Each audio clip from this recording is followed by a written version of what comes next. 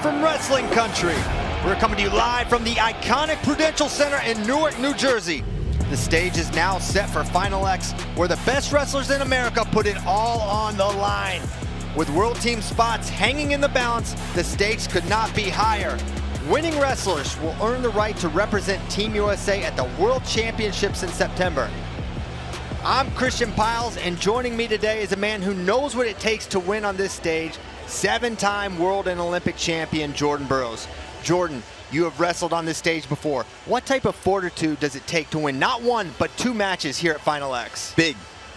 You know, we think about the average tournament is 4 different opponents, 4 matches. You really don't get a lot of time to prepare. It's different at Final X. You get 1 guy, 3 matches potentially, and you get a month to prepare for this guy. So better strategy, better tactics. Essentially, we're hoping for some more exciting matches this evening. Absolutely, the best of the best on display here. And looking at this first half of matchups, which bout in particular has caught your eye, Jordan?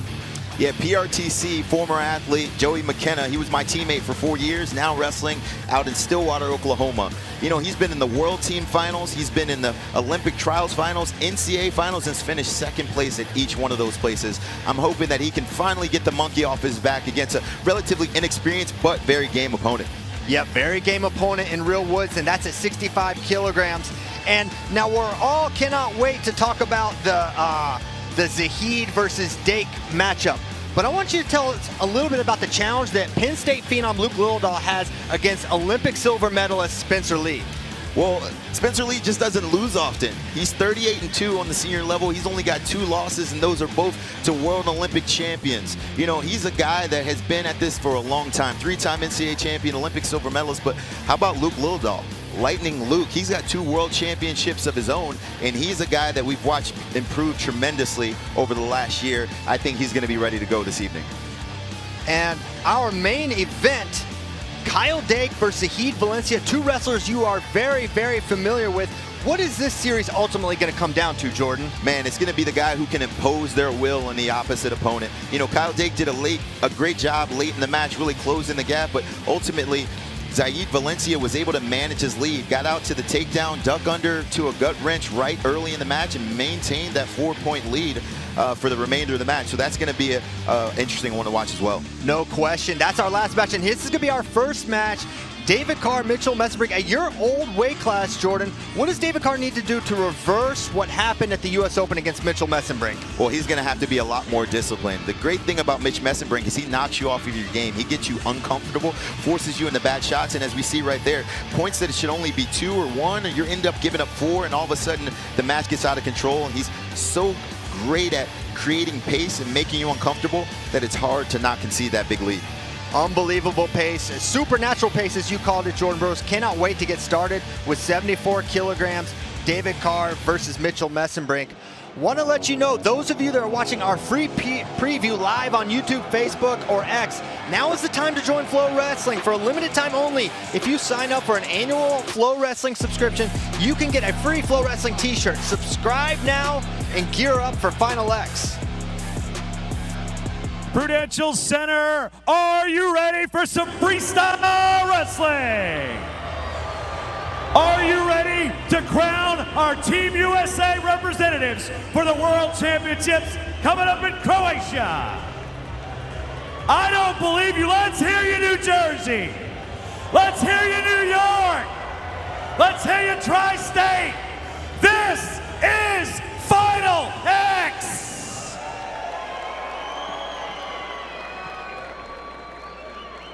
And let's meet the competitors in men's freestyle at 74 kilograms. Wearing the red and representing the Nittany Lion Wrestling Club and Titan Mercury Wrestling Club, Mitchell Mesenbrink.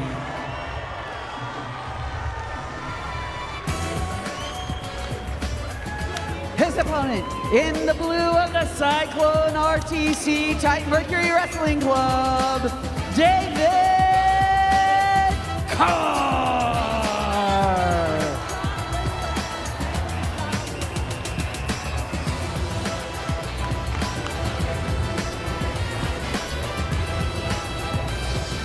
Both competitors at 74 kilograms have made their way to the mat. Jordan Mitchell versus Carr. It was 16-6 last time for Mitchell Mesenbrink. What do you think we'll see in the early goings of this bout? Well, look for Mitchell Mesenbrink to get to that lefty collar tie. It's been a staple of his offense, but not only the collar tie, it's controlling the wrist on the opposite side. He's got sweep single, he's got misdirection single, and he's also got that beautiful inside pick single. I think he's going to try to be aggressive right away, landing that collar tie early and setting the tone. And then David Carr, you spent some time training with David. How did he look in training there with you?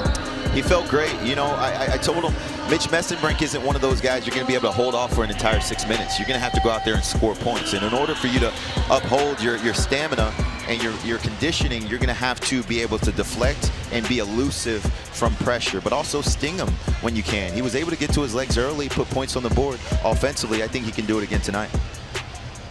And we're about to find out as the ref has taken the center of the mat.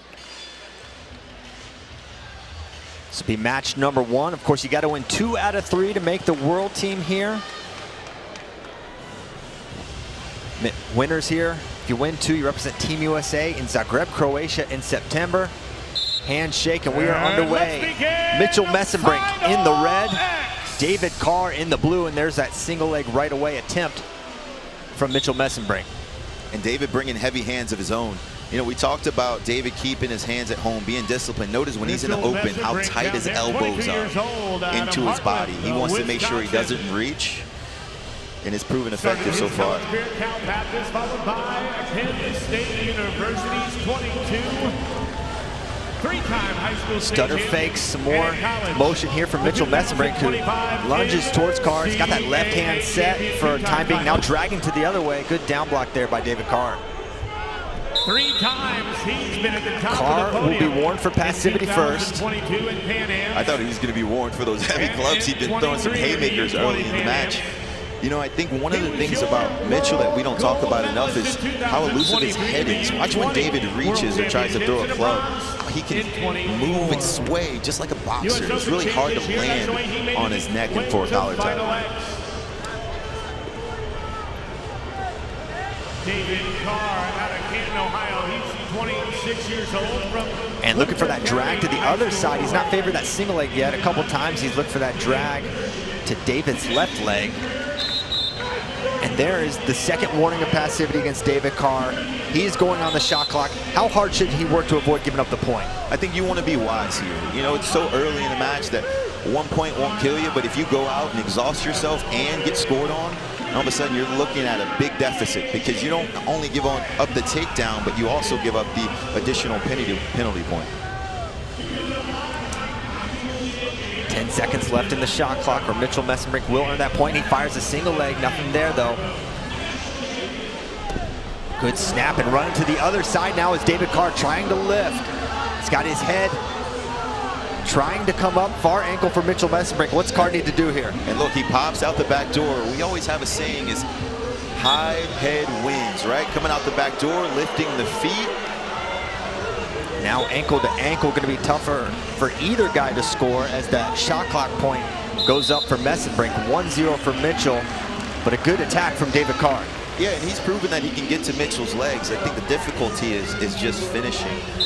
That's energy from the well that he didn't get rewarded for on the scoreboard. We'll see how it happens the rest of the match. Standing in the middle of the match, there's another leg attack there from David Carr.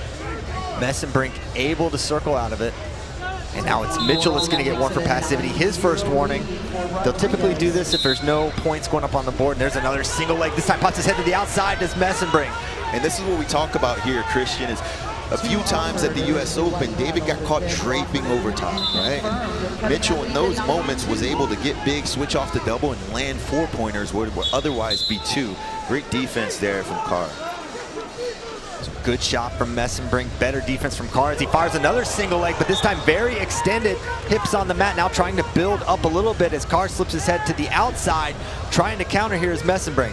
And look, this is a war of attrition right now. Both guys operating at a high level defensively. That looked like an exposure there. And they end up going 2 from the judge and chair, so it will be 2 more for Mesenbrink on the exposure. Jordan, 3-0 lead for Mesenbrink as the first period comes to an end. And Mitch is tricky with those leg curls, man. He's got that Winn-Dixie, that Jason Nolf-esque feel, where you get to his legs, he can whip you over if you get out of position. All you have to do is touch one hand, break 90. He was able to get another 2 points. That's big going into the second period. What's the message to David Carr going into the second period? Well, I don't think he wrestled poorly. He got to the legs a few times. He just wasn't able to finish. And the one time he got exposed, I think he's going to have to continue to wrestle, circle hard or get big once he actually gets up and into the shot. He can no longer stop on his knees. Casey Cunningham, Jake Varner, Olympic champion in the corner for Mesenbrink. Brent Metcalf, Nate Carr Sr. in the corner for David. As the second period now underway. More fakes from Mitchell Mesenbrink, catching the hands. Fakes towards that left-handed single leg that Mesenbrink loves to fire. And so he's got an unorthodox style. Look at his rhythm. He leads righty, and then look, he'll switch back to being lefty. So it's really hard to time and track his movements, as well as having quality head movement. Look, every time David goes for a head post, thumb block, or a collar tie, Mitch is able to slip it. Mesenbrink continuing to crowd. He is holding center. Another attack there. Well defended so far from David Carr. He's got a head pinch, now comes out of it. And all square here in the middle of the match. Still a 3-0 lead for Mitchell Mesenbrink. 2 minutes to go. And David's gonna have to pick up his pace here, right? He's not being the aggressor. Re-attacks there, in on a single leg. Now standing with it is David Carr, trying to step behind the foot. He catches the foot. He's got the leg lace. He's got the leg lace. This is where he's been good. He was able to catch Mitch here in the final of the Open as Dyakomihalis, the Olympic silver medalist at the match earlier this year. Great defense by Mitch Mesenbrink. Big time defense. How much of that is technical and how much of that is grit, just fighting off a leg lace like that? You know, I've been in a position a couple of times where I'm like, man, I'm going to break my leg today before I give up this leg lace, because you know, in a match like this where it's so tightly contested, every point matters. And you know, it's also taking energy from David to try to go ahead and finish with that parterre offense. I think Mitch Mesenbrink did a great job defensively, but if you're Carr, you've got to be feeling the momentum shifting a little bit at this moment. You're feeling good about where you are. 1 point match, you know, 1.5 to 2 minutes left in the matchup. I like where he's at right now. And a reminder, no ties in freestyle wrestling. Someone is always leading. So if Carr was able to get 1 point and make it 3-3, he would have the lead via last score criteria. So the narrowest of leads here for Mitchell Mesenbrink. You know what's going to be interesting here, Christian, is to see who comes out the most active after this break. You know, Mitch has got warned once. David's already been on the clock, and so whoever comes out and is the aggressor in this next 30 seconds or so will likely get put on a shot clock, and that could be a big point in the remainder of this match. No question about it, as they tend to Mesenbrink, as he's bleeding on his face somewhere. And what was interesting, that Carr takedown, a re-attack, not something David Carr's necessarily known for. It's the initial shot from Mesenbrink, and it's Carr getting in on single leg. How's he able to finish this so well? Well, does a good job bringing his inside leg up. Notice, nice tight grip, locked well, rebuild, stands up to his feet, and then just runs the hips down. There you see the grit from Mesenbrink to not give up that leg lace. As we can see, they're tending to that forehead of Mitchell, getting another layer of wrap there.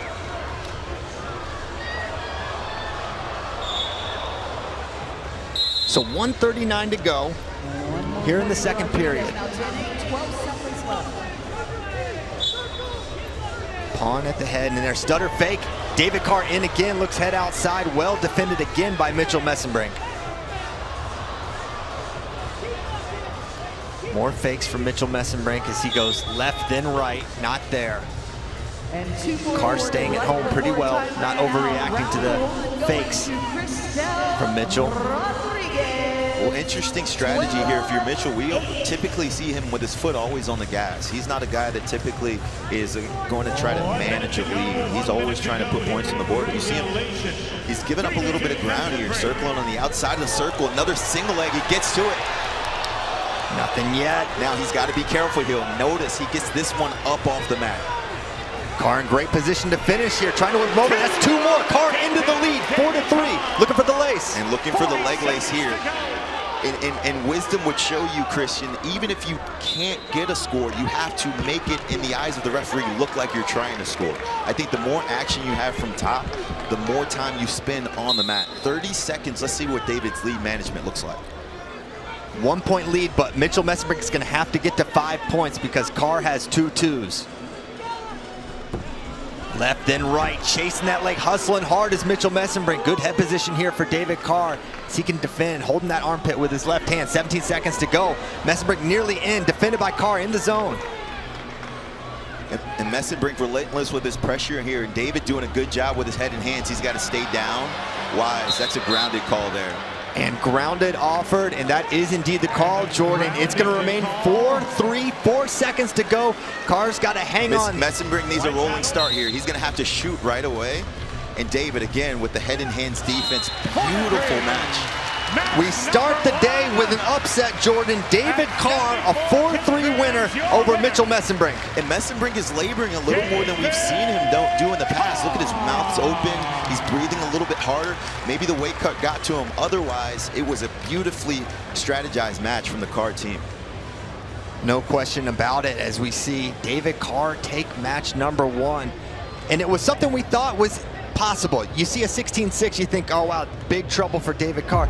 But what you saw were a lot of correctable mistakes, and it seems he cleaned up a lot of those issues. Yeah, we sat down and watched the video quite a bit, and this is the position that he cost himself early. Really, if we think about the one time that Mitch was able to score in this match was counter offense, right? He hit him with a kind of a leg tip or a leg whip to score his points. Otherwise, he only got a single point, which was off of a shot clock. So no offensive points for Mitch Mesenbrink, in which their last matchup, he scored 16. You've got to be feeling really confident if you're David Carr going into the second match. Yeah, did a great job defensively. If you only give up 3 points to Mitchell Mesenbrink, you didn't just wrestle well offensively. You had a great positional and defensive game plan, and that's exactly what David Carr brought to the table in match 1. What a start for David Carr. And coming up next, Evan Wick, Levi Haines, 79 kilograms when we come back. Over here on women's freestyle. Let's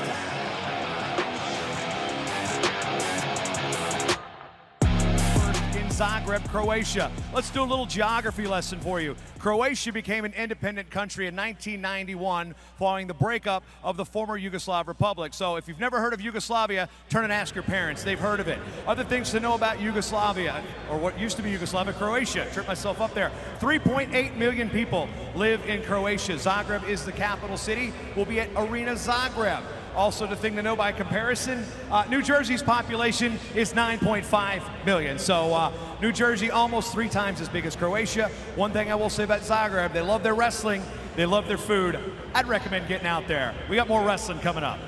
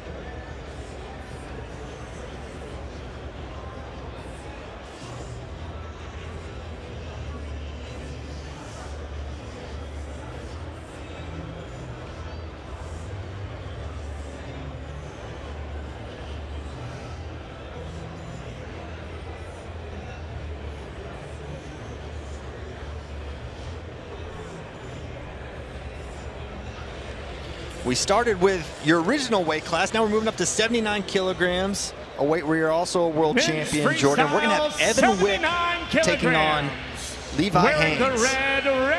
Yeah, Wick's been one of those guys. He's been around for a long time. You talk about experience. He's one of those guys. It may not be reflected in the amount of matches that he's wrestled, but he's really a veteran in this sport. You know, the last time they wrestled was at the World Team Trials in Omaha, Nebraska, back in the fall of 2024. And it was an extremely close match before Levi Haines ended up winning with a fall. But, you know, Evan Wick, is one of those guys who's been around for a long time, very disciplined, got well coached by John Azevedo. But Levi Haines, he's just got the pedigree. You know, he's a Nittany Lion. He's already been an NCAA champion multiple times. He's a guy that has been around, and you know, it's just exciting to watch him grow.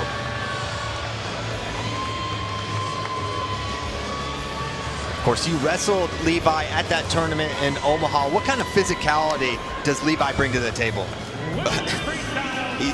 His hands are so extremely heavy. Like when I wrestled him, I just watched him win an NCAA championship at 157 a year ago. I'm like, this guy is a baby. He's way too small for me, until he got his hands on me. I'm like, damn, this guy's much stronger than I expected. So just very physical, still young. Growing into his frame, but I mean, look at him. He's rocked up. He's big. He's strong, and he's a guy that's a competitor. He's wrestling in a room every single day with Mesenbrink and Starachi and all of these amazing wrestlers that they have in State College. So he's a guy that you have to be careful for. Taking a look at the tail of the tape there. 7-year difference. You mentioned Levi Haines is young, but he's certainly ready for this moment. How about that 6'3"? My goodness, he might be the tallest guy in this card. He could be. And only wrestling at 174 pounds. We'll have to have he and Zillmer go back to back and see.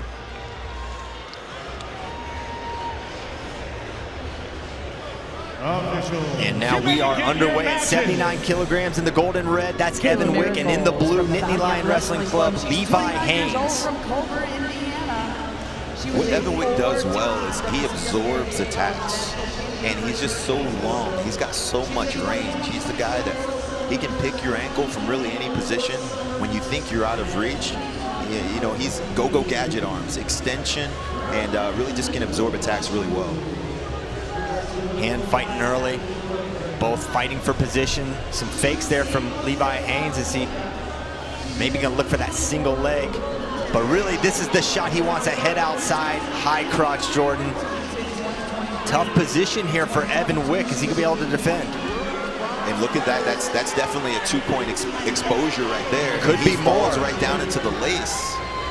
And this is where we talk about not only the power, but the savviness of Levi Haines, well beyond his years. And look at how he adjusts there. He goes from lace to crackdown, back to lace, and look at him run that thing up. Could be big trouble here. Laces in matches, Jordan. He's got the turn, he's got the lace. Knees are together, 2 more. That thing's tight, too. That thing's tight. It's going to be hard to defend. Should be another 2 Another there. 2. He needs 1 more to finish this match off. Levi Haines is a turn away from ending this one. Can he get it? And look at how wise Wick is. He won't go back to his belly. He knows he has to get back to a defensible position in order to give up an additional 2. He stayed exposed there and was able to get back to his belly. Great start for Levi Haines. Got to that high crotch. Not exactly the textbook position, but he was able to finish so well and transition to 6 more points off the leg lace. Evan Wick goes one way, then the other. Stopped by Levi Haines. He's in that front headlock. Elbow controlled there by Evan Wick. Yeah, and if you're Wick here, you gotta get going, but you also have to, you understand that points can be scored in bunches here, right? You don't have to go for broke right away. You can continue to look for leg attacks, be disciplined with your hands. 1 takedown to a series of turns could put you right back into this match quickly. No doubt about it. Elbow control there on the right side for Wick. For Evan, he was able to score off some re-attacks and counter scores off of Levi's leg attacks, particularly when Levi fired that single leg. You wonder if Levi will go there and stick with this high crotch. He's in again, doubled off. Look at him go. Puts the stamp on it.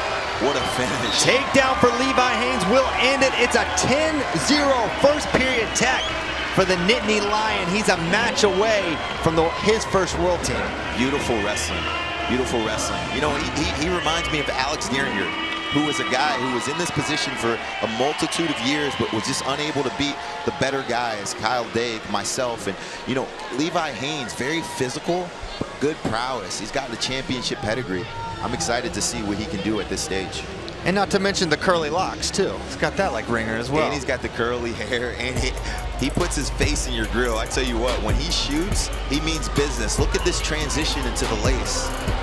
These guys have been wrestling freestyle for a long time, and so look at how savvy he is. He continues to drive his feet. He's got his head buried. He brings his right hand to collect and gather both legs. You see the look on Wick's face. This is a painful position to be in. Very tough to fight when your knees are together, when they have your ankles crossed. And he was able to avoid the turn that would have ended it, but ultimately, Levi Haines, too much offense here. And just too much tenacity. I mean, just look at him go. He's like, Kyle Dake's gone, Jordan Burroughs is gone. I want to make sure that I'm the guy that fills in this role. I'm up next, and finishes with the stamp. Big double leg to the lift, puts him down, wins match 1.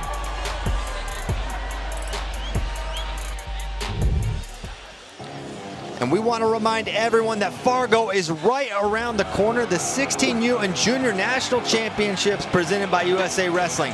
They'll be streamed live on FloWrestling July 11th through the 19th. Go to FloWrestling.com for our full schedule, preview content, and more.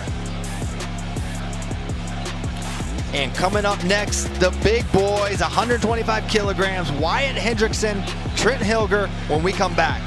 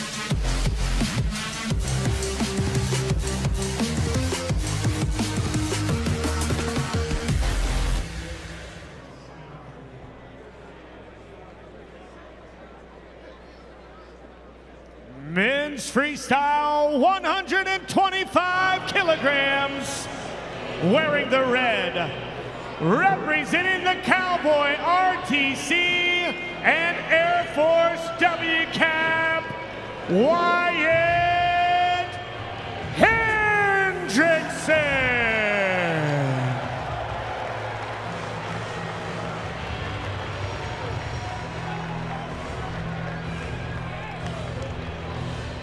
His opponent, representing the Gopher Wrestling Club, Titan Mercury Wrestling Club, Trent Hillger.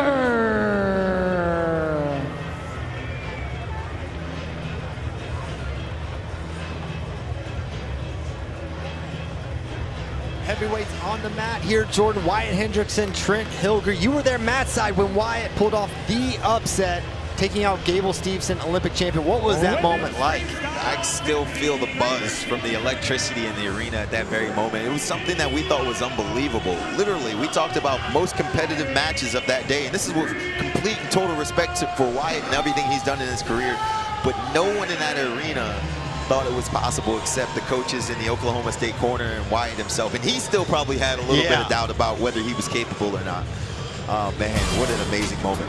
Incredible. As we take a look at that tail of the tape, Trent Hillger on the right, more of a seasoned vet, an All-American for Wisconsin, now training in Minnesota, and Wyatt Hendrickson, formerly of Air Force, now in Stillwater with the Cowboy RTC, working to make his first senior level world team as they come to the center of the mat.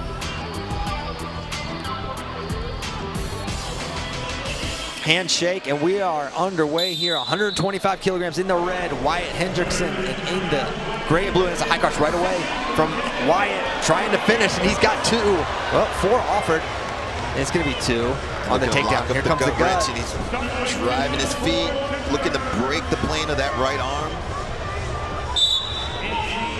Couldn't quite get the turn there, but a quick strike there from Wyatt Hendrickson, jumping out, setting the tone early. And fast and furious. You know, you typically don't see heavyweights hit knees often. Not a lot of penetration steps when you weigh 265 pounds, but this was what he was able to use against Gable Steveson. He got to the leg deep. Gable fed him hips, stuffed head, big giant sprawl, but he was able to go shot recovery, get big and finish that shot. That's one of the staples of Hendrickson. He is not afraid to shoot and go underneath of the heavyweight opponent. And a good adjustment there from Trent Hillger. When they wrestled at the US Open, Wyatt was able to get the takedown and a series of gut wrenches, which really put the match out of reach for Hillger. Able to defend at least that series of gut wrenches from Wyatt.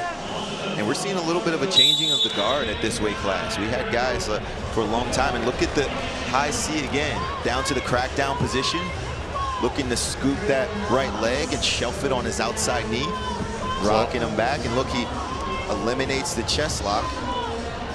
Great position here for Wyatt, and he's going to add 2 more, making it 4-0, as he's going to try to work for a gut wrench again. Lower gut here on that left side. And then he sticks to that left side and gets the gut wrench. Now back to the right, working both sides is Wyatt Hendrickson. It's 8-0, he is a turn away. Can he get it? Working to the right, and he gets it. Wyatt Hendrickson, 10-0 over Trent Hillger. What a beast. I was in Stillwater just a few weeks ago, and I was hoping to see him. He had actually just gotten eloped. He was away on his honeymoon with his new wife, and now just a few weeks later, he's getting a tech ball in the very first match, 10-0, making it look easy. Wyatt's done a lot of winning this last month and change. And there he is, a match away from making his first world team. And, you know, he was pretty dominant with that 10-4 win at the US Open. What kind of doubt does a win like that plant in the mind of Trent Hillger to go from 10-4 to a 10-0? Yeah, you know, I think that Wyatt Hendrickson's one of those guys, he's just riding the wave right now. You look at him, he's Captain America now. He's got on the American flag, stars and stripes on his shoes. You know, he's getting love in a new city like Stillwater with just a lot of knowledge and minds in the room, and he really believes in himself. He's been on the cusp for a long time, but he's been behind guys like Mesenbrink, Gable Steveson, Greg Kirkfleet, and guys also like Nick Gwiazdowski. We've had a lot of history at this weight class, but it's his time, and he's really ready to take over this new role as the big man on Team USA. And how big of a difference on the world stage can having a parterre game like Wyatt has? It's big time. You know, most of the guys, there's a percentage or a stat that says, I believe 80% of the matches in which the guy gets a turn, he ultimately goes on to win that match. And so it's big time, not only to score takedowns, but also to have great parterre offense.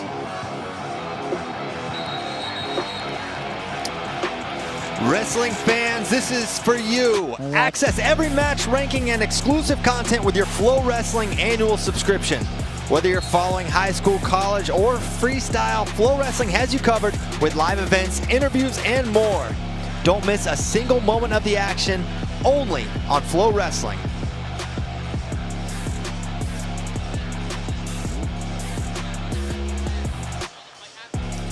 And when we come back, 92 kilograms, Trent Hidlay versus Josh Barr. When we come back.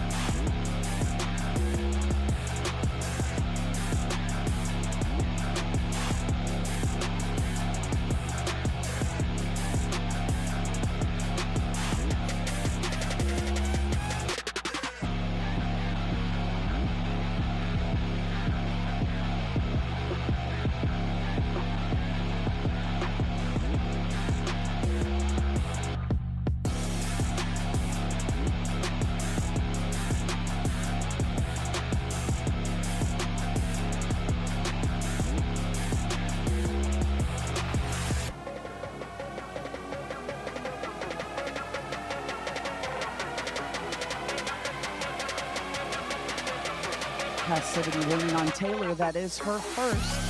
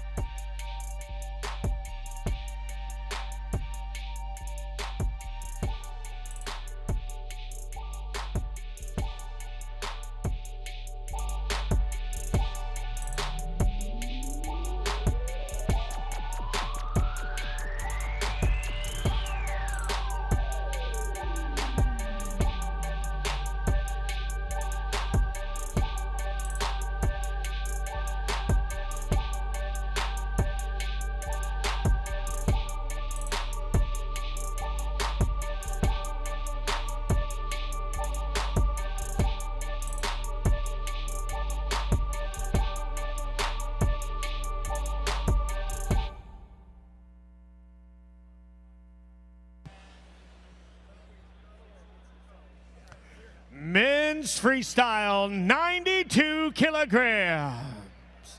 Wearing the red and representing the Wolfpack Wrestling Club and Titan Mercury, Trent Hidlay.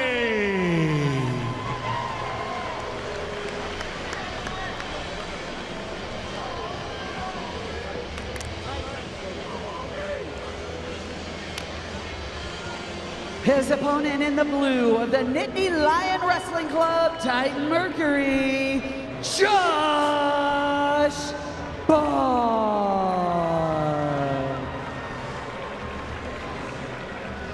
There you see Penn State NCAA finalist Josh Barr making his way to the mat, where he's going to be taking on Trent Hidlay. Very experienced freestyler. Both these guys trying to make their first senior level world team. Trent Hidlay, the US Open champion. Barr, the winner at World Team Trials. Taking a look at the tail of the tape.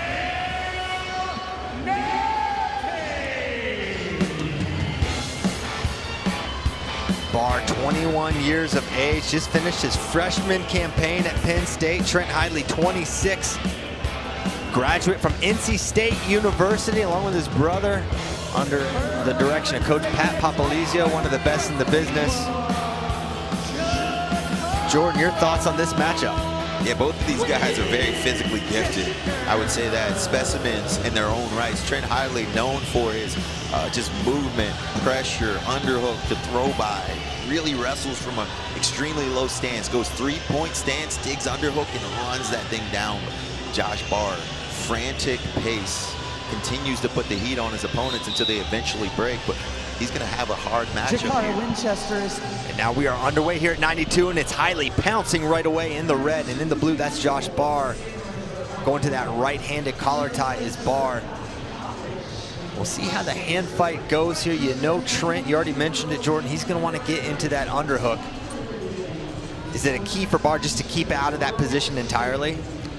Yeah, you know, you're going to try to stay inside, control elbows, control hands, be really disciplined with your stance. You know, Trent is really aggressive with the underhook, but it usually is thrown from the open. And so if you're disciplined and you don't really match his position by getting, you know, overzealous and reaching with your hands, I think he could do a really good job of defending here. Barr going to be warned for passivity, his first. 45 seconds in, 2 3-minute periods here in freestyle. Ear to ear they go as Barr drops down to that right knee. And that's considered passive action, and the official is indicating towards Barr as he clears that tie. Now trying to get his hands and feet moving is Josh Barr, and there you see that right-handed uppercut from Trent Hidlay, trying to get to that underhook. Nice snap in motion here from Josh Barr. And also look at the square stance of Trent, right? He's doing a really good job of holding center because he's got his heels dug into the mat and he's pressuring forward relentlessly. We often see it's not the guy who's being more aggressive who puts his opponent on a shot clock, but more so the guy who's controlling the center. And with that, Josh Barr goes on the shot clock. He'll have 30 seconds to score. Nice snap there from Josh Barr. Snaps Hidlay to his knees, can't follow it up.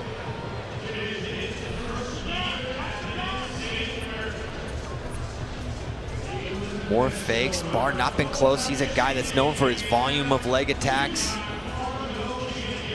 Can attack both sides really well. And the point's going to go up. Hidlay striking first, 1-0 the lead.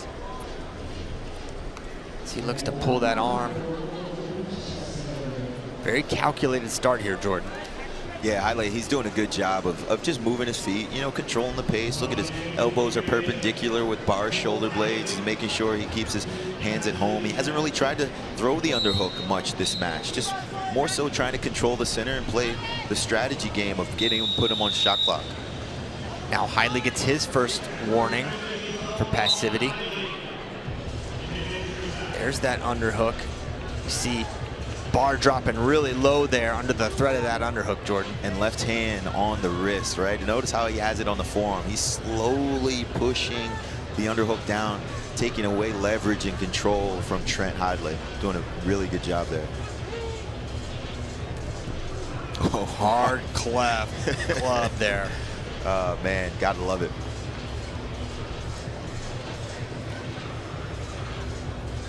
And that's going to do it for the first period. 1-0 for Trent Hidlay. A little shove at the end. All right. Jordan, you've wrestled some great underhook wrestlers. Who are some that stand out for you, and what are the keys against those opponents? Oh, man, elbows in, right? Red alert. Red alert. You have to make sure that your elbows maintain position and posture. You're looking to post inside bicep, inside of their elbows, and really just stay elusive. That means continuous footwork and good head position. You know, Barr, he comes from a great pedigree of champions. Davison, Michigan native, Paul Donahoe, Brent Metcalf, John Reeder, all national champions. And, you know, he wants to put himself on the map here. He's got a really tough opponent in Trent Hidlay. I think Barr, he's going to have to come out aggressive here. Whoever comes out with more aggression is going to put their opponent on the shot clock and go into the driver's seat. And that's what we're seeing so far. Barr definitely set a tone there with some heavy hands and snaps, but it's this over-under position where Trent Hidlay has scored so many points, and he tried to go for that pancake, drops the leg, now dragging, and it's going to be one on the step out for Hidlay. He got to that over-under, was able to drive him towards the zone. And what I saw that was unique there was he was going push-pull, right? So instead of just driving where Barr could lower his knee and hold position, he was going pressure, release, and just that element of putting him off balance was able to finally get to the drive to the push out. So a pair of ones for Hidlay has him up 2-0, 2:20 to go here in this match, as Josh Barr knows he's got to get busy here in that front head pinch situation. Now back down to the mat they go. Now grounded in the zone is Trent Hidlay, and they're going to blow him back up 206. Back to the center they'll go. We've seen a lot of fakes from Barr. We really haven't seen the attacks that we're used to and that we're expecting from him. You know, trying to get Hidlay off balance, and he's reacting to the fakes, but he's got to send one. Sometimes a shot is the setup. It's not going to be open. It's not going to be a perfect shot. You're going to have to just go for it and look at the 2-on-1 there. Hidlay really used that pressure of Barr against him, almost getting that step out from that drag, but instead Barr does a great job recovering. It feels like he's got Hidlay on his heels just a little bit here as he shoots him towards the zone once again. And look at him change position there, bringing himself back to the center. That's nothing. And one blue going to be offered, we'll see, and that is confirmed. 2-1 on the step out for Josh Barr. He is now a point away from taking the lead here, Jordan. What I've seen from Barr here is the way he's defended this underhook, he almost turns his back to Trent. I haven't really seen that defense before. People usually dig their feet in and try to stand their opponent upright. He actually turns his back to him and tries to throw him by, almost like a matador. Certainly Barr's put a lot of time working that over-under position, knowing the challenge before him with Trent Hidlay. We're coming up on a minute to go. Underhooks there for Hidlay. Barr drops to his knees, now back up, standing over-under. He's got to be careful here.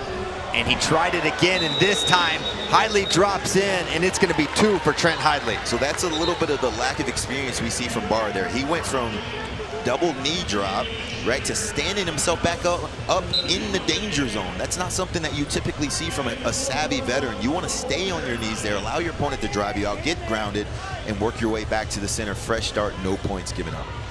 So now it's 4-1. Barr going to need a couple of scores here to get himself back in that match. Hidlay sneaks a peek at the clock, which reads 32 seconds as they're back standing. And once again, Barr in that zone or towards it. As Barr's got that underhook on the right side as he marches Hidlay back towards the zone. And they clear out of it, and Hidlay will drop. Oof. Shot, nice pancake. That's unbelievable, Jordan. That was like running into a brick wall. My goodness. Blast double, perfect form. Head in the chest, and he just absorbed it, redirected him, threw it by, and finished with an additional 2 points. And now Hidlay trying to get a little bit more as time's nearly expired. He gets that single leg. Gonna be white paddled, grounded. 6-1 to lead with 4 seconds. This one's all but over, Jordan. Yeah, Trent Hidlay's different, man. Look at him, he loves wrestling. It's getting a little chippy between them. Look at the clap, he's ready for it. And 4 more seconds of hand fighting, and that's gonna do it. Round 1 goes to Trent Hidlay. Great match, both wrestlers. You know, I didn't see enough from Barr to look and say, okay, here's how we make adjustments here. He really just didn't take any shots. You got to relinquish some of your offense and let it fly a bit. You know, Trent, you can see he's riding the wave of momentum. He started getting stronger as the match progressed and started to get him out of position. Barr's got to take more chances and be a little bit more courageous this afternoon. We'll take a look at some of those scores, and a lot of it was on that edge there, Jordan. That's how Trent got it started. Watch here, he's in the danger zone, stands himself up, and then allows the throw by, pass by, there right to the ankle pick far side, and Trent wisely, tactically driving him out of bounds and trying to secure the 2 as opposed to just the 1. And watch this, double leg, boom! Catches him, underhook, throws him by, and finishes with an additional 2 and a little bit of a head stuff at the end just for, face mush. For some extra love.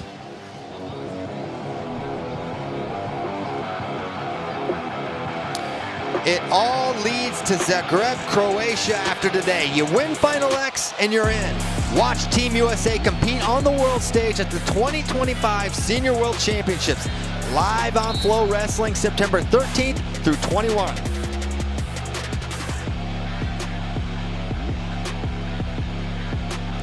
And when we come back, 97 kilograms, Kyle Snyder versus Hayden Zillmer.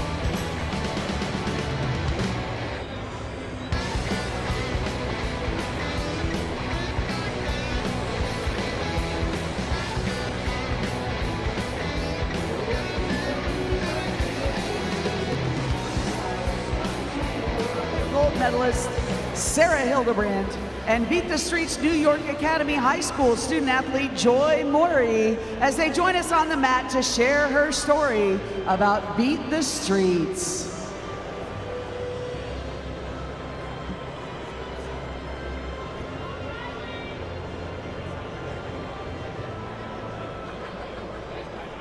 Good afternoon. My name is Joy Murray, and I'm a senior at Grover Cleveland High School in New York City.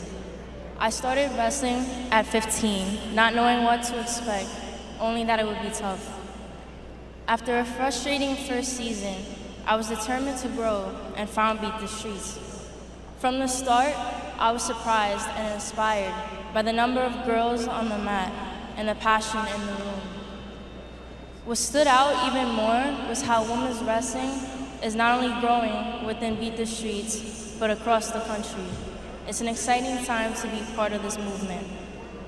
No matter where practices were held, Roosevelt Island, a basement, or now our own facility, the same dedicated athletes and coaches kept showing up. That consistency speaks volumes about the commitment of coaches Joe, Lenny, Bob, Brandon, and everyone behind the scenes. Wrestling opportunities can be rare in cities like mine, especially for kids facing difficult circumstances. But Beat the Streets changes the picture. We are given access, mentorship, and real community. We found positive role models and real support both on and off the mat. We can beat every odd. Thanks to Beat the Streets, I went from going 0-2 at the New York City Championships my first year to becoming a city champion and Outstanding Wrestler Award winner in the next. I've gotten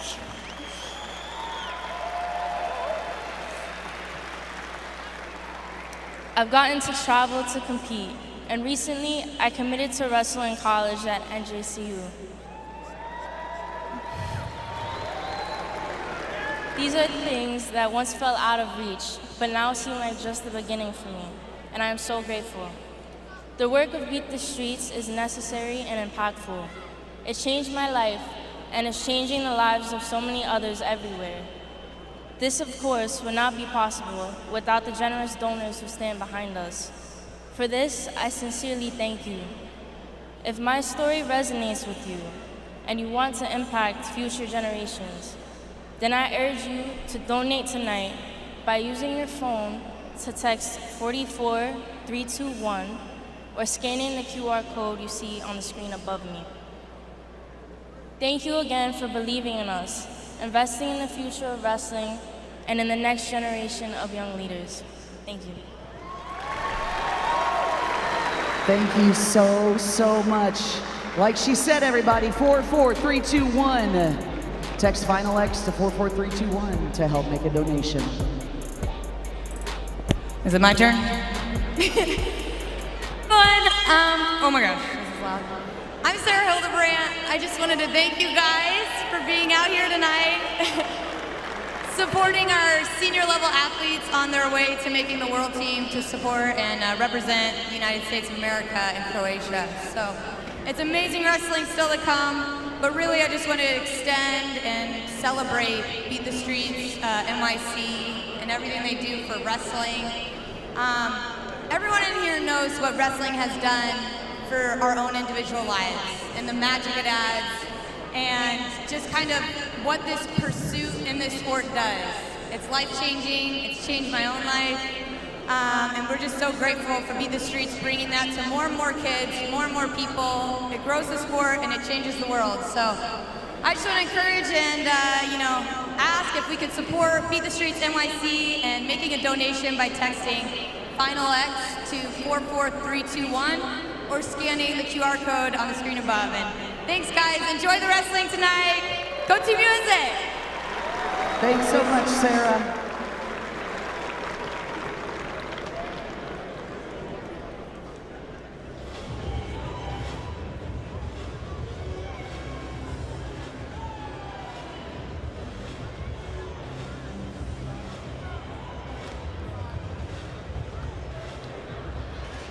Let's get back to the wrestling men's freestyle, 97 kilograms, wearing the red and representing Nittany Lion Wrestling Club and Titan Mercury, Kyle Snyder.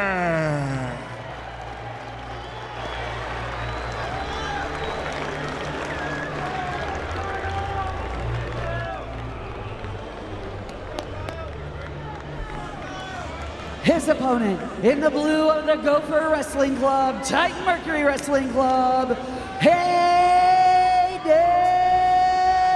Zillmer.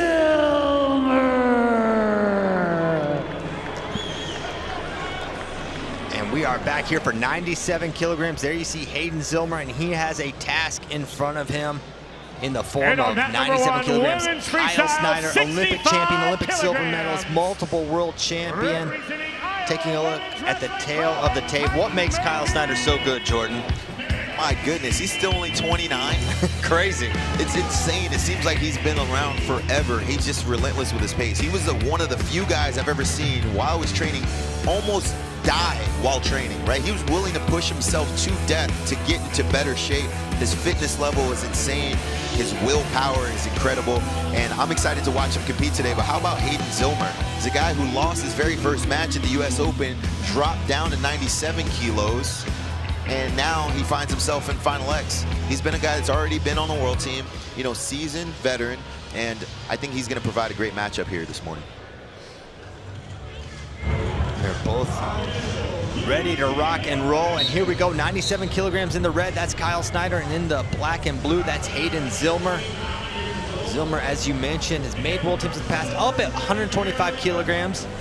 Also made a national team down at 92 kilograms, and here in the middle, 97. There's, you see, a single leg attempt there from Kyle Snyder.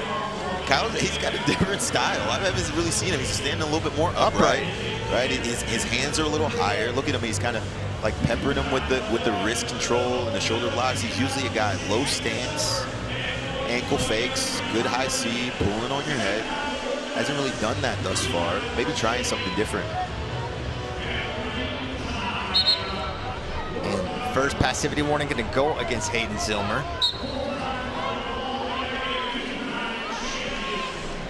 Zillmer taking a little bit of ground. There's those fakes from Snyder. You've seen a lot of those over the years. It looks like Snyder is almost baiting him into an attack. And like, hey, Hayden, here, if you want to start some action and create, here's a leg. And almost bait into it. Hayden's not taking the bait. Snyder doing a good job, weighing on the head. Here's the thing, Christian.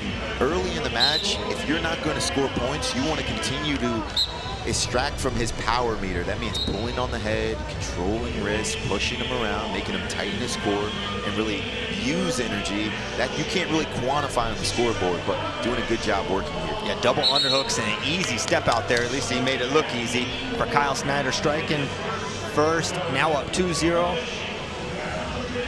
on the score. Let's see if that's actually right. I think it should be 1. There we go. I got confused. Yeah, that is a different sort of stance there. I don't know. I've never seen that. Watched Kyle wrestle a whole lot of matches over the years on every stage. Last year at the Olympics, the first time he has not medaled at a World or Olympic Championships. He's been on the team since 2015, never missed a team, and has medaled every year up until the Paris Olympic Games in 2024. It's just been a staple of USA Wrestling for such a long period of time. It's a testament to, you know, just how hard he works, how disciplined he is with his training habits. And, you know, ultimately, you know, he's a guy that's willing to learn. We're talking about a unique style that he's displaying today. This late in his career shows you that he wants to educate himself and try to figure out ways to become a better wrestler even a decade in. Continuing to pull on that head is Kyle Snyder. He's got a single leg to Hayden's left leg. Nice high crotch, very good short offense when you attack him. Just a master of position. Now he's got that front headlock once again, and these are the kind of actions that can pay dividends in that second period, Jordan. And what he's really doing a good job of here is he's standing Zillmer upright with his pressure, relentless fakes to get his feet back and his hips heavy. But then also, when he still starts to feel his hips go backward, he pulls on the head, captures front headlock. He's really just pressuring him relentlessly. If you're Zillmer, you're gonna have to find a way to get to a leg. And beautiful pick there. Finishes with that double leg. And that's some of the offense we're more traditionally used to seeing from Kyle, is lowering himself and getting to that attack. And that's how he's gonna end that first period, 5-0. All Kyle Snyder Zillmer was not really close to any sort of offense there. Kyle really dictated that first period. Yeah, and it's paid dividends for him. Early on in the match, just peppering him with lots of fakes, heavy head pulls, getting Zillmer to tighten his core, where now he really doesn't know, is he gonna pull on my head? Is he gonna shoot, snap me down?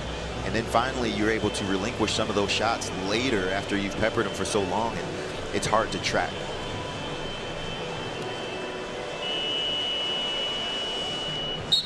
Those low ankle attacks or something that became a hallmark of Snyder's style. They see him look for a snap down here. See if he can run around. Looks like he's trying to go to the left. Zillmer staying squared up pretty well, doing a good job short offense, but not out of the fight yet. A nice chest wrap by Snyder. Look at him, hips engaged, trying to keep his glutes engaged here and just really hip pressure in. Using that right hand to pry into the thigh and maintain that chest wrap. Again, wearing on Zillmer, not scoring points, but paying dividends, taking energy.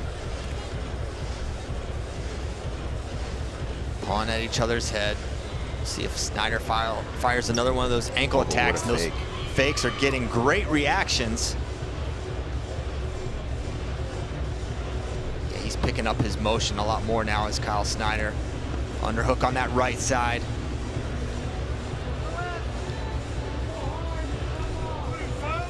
Good position there for Kyle. Towards the zone, he's gonna drive him straight out of bounds. Snyder, absolute powerhouse at this weight class. And the fakes are being really effective for him. I like the style. You know, particularly for a guy like Zillmer, where he's not known for being a guy who has great penetration steps or really a good shooter. So he's baiting him to shoot, but when he gets his fakes going, he makes it really hard for a guy to track his movement, just being extremely elusive and unpredictable. Nice single leg there by Zillmer, but now extended and looking to drag is Kyle Snyder as they stand up. Snyder towards the zone, but does a great job. Once he gets to his feet, driving, buy himself a little bit of space, 1:20 to go here in the second period. That was the best attack we've seen from Zillmer, but getting to the legs, just a small piece of the puzzle for scoring on Kyle Snyder.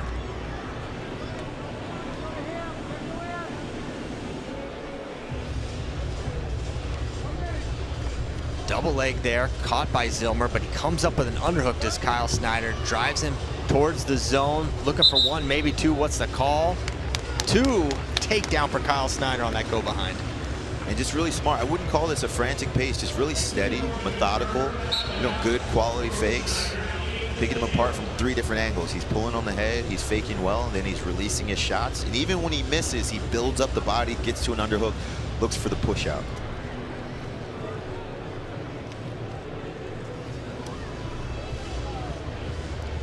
Underhook on that left side, now cleared out.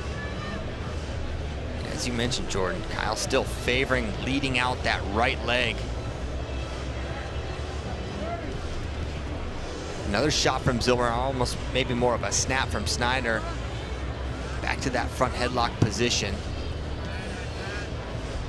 17 seconds to go. Snyder has this match all but won. 10 seconds remaining as he fakes once more. And look, just relentless pressure. Short time left where most guys would just pack it in and say, I've won it. He's looking for the continuous point score so he can get this attack fall. And that's gonna do it. 8-0 final. Kyle Snyder, a dominant win here at 97 kilograms. A match away from his 11th straight world team.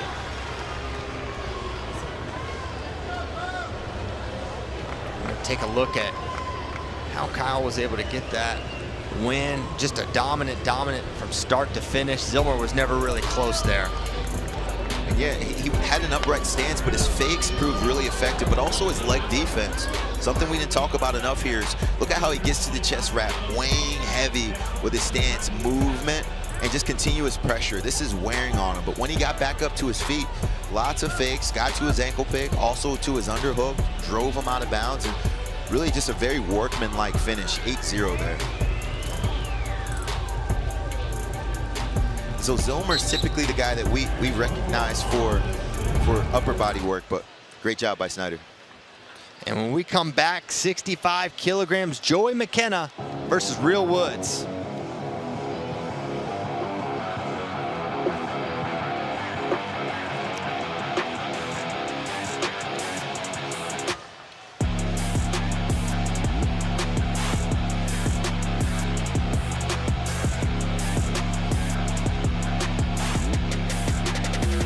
Men's freestyle, 65 kilograms, wearing the red, representing Cowboy RTC and Titan Mercury Wrestling Club, Joey McKenna.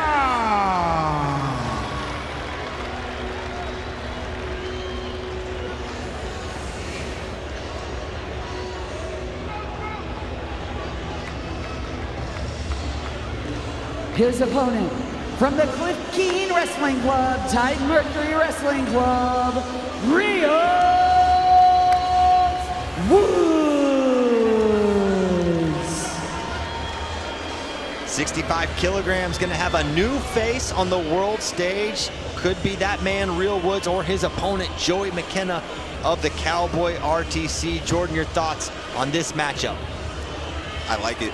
I like it. I'm excited about it. Coming to match Real number Woods was one, one of the those women's guys that we've freestyle. watched for such a long period of time. From his transition from Stanford to Iowa to moving to the Cliff Keen Wrestling Club up in Michigan and being surrounded by guys like Sergey Beloglazov and Miles Amin and Alex Derringer and Kevin Jackson. You know he's got to be freestyle savvy, although he only has 15 matches at the senior level. And Joey, his senior level record is 121-54. He's got almost 200 matches at this level.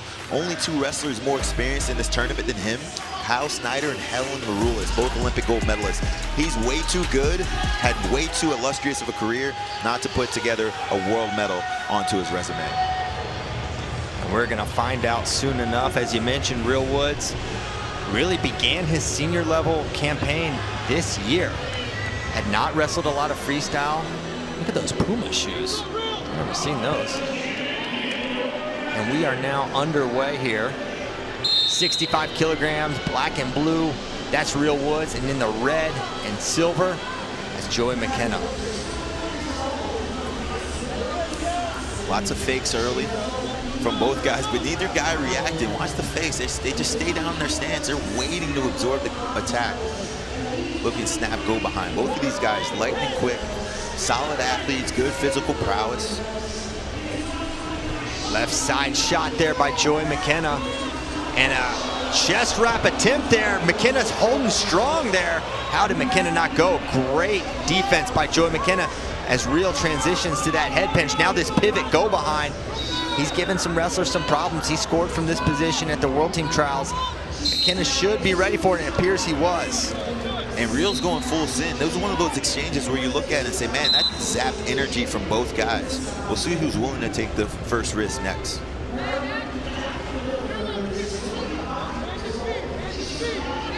And if you're Joey McKenna, you feel that kind of chest wrap threat or the head pinch, does that change how you attack in the future? 100%. That scares you a little bit. You know, like, hey, man, if I miss, this guy's not only going to try to head pinch me, but he can also step around.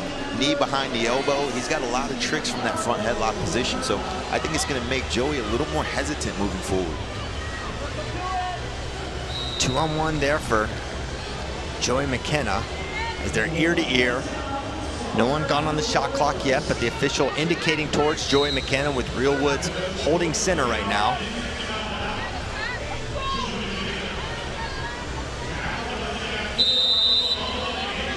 And look at the height of both of these guys' stance. Just very disciplined. Extremely low, knees bent, butts down.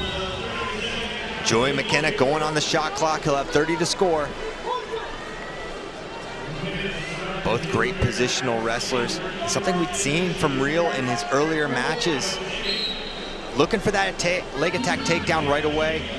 Definitely been a little more of a reserved offensive approach here from Real Woods in the early going.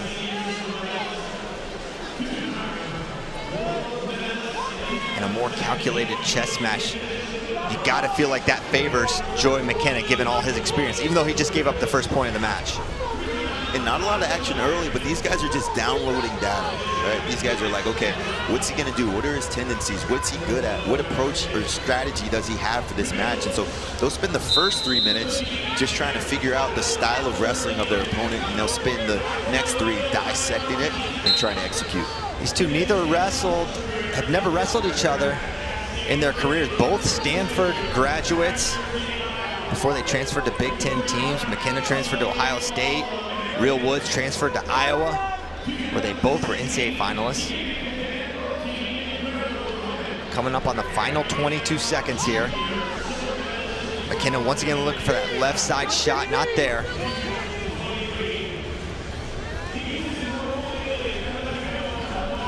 Seconds to go. Another shot from Joey McKenna, down blocked by Real Woods. Front headlock there. And 2 seconds to go, and that's gonna do it. Very calculated approach from both wrestlers. It's 1-0 Real Woods at the break, but you gotta assume without any other points going up, Real's gonna go on the shot clock soon. Yeah, absolutely, especially looking at the way that period finished. Joey was the aggressor. A few shots, taking risk, controlling the center. Real having to chase a little bit. And so really, Joey, if I'm his coach and I'm in his corner, I'm telling him, hey, come out in this second period, guns blazing. Take a quality shot, push him around, maybe half shot, get to a hamstring, try to drive him to the edge, put him in the danger zone. Put yourself in position to have Woods put on the clock, and then you can take that one-to-one criteria lead. Pair of Olympic champions in each of their corner. David Taylor for McKenna, Kevin Jackson for Real Woods, as we are now underway in this second period. Fakes from Woods, but as you mentioned, not reacting is Joey McKenna. Shot, reattack, Real Woods. In decent position here. Head by the knee. What's he need to do to finish? What's Joey got to do to defend? Well, if you're Woods, you got to keep that left hip down. You have to keep the left hip down.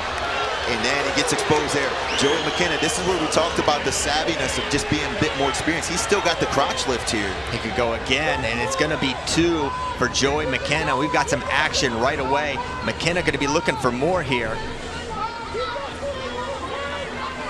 And notice how Woods has the left foot of Joey McKenna strapped across his chest.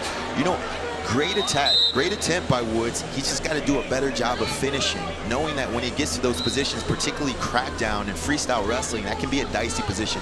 Higher percentage shots lead to higher percentage finishes.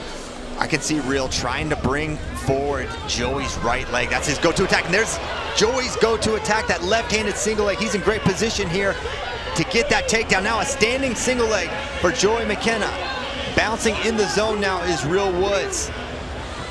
Now for McKenna here, do you just take the 1 or do you work for that 2?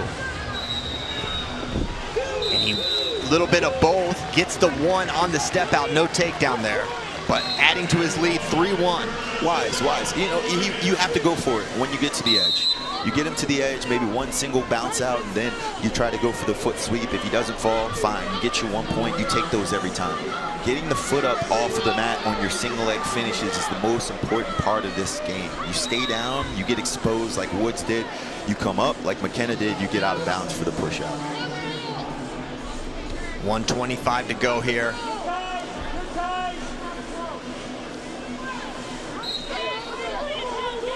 Pawn at the head is Real Woods, trying to take ground. Right hand on the inside for Real Woods. He's trying to drive McKenna towards his own. McKenna holding great position here. And Woods is still in the driver's seat here. You know, a single takedown puts him in the lead by criteria. All he needs to do is find a way to get back to the legs. He's got to continue to pressure forward, use the fakes. Try to stay low and disciplined, but look at the single leg and how Joey circles behind so quickly. He's going to try to take that right foot, eyes up, and shelf the leg onto his outside foot. McKenna in solid position here. He's got him in the splits. This is the position he was able to lift and get to that standing single last time. Look at the shin wizard here. Woods fighting hard with that shin wizard, and they'll stalemate. They'll give you a little bit of time to work there, but there's not progress. They'll bring him back up as they try to untangle.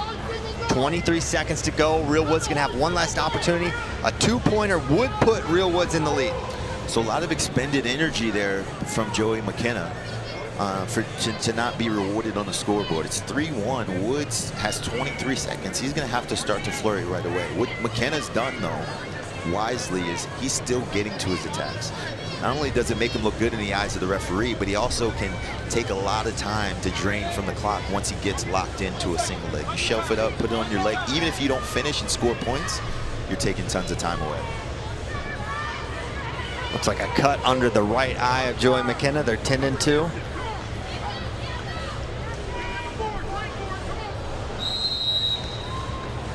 For Real Woods, what's the attack? What's the move? Do you come out super physical, try to open them up? Do you try to force a bad shot? Yeah, you got to sprint right away.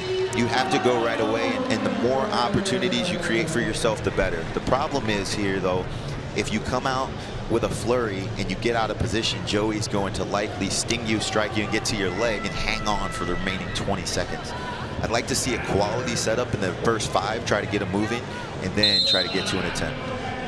Back to action, 20 seconds to go. Real Woods needs 2 points. McKenna trying to hang on. Gets to that head pinch. He got it. I think. Is that 4-2? For blue, the call for blue confirmed. Will we see a break yet? Yes, we will. And they're going to look at this. We're going to have the review. And this is one of those positions. Real Woods is incredibly dangerous. He scored on a lot of people with this exact head pinch. The question is, not if he scored, is this 4 or is this 2? And I think the call's probably going to stand here. What do you say? I'm going 2 here. Watch, notice McKenna's knee hits here, and then there's just a split second. Now, it's hard to say because we're watching in slow-mo, but there's a split second where McKenna's knee hits, and once his knee hits, he's still not yet exposed. And this is the angle that the officials are looking at right now. So they're seeing the same thing you are.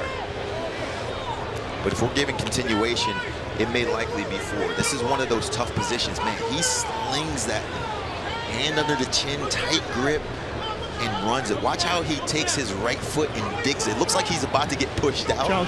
He takes his right foot, digs it. Red wrestler comes to his knee in a parterre position prior to the turn. 2 points, blue is confirmed. The challenge is 1. Challenge 1, it's going to be 2 points blue, I believe is what they said.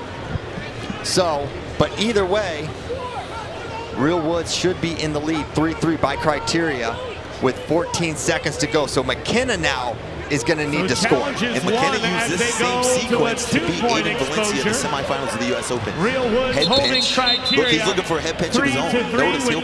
Last point scored. And we are underway, 14 seconds. McKenna is sprinting. He needs 1 point any way he can get it. Upper body ties, 8 seconds to go. Stepping in, double underhooks for Real Woods, trying to throw, and that's going to do it for this one. 4 at the end, and Real Woods is going to take match number 1. Paddle on the slip. What an insane finish we just saw here, 65 kilograms. McKenna leading 3-1 with 23 seconds to go. Head pinch for Real Woods, and he takes match number 1. The kid can wrestle. Did a phenomenal job holding position. Usually this is one of the kryptonites of young athletes is their lead management. You know, 14 seconds against a guy who's as savvy as Joey McKenna is usually plenty of time when you're wrestling someone that's relatively green to the sport like Real Woods. But man, what a dog. He's got a pit bull tattooed on his thigh. This dude's got the heart of a dog. It's never out of the match no matter what. Great wrestler. Yeah, it really was great. And this is the final sequence there.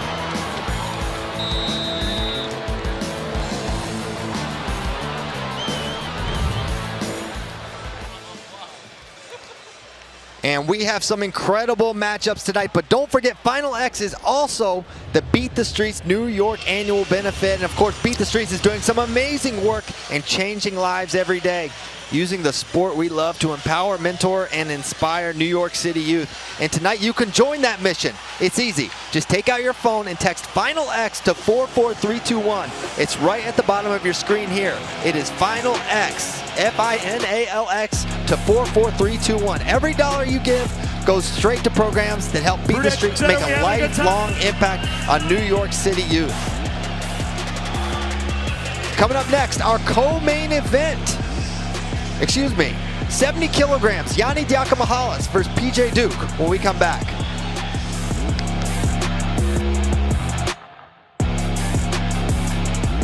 Fundraiser comes from the benefit, the gala. One year we did this on the Intrepid. Couple years we've done it in Times Square. Sometimes we did it in a train station. It's been crazy. We've done a lot.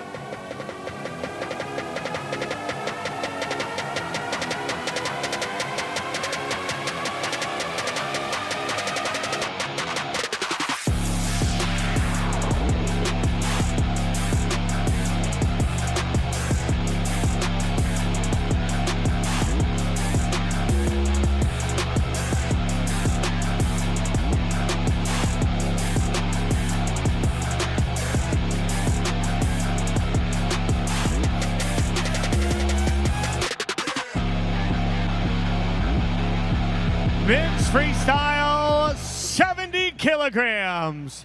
Wearing the red and representing Spartan Combat RTC and Titan Mercury, Yanni Dyakomihalis.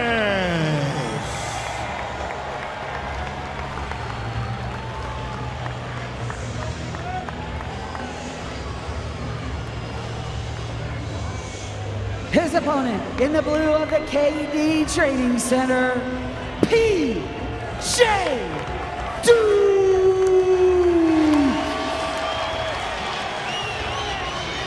There you see 18-year-old PJ Duke making his way to the stage here at Final X to take on world silver medalist, four-time NCAA champion, Yanni Dyakomihalis. All New York matchup here, Jordan. Yeah, there's only room for one of them here. Whoever wins, the other guy's got to leave town. You know, PJ Duke, I got a chance to get my hands on him a few months ago. KD brought him down to our academy, and I rolled with him, and I was surprisingly pleased by the way that he moved, the way that he could control position. He doesn't really get frazzled or rattled when you get to his legs. He stays disciplined with his hands, and his hands are like mitts, right? They're so big, he's so strong for only an 18-year-old. This is typically an old man sport. The older you are, the more physically developed you are, the better you are. But he beat two national champions back-to-back at the trials to qualify for Final X. He's shown already that he is ready. And that youth movement is something we're seeing on the women's and men's freestyle side. Of course, Jax Forrest, another high schooler, going to be wrestling Vito Orijal. That match at 61 kilograms delayed to July 14th at Fargo. And now for this matchup, it's the return to Yanni Dyakomihalis, up from 65 kilograms, now at 70. What have you seen from Yanni since making the move up? He looks good. He looks happy. Yeah. He looks like he's got a full belly, and that's a large part of what we do. It's hard to train consistently and at a high level when you're always hungry. You know, Yanni had to beat James Green in the finals of the Open, the guy who's been perennially the superstar at this weight class. So for the first time in a long time, if ever, someone else is representing the U.S. at 70 kilos. And you see PJ Duke, that left-handed single leg, that's one of his go-to attacks. Loves to come around the body after attacking. Yanni able to avoid it early. There's a lot of action. I like this already. And I'm curious how, you know, Duke is known for his physicality, taking ground, beat you up in the hand fight. Is that something he's going to be able to do against someone as great as Yanni Dyakomihalis? Well, here's the thing. Yanni, he's got great counters. He's also got great shots, but they're all from the open. And PJ Duke wants to close the gap. And so PJ looks like the guy who values the in-between time of setups and attrition and wearing on his opponent a little bit more than Yanni does. But when Yanni fires him off, man, he can finish from anywhere. 2-on-1 but from Duke. Yanni shoots out of it. Man, the movement in here is really impressive. And now Yanni drops down to the leg. Duke went for the head pinch, and he paid the price for it. See, that's one of those things you have to be a little more wise. You don't need that right away, early. But Duke, you know, he's going for it. We got to love the fact that he's gotten here because he's went full send. Now's not the time to be hesitant. He went for it, didn't pay off, but could later on. So a 2-0 lead for Yanni Dyakomihalis in the driver's seat here. He's got that elbow controls, they're ear to ear. That gets broken up by the mat official. Nice little elbow control level change there from Yanni. Got the foot. Duke able to step out of it.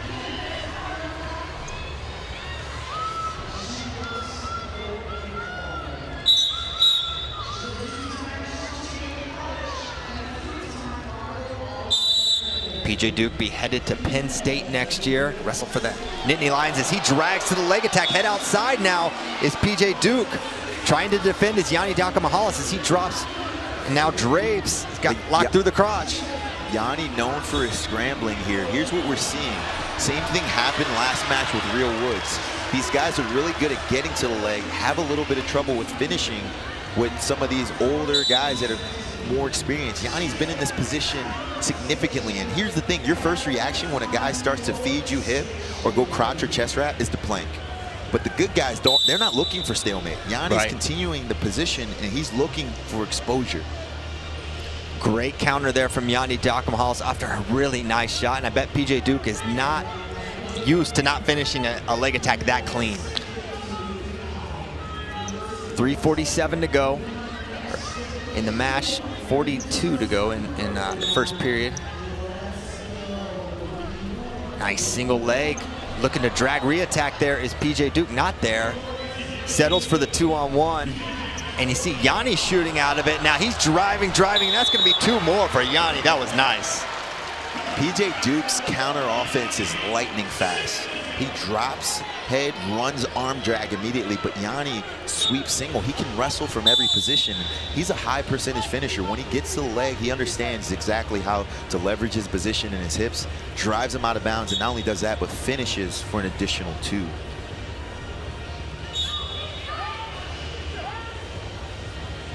Now underhook on that left side for Yanni. It's their ear to ear once more. Yanni, of course, a 4-time NCAA champion for the Cornell Big Red. An incredible career. Made a world team while in college. Bringing home a silver medal in 2022. Now trying to get back on the world team for the first time since he won silver. Yeah, we don't talk about Yanni enough, right? He was one of those guys that we watched from a baby bloom into a successful wrestler. He was already a 2-time world champion before he even arrived at college. 2 losses in high school, 4-time state champion, 4-time NCAA champion, 4-time EIWA champion, world silver medalist, and now looking to make another world team.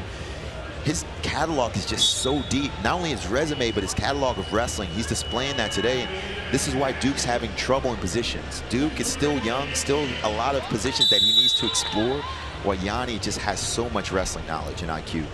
And Yanni has a style that is very difficult to replicate because there's not a lot of guys that wrestle like Dyakomihalis. 6-0 lead for Yanni at the break, and they're back to action as he finds his way to a single leg. Look at that.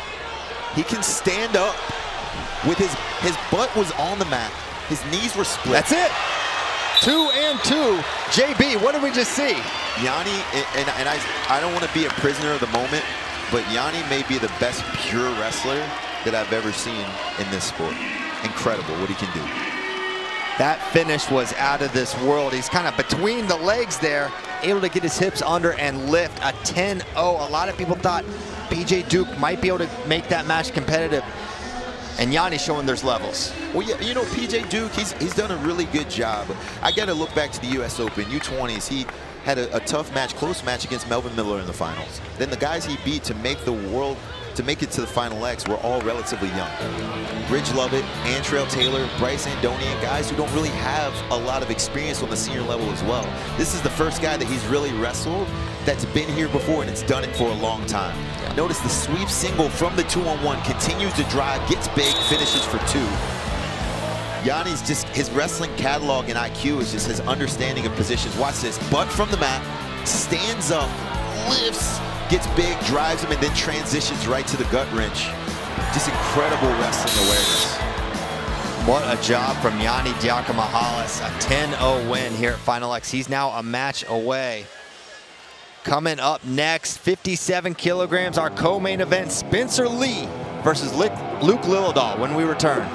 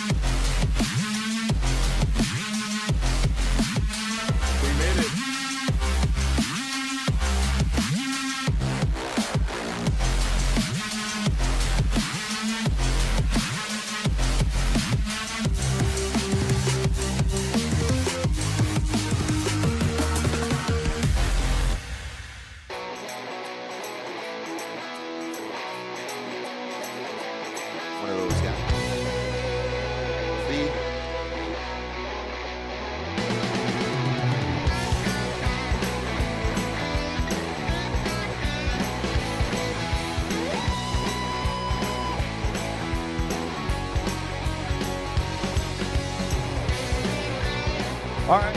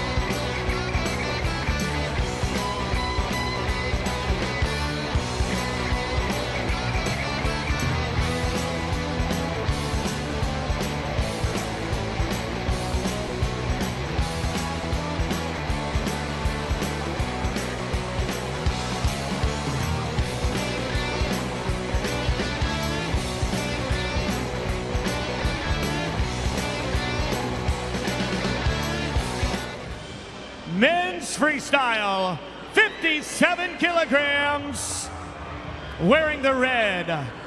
From the Hawkeye Wrestling Club and Titan Mercury Wrestling Club, Spencer Lee.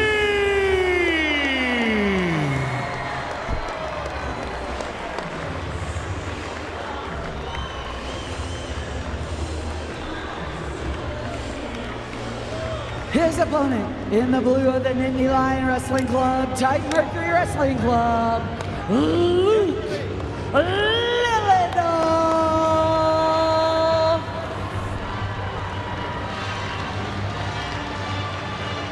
There you see two-time age group world champion, NCAA All-American for Penn State, Luke Lilledahl. And standing before him, a very, very tough challenge, Olympic silver medalist Spencer Lee. Jordan, have you ever had the opportunity to train with Spencer Lee or just get your hands on and feel the power that everyone talks about with Spencer? I have not, but I've talked to a lot of people who have, and they are really in awe of how strong he is. The power he possesses in that small body is almost like one of a power lifter, right? He's really steady with what he does, and he imposes his will on all of his opponents. A guy who we watched in college not finish off his career the way he would have hoped, but it almost looked like it fueled him. After losing to Matt Ramos in the semifinals at NCAAs, he's been on a tear. 38-2 in his last 40 matches, and his only 2 losses come from Olympic champion Rei Higuchi of Japan and Masanosuke Ono, world champion from Japan as well. How about Luke Lilledahl, though? After his freshman season, finished 3rd at the NCAAs. He's only 19, right? With this late kind of development of reclassing and homeschooling and holding kids back, he's only 19 after his freshman year, right? And already here at Final X. You love to see it. Definitely ahead of schedule is Luke Lilledahl, but no one's surprised to see him at this stage. Was maybe the favorite to make it to Spencer Lee, and now we are underway. 57 kilograms. Spencer Lee in the yellow, Luke Lilledahl in the blue, and inside control right away for Spencer Lee. These two wrestled at the 2023 Bill Farrell. It was a 11-0 tech for Spencer Lee. He got to his high crotch, and he gutted him until the match was over. For Luke Lilledahl, avoiding those turns from parterre going to be essential as he fires a beautiful left-handed single leg, but well defended by Spencer Lee. And just a strength advantage there, but look at that. How did he find that? Inside knee thigh pride. Almost like dumped from the thigh pride from the front headlock defense position. Never seen that. Good skills, and they don't call him Lightning Luke for no reason. You know, Spencer likes to dig underhook, control shoulders. This drag go behind here for Spencer Lee is going to be 2 off the The feint there from Luke Lilledahl, and now is where Spencer is a lot of problems as he works gut wrench right to left, back to that right side. Lilledahl defending so far. Can he continue? There's 2 for Spencer Lee. Now 4-0 lead. Can he get 1 more? That's close, and yes, indeed, it is 2 more. You hit that breaking point, Christian, there, where you get that deep squeeze. Notice how long he was able to defend it. But it's almost like that release. You feel that blood rush back to those ribs. It hurts so bad to get squeezed like that. That's why they call it the gut wrench. And he finally gives up the turn. 6-0, Spencer Lee. Great start for Spencer Lee. And you know, with Luke, he had some nice, it's flashes, right? It's in quick on the leg, the inside thigh pry dump attempt. But then at the end of it all, the dust settles and you're down 6-0. Well, that's exactly where Spencer Lee wants to be. He wants to be attached to you. He doesn't like wrestling from the open. And so when Luke shoots, this is the position that he wants to be into. Finally able to defend, get his hands on Luke, slow him down, and show him that he's got the physical dominance between the 2 of them. Luke putting a hard right side collar tie on Spencer.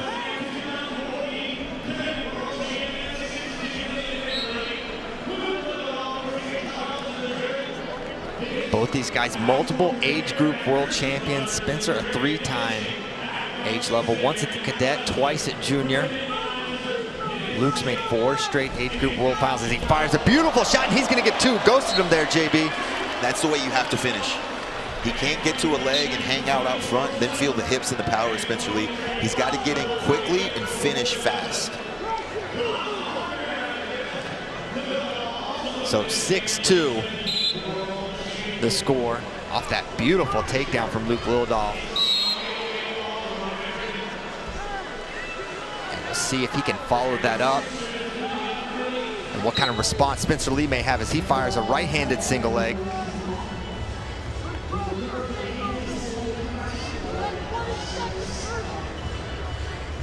Spencer Lee mentioned yesterday, this is actually his first Final X, was battling injuries in the early years of Final X, just getting healthy after NCAA seasons. Of course, everyone knows about his difficulties with knee injuries, but now we've seen the last year and change what exactly a healthy Spencer Lee is. And he's up 6-2 at the break as Luke Lilledahl fires a little collar and ankle there as we head to the 30 seconds. Here's the thing we've seen in some of Spencer's matches. He's had the capacity to fade a little bit late, right? He comes out such high energy in the first period that sometimes it's hard to sustain that pace for an entire match. But Lightning Luke has done a good job, right? Just playing his position, playing his role. Ever since that 6-point sequence, he's been really the aggressor here. He's gonna have to find a way to break down this defense and finish quickly. We'll see who comes out aggressive in this second period. Both wrestlers back to center, and we are underway. Final 3 minutes of this bout, 57 kilograms.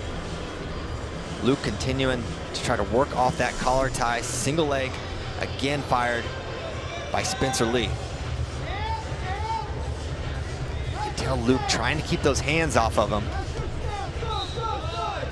But Spencer doing a great job, moving forward, taking ground.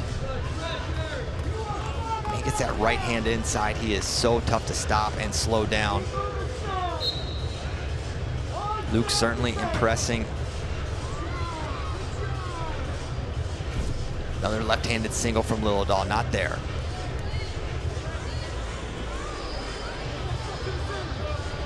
Well, Luke's almost got to bait Spencer Lee.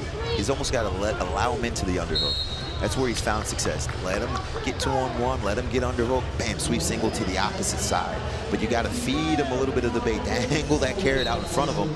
But he's having a hard time getting to his attacks from the open.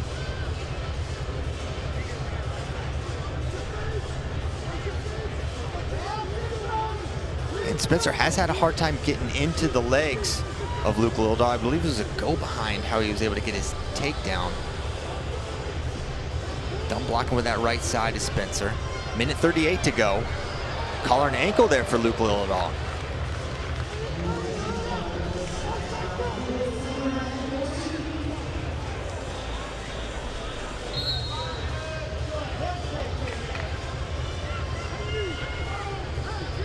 Pretty calculated approach from both wrestlers. Minute 17 to go.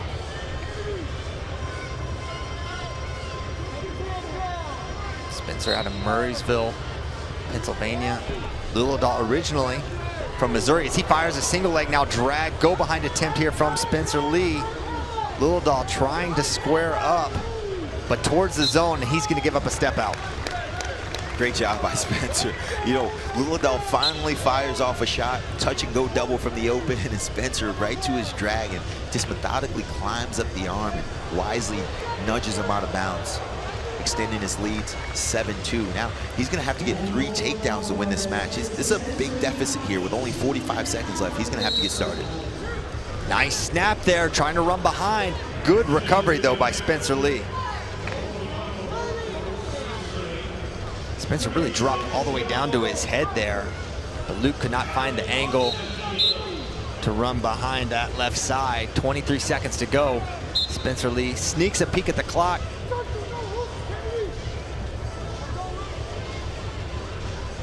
Lilledahl continuing to pressure, take ground as he looks for that collar and ankle. It's not there. Spencer will just plant that right foot in the mat. And time is gonna expire. Spencer Lee taking match 1, 7-2 over Luke Lilledahl. Great match by both athletes. Watching Luke Lilledahl there, he showed us something. Nice duck under, got to a couple of quality shots. Just the physical prowess of Spencer Lee being able to get to his underhooks, drags, and then also his gut wrench from the top position was ultimately the definitive factor there. Yeah, and really one big exchange was all Spencer Lee needed. This is that go behind, got to that gut wrench, and it was a while there. Luke was doing a nice job defending, but eventually, you mentioned it, JB, you're gonna go over on a gut wrench that tight, not just once, but twice here. You can't push back into pressure from a gut wrench. You've got to crawl forward. The only way to alleviate pressure is to not go into it, but to go away from it.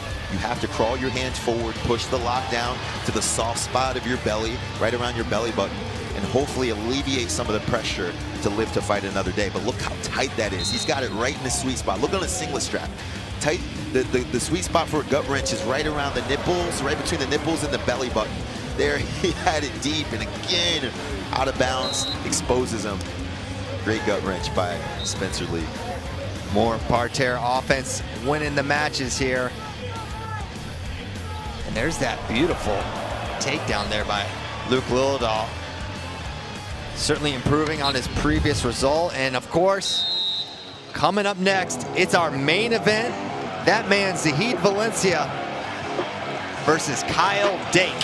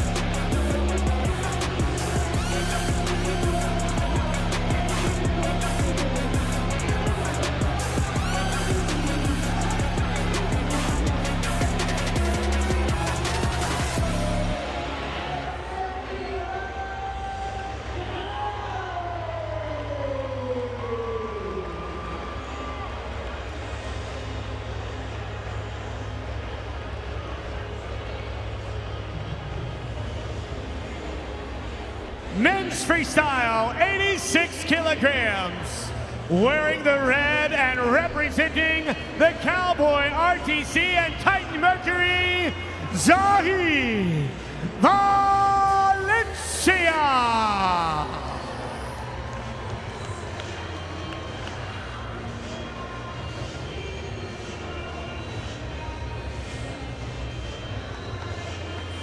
Representing the Nittany Lion Wrestling Club, Titan Mercury Wrestling Club, his opponent,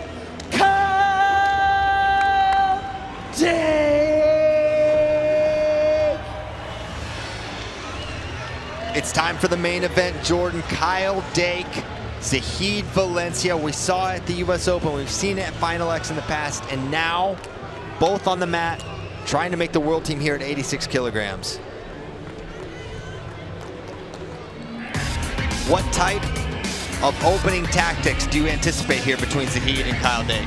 Well, this is tough. You know, Kyle's moving up a weight class. He was just 74 at the Olympics this past summer. You know, so weighing 189 pounds and being an 189-pounder are two totally different things. But I bet he's growing a little bit more into this weight class, feeling a little bit better. It's been 2 months since the US Open. Zahid, a little bit bigger. You know what I would like to see from these guys is Zahid trying to take an early lead and then managing his lead throughout the match. If I'm Kyle Dake, I'm trying to keep the match as close as possible while continuing to wear on his power meter throughout the match. It was Zahid early in that US Open final. Beautiful duck under to the gut wrench, trap arm. Talking with Kyle Dake yesterday, he said, I made one mistake. I got a little lackadaisical with my left hand and he made me pay. Clean that up, I can still win this match as we are underway. 86 kilograms, Zahid Valencia in the orange, Cowboy RTC, and in the blue, Kyle Dake, Nittany Lion Wrestling Club.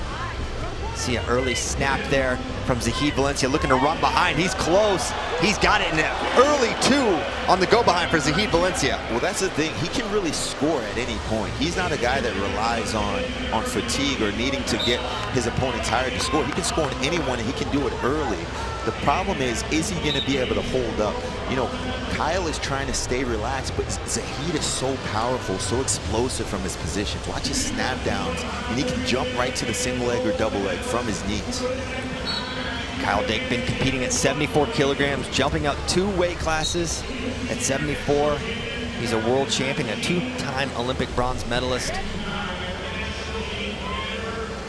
26 pounds higher in weight here at 86, 189 pounds from 163 previously. Zahid Valencia, a world bronze medal at 92 kilograms. Now trying to put himself in position at the Olympic weight, which is 86. This weight has been held down by Aaron Brooks last year and David Taylor the years preceding. Now David Taylor sits in the corner for Zahid Valencia. Well, Kyle's got to be careful here. You know, we talk about maintaining a close gap or point differential so he can give himself a chance late in the match. But, you know, he plays the game from the outside, which isn't favorable in the eyes of the referee. You know, he's already given up a takedown. Now he's likely going to get put on the shot clock. So if he can't score some points, he's going to find himself down by 2 scores. Collar tie for Zahid Valencia. Now cleared out. For Dake, getting to the legs of Zahid Valencia was a big challenge. He had a couple attacks where it was close, and Zahid was able to kick out. Dake's never been a guy that fires a volume of leg attacks, but typically when he shoots, he scores at a very high percentage. Yeah, and he's always looking to do it typically right off of the restart. He's a guy that shoots within the first 5 seconds of his restarts. He's able to catch a lot of guys off guard. What he does when he misses his sweep single leg, he can build up to the body. He goes backside, seatbelt, gets big lift, and that's when he goes to what he's known for, his Dake bombs.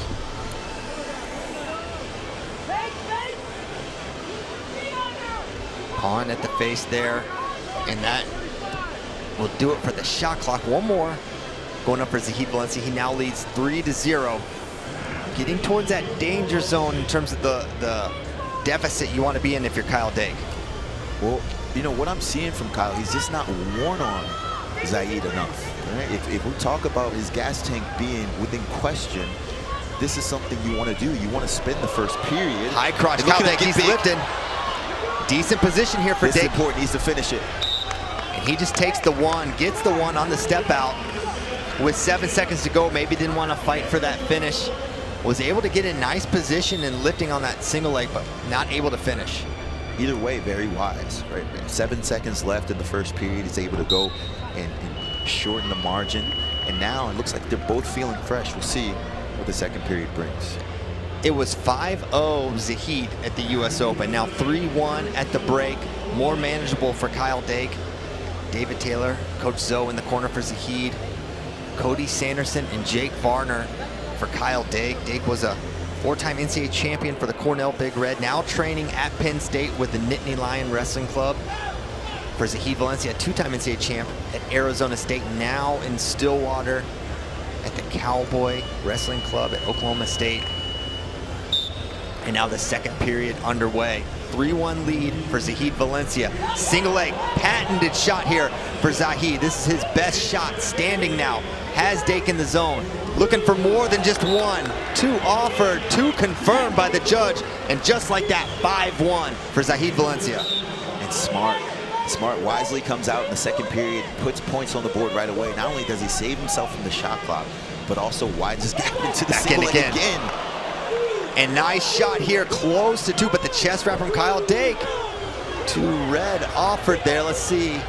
2 red confirmed. Wow, 2 confirmed. Might see a brick here. Yep, we're gonna see a challenge brick from Kyle Dake's corner. So presume they're going exposure there, Jordan. I guess we're gonna get a look at that replay, and they're already looking at it, I can see.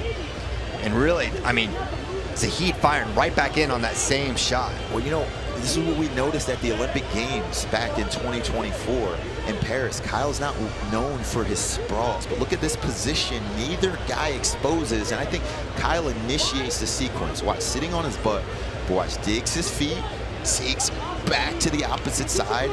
That was an initiated, but maybe a missed attack by Dake. I'm going no points for either wrestler. We're taking a look at what the replay officials got. Taking it through there. Well, he's definitely exposed, but look, Zahid lets go. He's in defense mode here. Yes.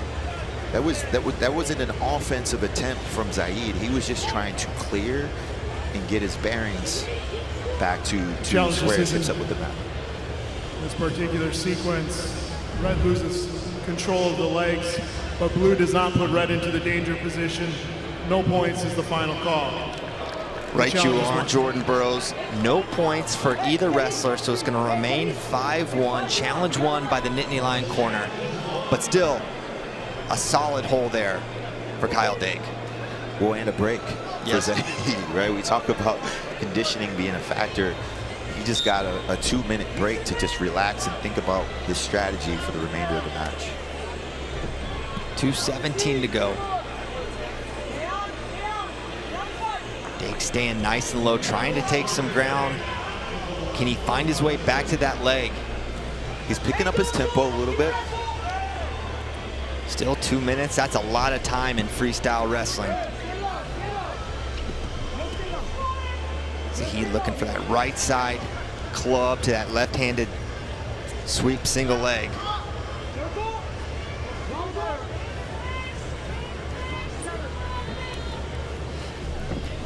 Looking for the high crotch again is Kyle Dake. He's smart. Smart wisely circles himself back to the center. He's hard. He's a hard code to crack. It's just hard to break through his defense. He's so long, so wide, and wrestles from his knees really well. When he feels in danger, he drops down to both knees and tries to force you to figure out a way to get to him without having access to his legs, just like that. You wrestle Kyle Dake a lot. If you've got a lead against Kyle, what are you expecting? What are you defending particularly against when Dake's coming after you? We'll pressure. He's going to try to push you and get you to the edge. He's really trying to bait you into a bad shot, right? Kyle really doesn't shoot a ton, and so he's trying to pressure, snap, fake, be elusive, and force Zahid into a bad shot where he has his best offense. That's his crotch lift and his chest wrap. Continuing to take ground is Kyle Dake. He looks for a left-handed shot. It's not there. Staying on his knees, there's Zahid Valencia, 40 seconds to go. Another shot, looking re-attack is Kyle Dake. He's in deep on this single leg, steps behind that foot. Now in decent position for a finish, 30 seconds to go in this one. Kyle Dake needs this 2 badly. Shin Wizard from Zahid Valencia, he's gonna get the 2. Can he go to a gut wrench? He needs a gut here. So 2 points for the takedown. And look at him, he's tightening that thing up, trying to walk him to the edge. Not gonna go. And Dake really had the lock there, but didn't feel comfortable going for the gut wrench. He says 16 seconds, I'm gonna go get a takedown. Yeah, we'll see a sprint here from Kyle right away. He's gonna create a flurry, create a lot of action, try to get him off balance, not a position. If you're Zahid, you gotta run here. Gotta run, but be wise not to give up an additional caution out of bounds. And now bringing it towards the zone. No call there, 3 seconds to go. Zahid 3 seconds away from taking match number 1. And trying to run behind, getting close, runs out of time. 5-3 final, Zahid Valencia takes match number 1.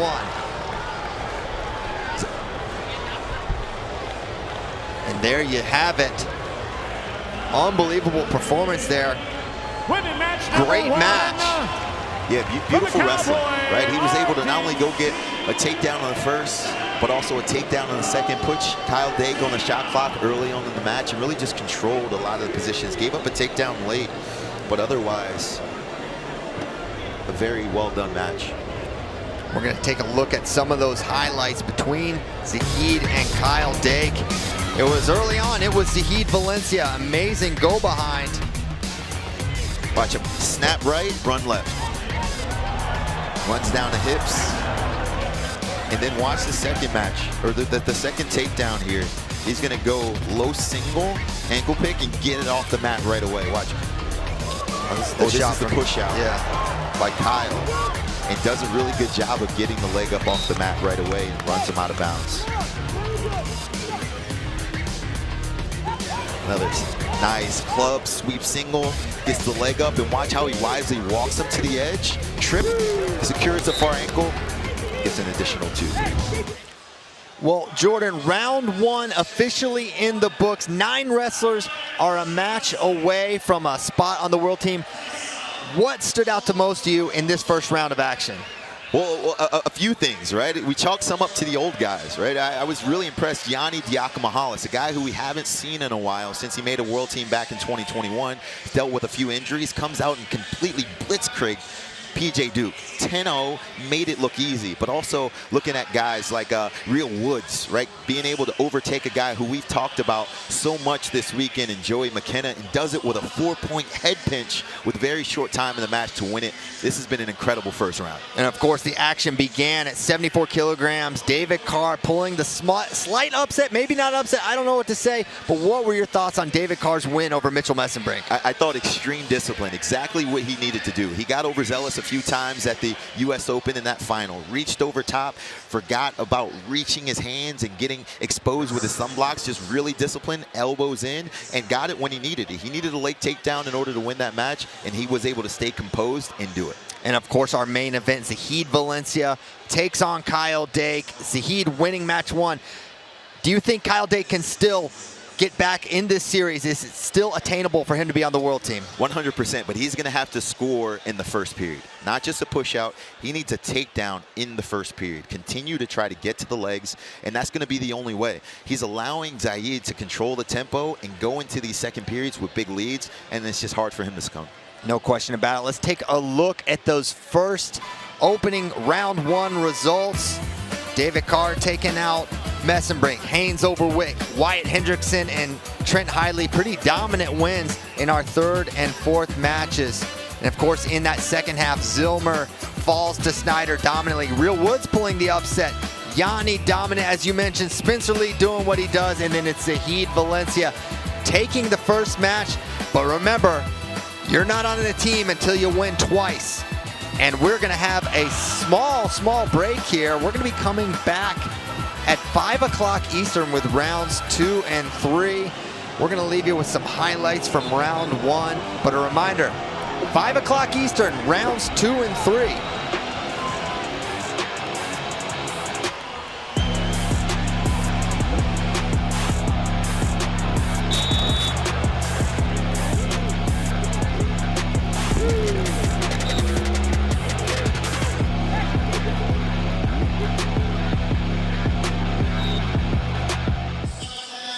Good evening. FloWrestling is back from the Garden State.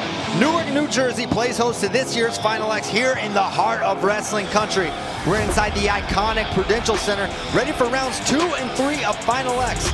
9 wrestlers are just one win away from securing their spot on the U.S. World Team and a chance to compete on the world stage this September. 9 other wrestlers find their backs against the wall, needing to win 2 straight to keep their World Championship dreams alive. Alongside 7-time World and Olympic champion Jordan Burroughs, I'm Christian Piles. And Jordan, starting with match number 1, what did we see from David Carr getting that opening win against Mitchell Mesenbrink? Yeah, that was huge. Big time. I can't even really describe it. He abandoned the double leg and went to the single legs, and it started to prove effective. Whenever you're wrestling a guy like Mitch Mesenbrink, it's hard to shut him down for an entire 6. He did just that, holding him to only 1 potential scoring sequence, and it was off of a counter. He got to the single legs well, finished twice, won 4-3, and really just was really disciplined throughout the entirety of the match. Yeah, did a great job avenging that loss from the U.S. Open final where he lost 16-6. And here was this reattack where we saw him, he was able to score on Mitchell Mesenbrink. And watch the rebuild. He gets big, steps deep between the legs, runs down the single leg, but look, he's almost at the leg lace almost every time he finishes. If he could transition one of these sequences, he could maybe end this match early. Yeah, and what does Mitchell Mesenbrink need to do to change the tides here in match number 2? Well, Mesenbrink is going to have to be a little more aggressive throughout the entirety of the match. His kryptonite here was not only that he couldn't effectively get to his leg attacks, but he had a hard time stopping Carr. When Nate decided to go and get to the legs, he couldn't really finish. He's got to be better defensively and really try to push the pace and play the passivity game early. And then we had our main event, of course, Zahid Valencia versus Kyle Dake. What does Zahid Valencia show you in this first match? And watch this big snap go behind. Snap right, run left. He does a phenomenal job of getting to his go behind. And really, he showed that he can sustain a difficult pace for the entirety of a match. He was really conservative with his energy output, really wrestled smart, got 2 takedowns, not only in the first, but in the second, which he was unable to do in the U.S. Open. And so he's just going to have to continue to wrestle, put points on the board, and manage his lead. No question about it. Take a look at the rest of the results from round number 1. Of course, this is a 2 out of 3 format. You have to win 2 matches. 1 doesn't do it. You mentioned the Carr win. Haines, Hendrickson, and Hidlay all getting wins at 79, 125, and 92 kilograms, respectively. And then we come to the second half of matches. Kyle Snyder, Olympic champion, a dominant victory. And then the upset at 65 kilograms, a late win for Real Woods over Joey McKenna. Yanni looking good as ever. Spencer Lee and Zahid Valencia bringing it home for what was an amazing round 1 of action.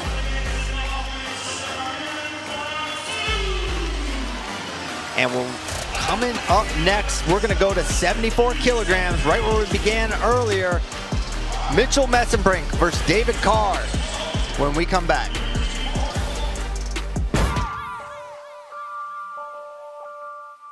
Let's go!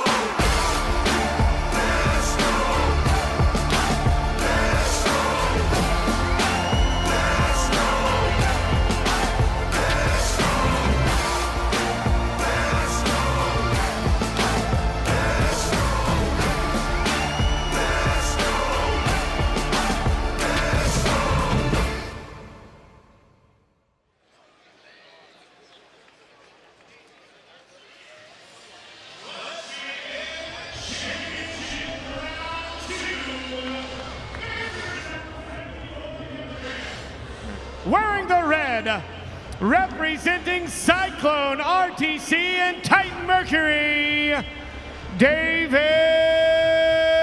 Carr.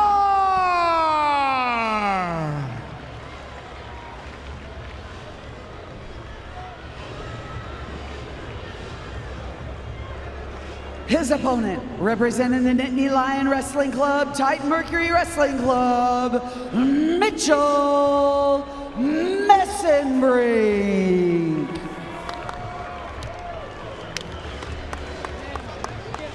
As this round 2 is set to begin, Jordan, how much better are these guys potentially feeling off the scale a couple hours removed from that initial weigh-in? Oh, they feel so much better.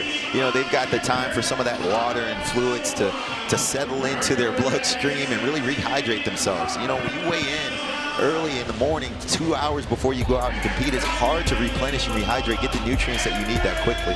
Now I imagine these guys are 7 to 10 pounds heavier now than they were when they wrestled this morning. You got to imagine that they're feeling really good. They got some time to rest. They probably watch some video, go over on a secondary game plan. So I'd like to see which strategy they approach this second match with. Absolutely, and of course for Mitchell Mesenbrink, gonna need a slightly different tactic to crack the code that is David Carr. Quite a chess match, you know, Carr won the first match in folk style. Mesenbrink winning match 2 in freestyle, and then Carr reversing that result. Now we come down to the all-important second match here. Mesenbrink must win. They slap hands in the middle of the mat, and we are underway, round number 2. Already a left side swing and a miss from Mitchell Mesenbrink, trying to get that left hand. This is where he lived a lot, and man, just back straight out of bounds is David Carr. 1-0 Mitchell Mesenbrink to get it started. Well, that'll wake him up. You know, and this is what Mesenbrink needed to do. He needs to put more points on the board early, continue to take ground and push the pace. We talked about it earlier in the first match. After he got the big lead, 3-1, he kind of sat on the lead a little bit, started playing the edge, got put on the passivity clock, and then got taken down. So he needs to stay aggressive through the entire match if he wants to win this. Back to that left-handed collar, but this time Carr removes it as he's going to get hit for passivity. Mesenbrink going to stay right in his face. And then trying to time the hands is David Carr, but Mitchell Mesenbrink recovering well. And he's got him grounded towards the zone. Definitely a different sort of tone set here for Mitchell Mesenbrink early. Carr will head back to center. Looks like he got hit for an intention for dropping to his knees, grounding himself in the zone. And I don't know if a finger got twisted there or eye poke. But Mitchell making his way back.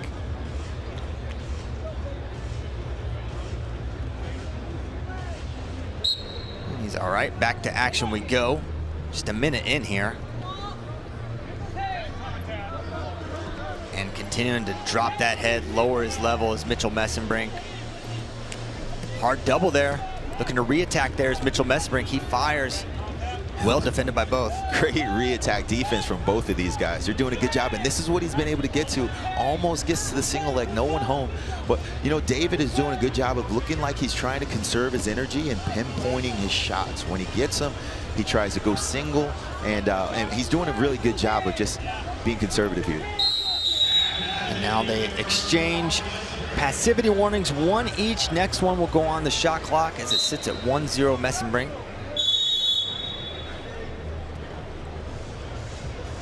You see Carr kind of ducking out of some of those reaches. In wisdom here, watch when Mesenbrink gets to his lefty collar, Carr is keeping a single hand down. He's no longer going thumb block and over tie with both hands. He's keeping one hand thumb block, one hand home. That's proven to be the difference maker from this point in the match. Carr fires another double leg, once again defended by Mitchell. And there's a, oh, they blow the whistle because they're trying to put Carr on the shot clock, I believe. And we're gonna have a little conference here for the officials.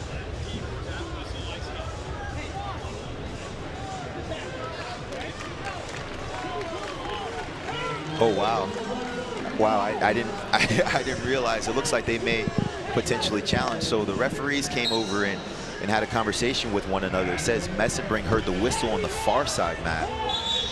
David Carr stopped wrestling, conceded a point there, and I thought that the referee may take that one, but the side mat judge said, no, we're gonna let that one go. So you got to keep wrestling is the lesson there, as it's now 2-0. Pair of ones for Mitchell Mesenbrink on step outs.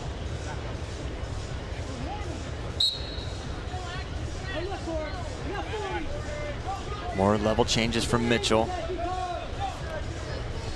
There's a single leg. The other side now switches the head outside, looking to finish. He's close. Hustling is Mesenbrink, but there's going to be the 2, and now looking for more is David Carr. Carr into the lead, 2-2. And just like that, Mesenbrink, the aggressor for the last 2.5 minutes, and in one single sequence, Carr finds himself back in the lead. 2-2 criteria. Single leg switches off to the double and really does a good job chasing those hips down and finishing the takedown. Yeah, just started a great flurry there, got in on the leg, and now into the lead by the narrowest of margins. Whoa. As Mesenbrink finds his way to the leg. That was unbelievable. In good position here. Now we got short time here. And what's going to be the call as he flees? Yep, that's a fleeing call, 100%. So here's the difficulty here. Carr couldn't see the clock. There was only about 4 seconds here. Had he just wrestled back over top of his foot or going quad pod, he could have held him up. 1 second left in the period. He gives up an additional point and has to go down from parterre position because he tried to kick out of bounds as opposed to just wrestling in the center. And this is sort of a pointless act here with 1 second to go, but regardless, it's going to be a 3-2 lead for Mitchell Mesenbrink. Very interesting, very different match from what we saw earlier today. Well, still no takedowns from Mesenbrink. Yeah, no. This deep into both matches, he's gotten numerous push-outs, a passivity point, but doing a much better job here of controlling the pace. This is where in the last match, we started to see the difference maker. He took his foot off of the gas and allowed David to be the aggressor, faking and moving and looking for shots. We'll see if he comes out heavy-handed, still looking to control the center of the mat and get more points here. Still a little bit of sweat on Mesenbrink's back. We got a blonde Brent Metcalf, too. That's just got to be mentioned. Yeah, that's throwing me off a little bit. We're actually sharing a locker room this afternoon. He said that all of his sons and his buddies were doing it. And so he's like, Dad, please, can you dye your hair with us? He says, mine didn't turn out gold and it turned out yellow. So I don't think he's happy about it. That's why he's got a hat on. Back to action we go early in the second period. Though Mesenbrink doesn't have a takedown yet, he does find himself in the lead, 3-2. Of course, a 1 for Carr would put him in the lead by criteria. Mesenbrink definitely stalking, controlling center, moving Carr around a bit. One way, then the other. Carr gets the foot. Elusive Mitchell Mesenbrink. And look how he chases down the angle. He knows that if a guy misses, I'm sending one back in return to keep him hesitant, conservative. He runs corner hard. But the single legs have been working for David. Another hard double. Head hands defense is great. Yeah, you see how Mitchell does a good job dropping his head, keeping it in the way. And we got injury time here for Mesenbrink. I don't know if he's bleeding out of that. Yeah, looks like his right eye is bleeding. So they're gonna work to clean that up. Yeah, straight double here. Watch, he defends the double. Great head hands defense, but eyes are just up a little bit. Absorbs the contact with his face instead of the top of his head. Yeah, we could show that blow there while we're waiting for him to get attended to. And immediately you see the blood. He takes a peek at that right eye. A bit of frustration here, but this is good. If you're David Carr, you get a chance to rest, right? You get some time to strategize with your coaching staff, get to allow your body to rest a little bit and get to a place where you can now go and figure out, how am I going to score in this next 2 minutes? The great thing is all he needs is a push out to take the lead by criteria. Takedown will put him in favorable position. But if you're Mitch Mesenbrink, you cannot stop wrestling. You have to continue to control the center of the mat and be ready with your head hands defense. Casey Cunningham and Jake Farner there in the corner for Mitchell Mesenbrink. Just finished his sophomore season in college, a national champion, undefeated. Only 1 loss in his NCAA wrestling career. Of course, David Carr, a 2-time champ in his own right.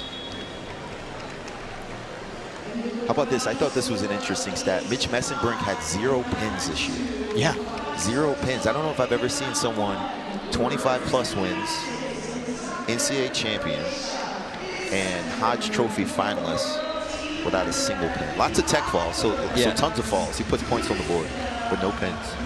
Yeah, that is definitely interesting. You feel like you get one, but with the 3-point takedown, 4-point near fall, those techs are more and more attainable as we are back underway. 2 minutes to go.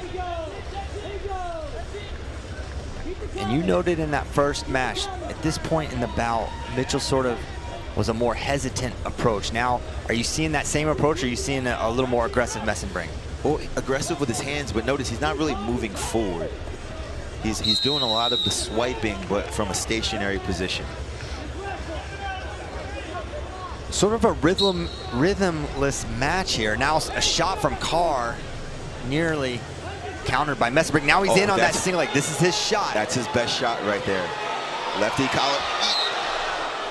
And they stop it. And you know, Carr puts himself in that position, and you know, the Penn State side's gonna say, hey man, he put himself there, you gotta let us work to finish. But it ends up bailing Carr out of that position, gets stalemated, 90 seconds to go. And that was big. That's big if your Carrs can't. That was going to be a 3-point sequence there. 2 for the takedown or exposure potentially, and an additional 1 point on the activity time clock. So that's saved by the referee there if you're David Carr. But, you know, a minute left. We find ourselves similar scenario. It's to the counter offense. Beautiful, and they're close to the 2, and he's going to get it. And right back to the leg lace position. We talked about this, Christian. This is where he needs to try to get one of these. This will open the match up, but look at the wide knees, Mitch Mesenbrink. 4-4 for Carr. He leads by criteria. Mesenbrink got the shot clock point right afterwards. Carr darts in, gets a single leg takedown on his own, and nearly another leg lace. And if you're Mesenbrink, you've got to hate the flow of this match right now. So many stoppages. It's not a 6-minute match. All of a sudden, it turns into a situational 30-second sprints, which favors David. You know, Mitch is going to have to get started right away here. He's got an entire 54 seconds to go and try to open Carr up, but also look favorable in the eyes of the referee. Carr's already been on the activity clock, and so he can get him in a position where if he's fleeing or evading positions, he could get some sort of passivity call. If you're Carr, you got to plant yourself in the center of the mat and move your feet as much as possible. Maybe even try to finish with 1 more takedown. Looks like they're cleaned up and back to center.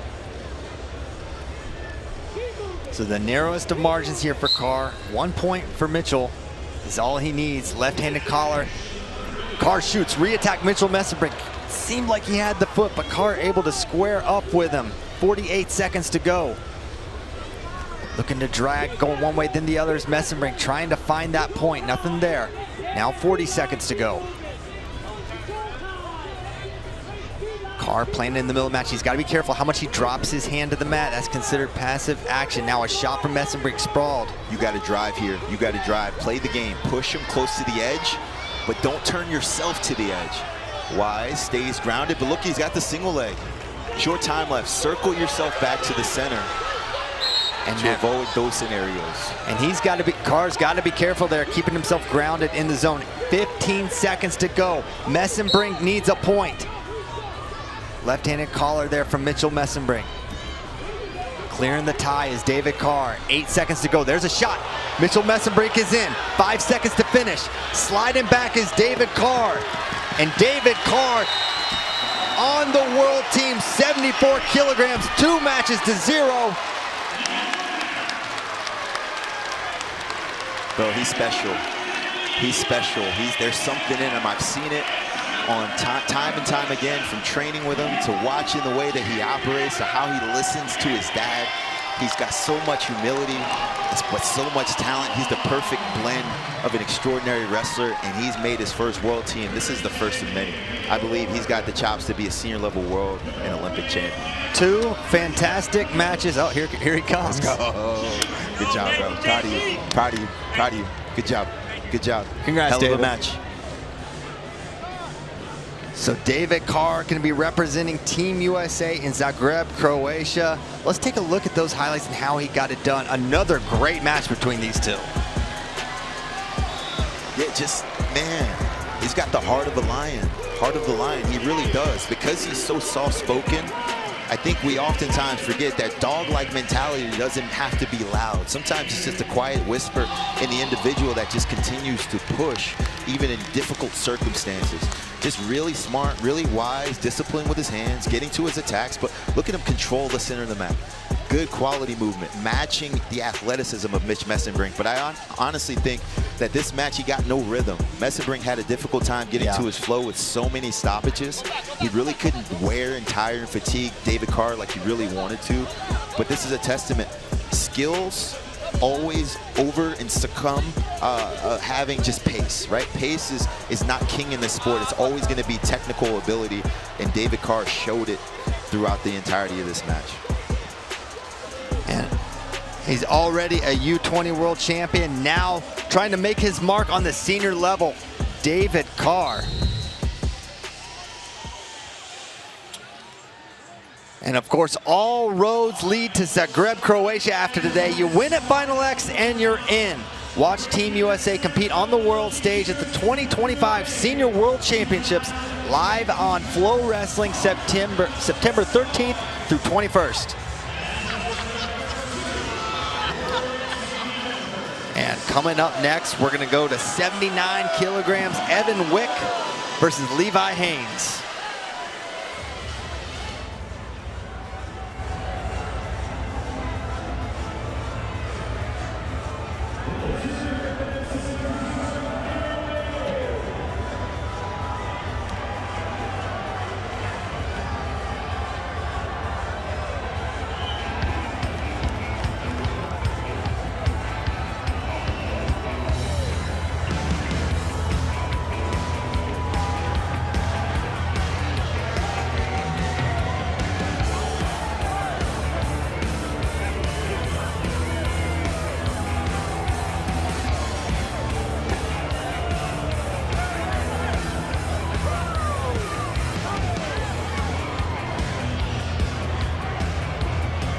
Men's Freestyle, 79 kilograms. Coming to the mat, wearing the red and representing the Nittany Lion Wrestling Club and Titan Mercury, Levi Haines.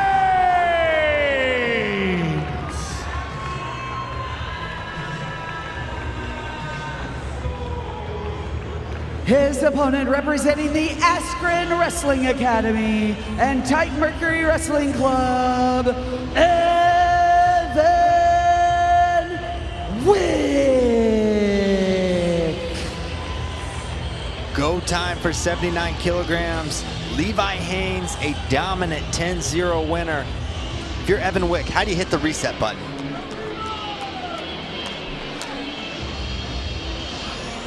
If I'm Evan Wick, you know, I'm coming out and I'm trying to maintain position, control ties. What we noticed was Haines was having a lot of success getting to his high crotch. If I'm Wick, I'm trying to get to my collar tie, control his lead leg hand, and circle away from his shooting hand. You know, Wick was able to do a good job early with his fakes and his movement, but once Haines got to that takedown and transitioned immediately to the lace, all of a sudden you find yourself down 8-0. That's a hard deficit to pull yourself out of. So Wick's gonna have to slow the match down. He's gonna have to defend his high C. If I'm Levi Haines, I'm doing the same exact thing. Heavy hands, big clubs, getting to my high C and transitioning right to my turn from the takedown. Of course, Evan Wick representing the Askren Wrestling Academy. Just want to take a moment to extend my thoughts and our thoughts and prayers to our friend Ben Askren, battling in the hospital right now. Praying for you, buddy. Get better soon. Want to talk wrestling with you again as we are now underway at 79 kilograms. Evan Wick in the blue, Levi Haines in the red. Wick trying to find an answer here against a guy with Levi Haines that doesn't give you a lot of openings. Yeah, he is. He's strong, man. Tough, physical, just really disciplined. You would never imagine that this guy just 2 years ago was down 2 weight classes at 157 pounds. But, you know, we talked about that championship pedigree. How many guys with ties to State College and the NLWC are in this event this evening? Just so many of these guys. They're rolling with a stable full of great wrestlers, legendary coaches. You got to believe that you can win everywhere you go if you're rolling with these guys. No question, but it's Evan Wick in deep on a single leg. Looking to defend there is Levi Haines, but Wick doing a good job coming up to his feet with it. This is a good adjustment as Haines trying to get that foot on the mat. Good head position there as he tries to bring him towards out of bounds, and it should be one. And it's one confirmed. Evan Wick strikes first. Already improvement from the previous match. Yeah, and Wick's no stranger to hard work. You know, some guys, you'd be like, man, that took a lot of energy for a single point, but this is what he loves to do. He's a grinder. He's the guy that usually leaves the tournament with his head wrapped and his face busted up because he's very physical as well. Great job rebuilding up to his feet, finishing for the 1-point push out. The activity of Levi Haines, just how busy his hands are, how much pulling and pushing he's doing. Does such a good job creating those openings.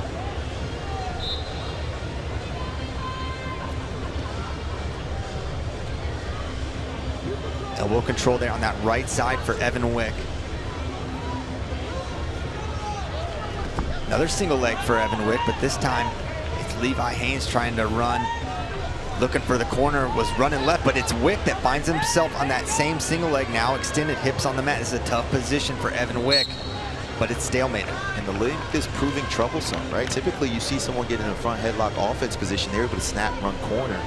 But Wick doing a really good job pivoting on his knees, facing, and then ultimately grabbing the leg. The guys who lose the first match always come out with more of a sense of urgency. You know, they've game planned, and here's where we found ourselves. Nice single leg here from Levi Haines. He's got that ankle trapped in much better position to finish here. Now he pops his head out. That's going to be two. And right into the Turk. Bottom Look at him leg. go cross-face here, elevating the bottom leg and pushing on the shoulder. That's so extremely close. He's not breaking 90. Did they blow the whistle? I guess so. So no turn there. That's huge for Evan Wick to not give that two up. It looked imminent. Wow, you got to give those guys more time there. He was saved by the referee. If you're in a deep offensive hold, he had the deep Turk. He was pressing on the far shoulder, cross-facing. I think you got to give him a little bit more time to see if he can get an exposure there. Good response from Levi Haines. Ended up on the leg, and now it's a shot. Now looking to re-attack here is Levi Haines. Right side, now a re-attack from Evan Wick, nothing. Some great exchanges here. Coming towards the end of the first period, it's gonna be a 2-1 lead for Levi Haines, a takedown for Haines, a step out for Wick is where we stand at the break. Very entertaining match so far. These guys, I like what they're doing with their re-attacks, go-behinds. You know, Haines, if he can start to learn how to big snap, run corner, maybe grab an anchor, an angle, or you know, some sort of ankle or hamstring on the far side, I think he could prove really effective in the second period. He's having a hard time getting that go behind in that front headlock position. And Wick is someone that when he gets to the leg, he is so methodical at pulling up the leg and finish. The hit power and the defensive strength of Levi Haines really stands out because Wick's been able to get in more than a couple times. Nice snap, pulls the foot. Oh my goodness. And a little smirk from Levi Haines like, hey, you almost got me there. Like a frog catching a fly with his tongue. My goodness, that would have been cool to see. Back in again. Trying to double off is Evan Wick, but loses the leg, switches to the single leg other side. Now you're seeing that hip drive. Good power here from Levi Haines, and Wick unable to score. That's hard to teach. You know, at our academy, we're trying to teach guys, when you get cracked down and sat to your butt, go deep trunk wizard, walk your feet and square your hips up with the mat. Low shot here from Levi Haines, far ankle defense for Evan Wick. And we've seen Levi has done a good job of finding the way to finish these, but staying on that far ankle is Evan Wick, and he'll be okay as long as he can stay on there. And this position gets stalemated. This is a great match. These guys both doing a great job. When you get into that far ankle scramble, you want to try to beat hip with your far knee or inside knee, but you also want to make sure you keep your head high. Guy who gets his head down ultimately gets his feet, hips lifted, and ultimately exposed. And Wick has to be careful firing from space like that because Levi Haines is just so good at those down block re-attacks, but you're seeing the savviness and the confidence from Evan Wick to go into those positions knowing, hey, I got to score if I want to win this match and force a match 3.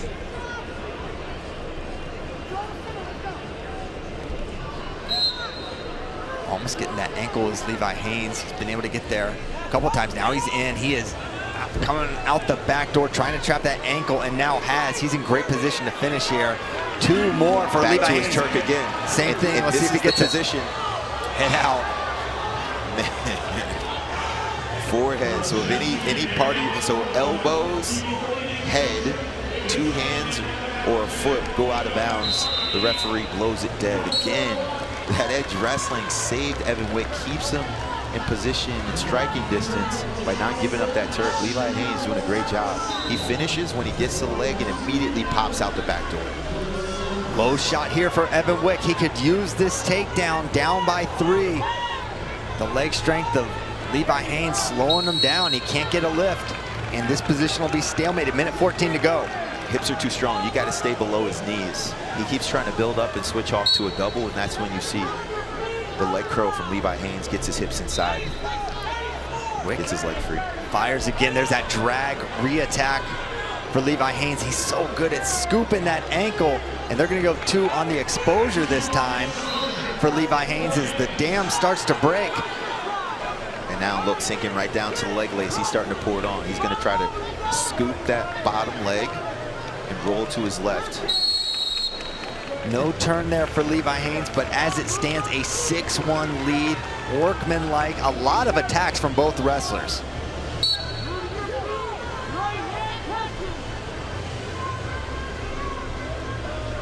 Definitely a more entertaining, competitive match than what they had in match 1, which was the 10-0 tech for Levi Haines. Wick has been in some really solid positions, but Levi has just had the answers consistently as we're coming up on the final 30 here at 79 kilograms. Single leg looking to re-attack. Evan Wick not there. 17 to go.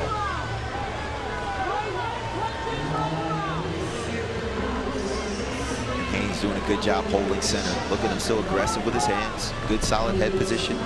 Good head-hands defense. He's going to make himself a first world team. And there you have it, 79 kilograms. Team USA, Levi Haines in 2 straight. Smart match. His leg defense proved to be the difference maker there. Kept him at bay. Whenever Wick would get deep on the leg, he would curl his legs, get his feet back, square his hips up with the mat. Although in troublesome positions, he was able to find his way out. And that was the X factor. Very impressive showing from Levi Haines. You see him sharing a hug with Coach Casey Cunningham, Jake Varner. There he heads to see Coach Bill Zadek, Joe Russell, members of the Team USA staff. They'll be coaching him in Zagreb, Croatia in September. Levi, an NCAA champion for Penn State. 1 year of eligibility remaining for the Nittany Lions as we take a look at some of these highlights here. It's that low shot. And just such a good job of finding a way to trap that ankle. Once you do that, the finish is all but secured. Yeah, great job there. Hooks the ankle, straightens out the hamstring, transitions right to the leg Turk. Somehow was blown up to his feet there, but again, watch. Hooks the ankle with his left foot, uses his free hand to push the knee off and get clearance, and then again, right back into this Turk. Strong, discipline, great power, and really good poise for someone at his age. You know, wrestling someone like Evan Wick, who's been around for a long time. Really a great finisher, and displayed that this evening. Yeah, no question about it. Congratulations to Levi Haines. Cannot wait to see what he can do overseas in his first world team. And now coming up next, 125 kilograms. We're going to have Wyatt Hendrickson versus Trent Hillger, match number 2, when we come back.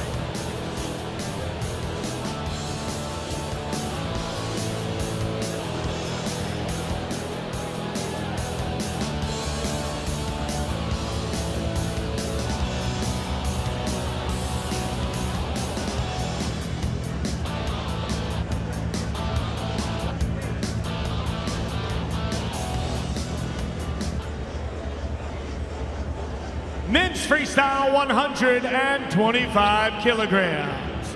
Wearing the red and representing the Gopher Wrestling Club and Titan Mercury, Trent Hillger.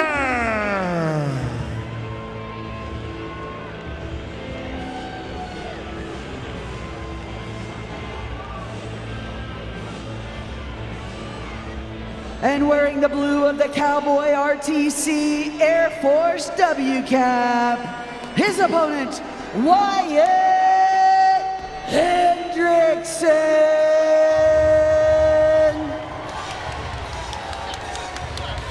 That man on your screen is a problem, Jordan. Big win, 10-0 in match number 1. What impresses you most about Wyatt Hendrickson? Well, I remember he ran out with the American flag at the NCAA championships, and now he's one match away from being able to represent America on the world stage, right? He's a guy that graduated from the Air Force Academy, went over to Oklahoma State, won an NCAA championship this past year, slaying a giant, Gable Steveson. He's scary good and only 24 years old. He could do this for another decade if he really wanted to. And looks like he just might. A great first match, 10-0, easy tech fall, a couple quick takedowns, and then a bunch of gut wrenches. We'll see what he has in store for us now. And for Trent Hillger, trying to just forget what happened in match 1, back to the drawing board. You hit him with a hard double leg at the US Open. Can you find a way to get an opening and get some of your offense going to start this match 2?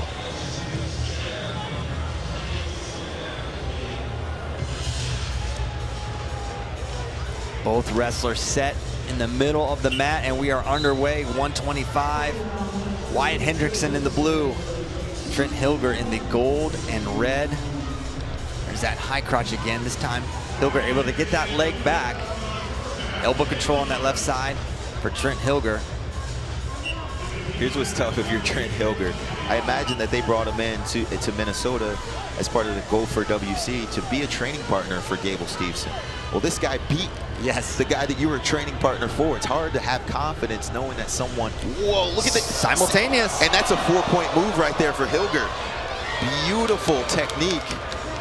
Just as I talk about confidence, he fires off a high C and runs him straight down to his back. Looked like one of those scenarios they shot at the same time.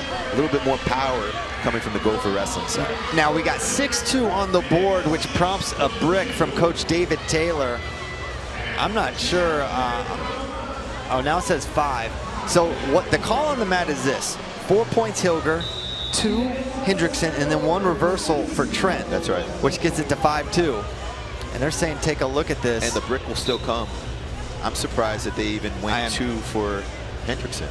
Yeah. At all in that sequence. Yeah, I think this is a risk from the Oklahoma State staff. So right here, that's 4. I don't even know if, I think Trent does go through there for 2. What do you think, Jordan? This is what the officials are looking at right now as we speak. I'm still going for Hillger. In slow-mo, it looks like he may have changed direction, stopped him, but the way that they shot, there was so much power moving forward that it was the initiation from Hillger and the explosiveness to run Hendrickson to his back for the exposure.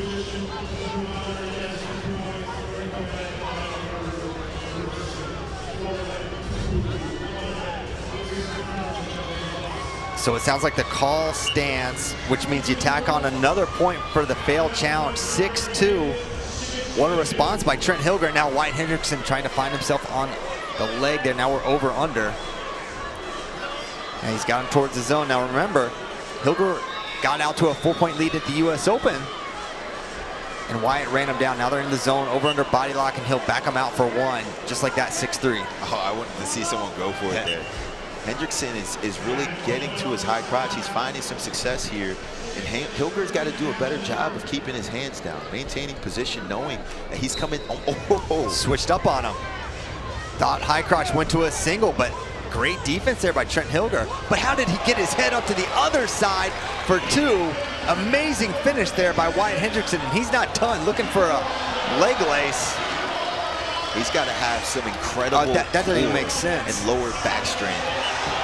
And they give that 2. Now white paddled by the judge, but they're gonna say 2 blue on the chair. Thought the head was out, but evidently not. And just like that, Wyatt's up 3.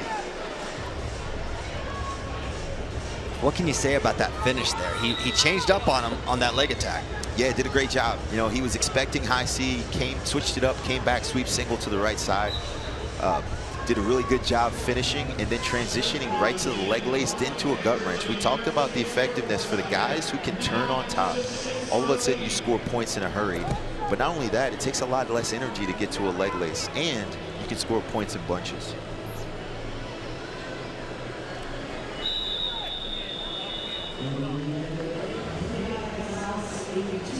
Three-point lead for Hendrickson. 43 seconds to go. Seems like they're both taking a moment to catch their breath in what has been a action-packed first period. Well, Hillger's got to get back on his offense. That was the place where he was most effective. There it is. He's timing that well. He's above the knee now, close to a finish. Now standing single leg.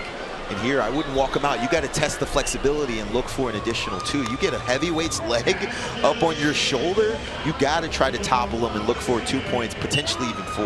Wise wrestling by Hendrickson, but still a point for Hillger.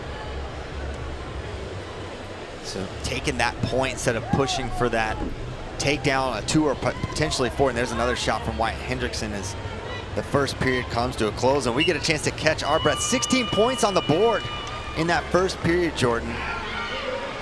I got to imagine that the length of the match favors Hillger. The more exchanges they get into. I talked a little bit earlier today about Hendrickson just being married a few weeks ago. He's got a new wrestling shoe. He's got sponsorship deals. Ever since slaying the Giant at the NCAA Championship, there's had to be a lot of distractions that he's facing. I wonder if he's been able to train up to par. He looked like it in the first match, but now he finds himself in a little bit of a barn burner. We'll see how he does in his final 3 minutes. He'll head back to the center of the mat, up by 2 points. The criteria advantage, however, is going to go to Hillger because he has that 4-pointer. So if Hillger can get to 9, he will be in the lead.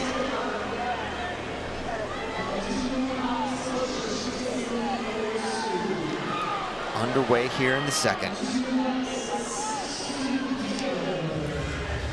And what I've noticed, Trent Hillger, he's been timing the shot. Nice single leg. He's got the foot. Can he get more? And somehow, and a push. A step out, not even a push out, a step out. Acrobatic, bent knee, somehow swivels himself in, puts his leg back down, and gets Hillger to step out of bounds. That was insane. Yeah, not just brawn. This guy's got unbelievable flexibility and athleticism, and a little more mat IQ than maybe he gets credit for. And that's a big point there. It goes from a 1-point match to now effectively a 3-point match. But now a go behind here, and that's going to be 4. 4 for Trent Hillger, just like that, Jordan. Hillger is showing us something. It's showing us something. I tell you what, Christian, after match number 1, I was almost certain that this was going to be cleaned up. Hendrickson was going on to make his first world team, but Hillger's like, hold on 1 second and look back to the leg again. He's got something figured out on the leg attacks against Wyatt Hendrickson. And now Wyatt's going to come around for 2. But Wyatt's going to be trailing by criteria. He's going to have to get the lead outright. But again, his gut wrench. He got it. 2 more. Wyatt in the lead. Hillger's 2 more. got to move. He's got to crawl forward. He's got to crawl his hands forward. Unbelievable. Wyatt Hendrickson, just when it starts to look like you get bombed to your back by Hillger, he said, watch this. Takedown, gut, gut, gut, up by 6. The best guys forget quickly, right? You get slammed on your head, who cares? You come back to the center, counter offense, right into 3 guts in a row. We got 30 points on the board, Jordan, and a minute 23 to go. Definitely the match of the day so far.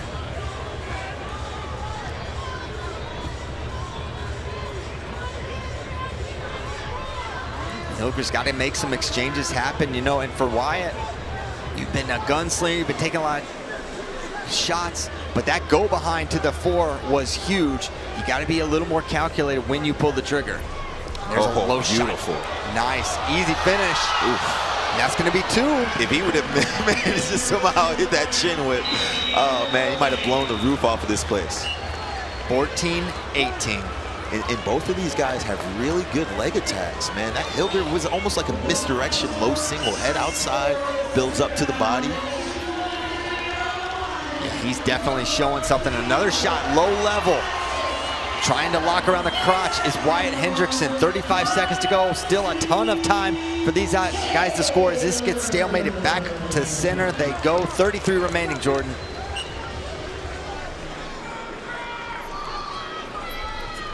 And there's a shot stopped this time by Hendrickson. Hillger not able to get in, keeping that short off. Man, that's a quick stalemate. Real quick. Ref wants to give him a chance. Let these guys handle it on their feet and not in a missed attempt position. There's a shot again. This time Hendrickson gonna hold.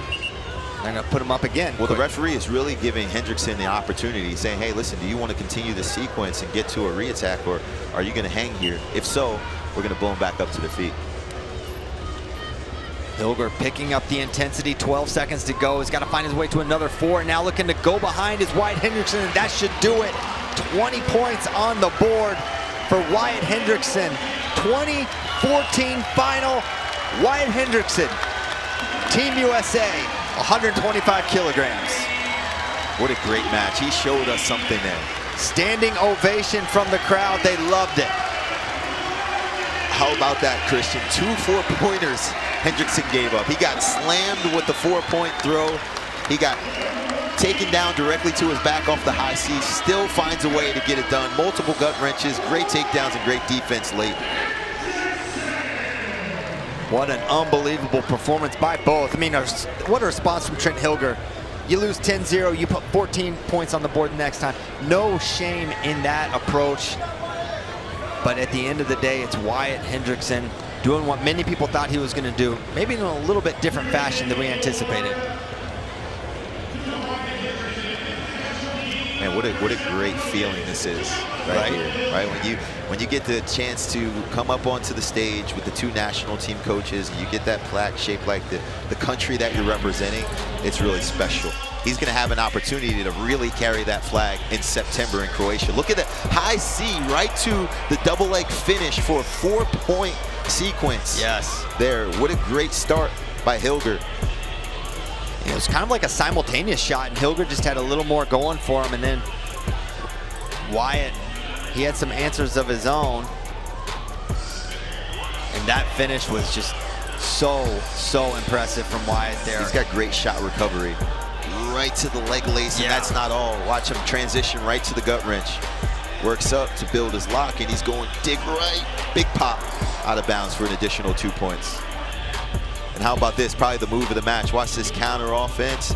Snap, go behind, right to the backside, and flip, and throw. Gosh. Lands him square on his shoulders for an additional 4 points. Unbelievable match there. And we would like to remind everyone that Fargo is right around the corner. The 16U and Junior National Championships presented by USA Wrestling will be streamed live on FloWrestling July 11th through the 19th. Go to FloWrestling.com for our full schedule, preview content, and more. And we will be back with 92 kilograms, Trent Hidlay versus Josh Barr.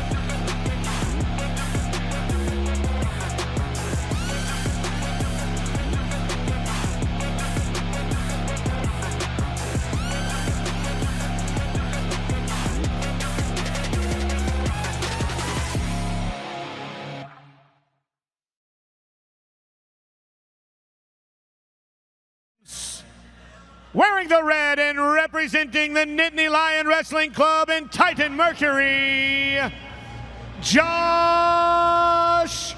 Barr.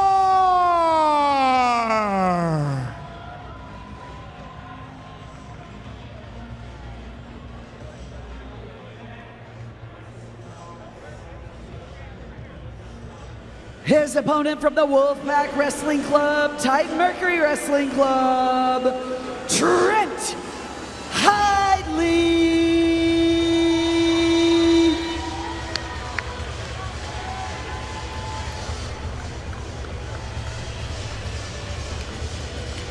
Well, Jordan, early going, we've seen some very different matches from match 1 to match 2. How could this Women's match freestyle, be a little bit different from what we saw, kilograms. which was a pretty dominant Trent Hidlay win? Well, Josh Barr's just going to have to let some shots go. He didn't really take any risk in the first match, and he did a really good job of fighting, but didn't use his technical skills to put him in position to win. Hidlay was very physical, got to his attacks and started to build momentum late. I think he's feeling a bit more confident, and we start to see these two get chippy. I don't know if there's history between them, but what I saw in that match, it looked like there was no love lost, and so I'm excited to see this match. Barr is going to have to get to leg attacks and try to find a way to put some points on the board. Hidlay's going to have to just continue to do what he does. Dig underhook, push forward, stay in a good square stance, nice and low, and use his counter offense. Yeah, this is their first meeting, so just I think Trent brings a level of physicality, and there's a little bit of tension that goes along with it as we are now underway. 92 hard snap there to get it going from Josh Barr in the red, Hidlay in that blue. Trent Hidlay winning match 1. He's a match away from securing his spot on the world team. You gotta love it. I love the physicality of both of these guys. I mean, that's my style, right? It was something that I always wanted to exemplify when I was wrestling. I wanted to get in there and bang heads, wanted to make sure that I was hitting heavy collars and really turn it into a fight. You know, a lot of guys want to wrestle, very few want to fight. And so you put the pace on guys, you notice that they start to break down. Definitely was a hallmark of your style, Jordan, and certainly see some similarities here with Trent and Josh Barr both. Trent, you can see, trying to get that right side underhook again.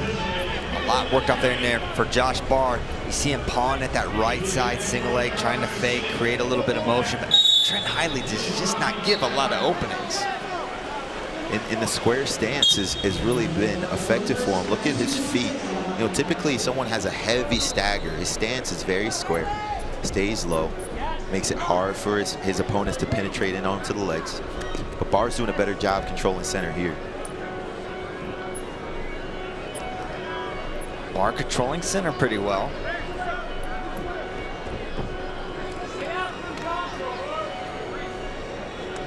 Back to that collar tie. And then the shot clock point will go up for Trent Hidlay. He takes a 1-0 lead here, 90 seconds into this first period.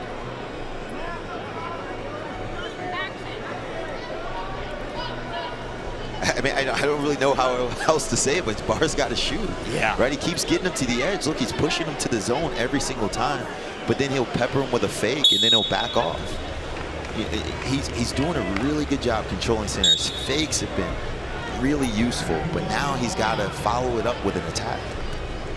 There we go. Sweep single, stuffed by Trent Hidlay. Barr keeps that elbow on the left side. Now they come up. That's a great job. Good, you missed.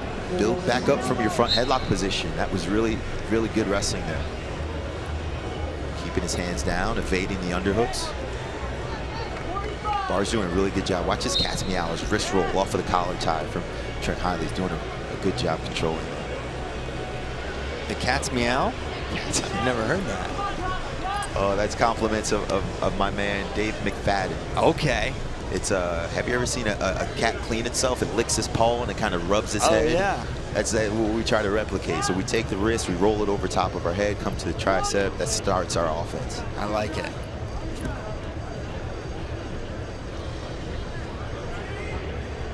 Final 12 seconds here. Very calculated, slow-paced first period. And it's going to be 1-0 Trent Hidlay at the break. They turn up the physicality those last 5 seconds, but no, not many attacks there we saw, Jordan. Well, I actually like what Barr did the second half of that period. He started to do a better job with elevating the pace through his hand fight. You know, so the one shot attempt he took, he got stuffed. He ended up front headlock, but he did a great job building up. But his rolling wrist, he's effective with the fakes. He's going to have to continue to fire him off. I think that if he can put Hidlay on the shot clock here, he's going to take the 1-1 lead, and then Hidlay's going to have to come and get him. And I think that he wants his counter offense to be a little more useful than his straight attacks.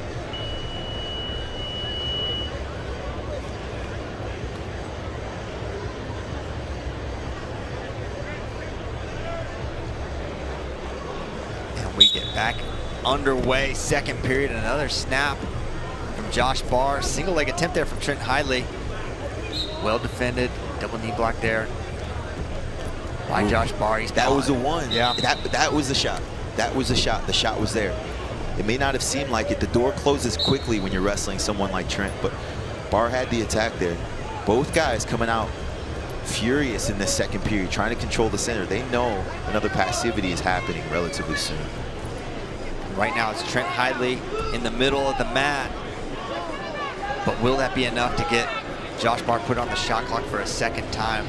Normally it's got to be pretty clear. Now back to that over-under. Well defended this time by Josh Barr. You see how Barr backed off there? He defended the underhook, ran him to the edge, and then backed off and allowed him to come back to the center. Folk style, that's helpful. In freestyle, you want to keep him in the danger zone as long as possible.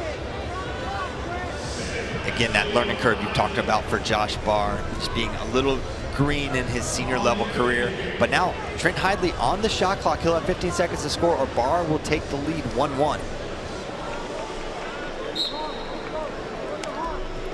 And Hidlay has not really had much time at all with that right side underhook or over-under position. 1-1 on the scoreboard. But if the action continues, and there's a hard shot by Trent Hidlay. Close to 2, nothing yet. 1. Well, they can't give it now. They stopped it. So 1 was offered by the mat whistle. And so Trent wasn't able to get that finish. So it should be 2-1, and it is 2-1. That was too soon. Yes. Oh, okay, they gave him the 2. Oh no, they gave him a 1 point. Yeah, that was too soon. That was too soon. He had a foot out for a split second. You're supposed to allow an individual to progress from that position. Once the 1 is confirmed, then you give them 5 seconds or so to actually work to something else. Openings are starting to be there a little more so for Trent Hidlay. That's right. There's a shot now, looking re-attack and drives with the edge, and there again, Josh Barr comes up to his feet. If he stays on his knees, he maybe doesn't give up that step out point, but as it stands, another point for Trent Hidlay. And this is the biggest difference that I've noticed between the young guys and the older guys, is there's a hand fighting gap between the 2 age groups. You know, for Barr, guys like Barr and Bo Bassett and PJ Duke, you watch them beat up everyone their age because they're more physically dominant, and it's something that they really pursue heavily. But when you get to a guy like Trent Hidlay, who's done this for maybe a decade longer. I think he got under him. Yes, he did. And he got himself underneath, and he's going to get the... No, I wouldn't challenge that. I wouldn't challenge that if I'm his crew. They gave 2, Jordan. He sat to his butt. That was, I'd agree, that's a takedown. So takedown given. This is huge, Jordan. So we'll take a look here. This is what the officials are going to be looking at. Let's take a look. So he's under. If we can pull in this replay, here it comes. Now that's not helpful. You got to be zoomed out a little bit there. Here we go. Chops under. And I don't know what Trent thought happened, or that maybe he needed an alternative angle.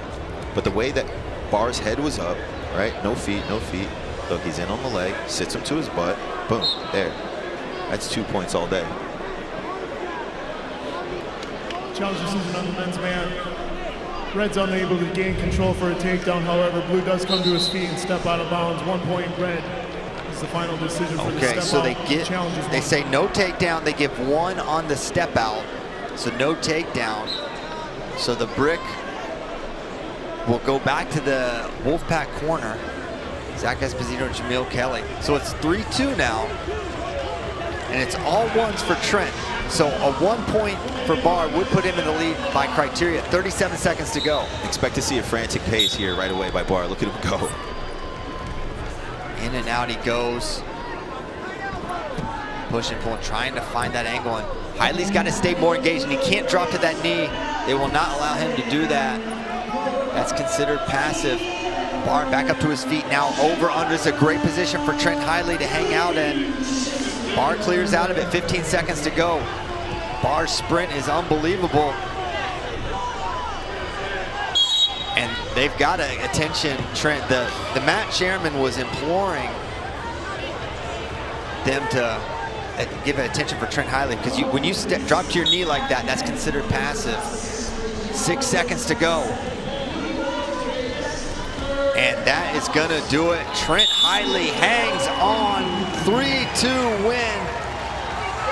The Hoagie boy making his first world team.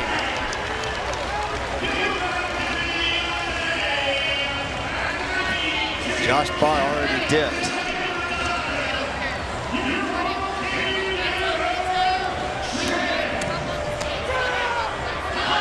And Josh Barr did not shake hands.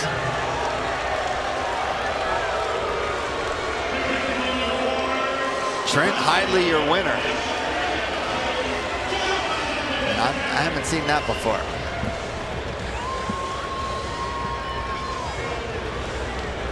There you see a big smile from Trent Hidlay, joined by Joe Russell, Bill Zadig.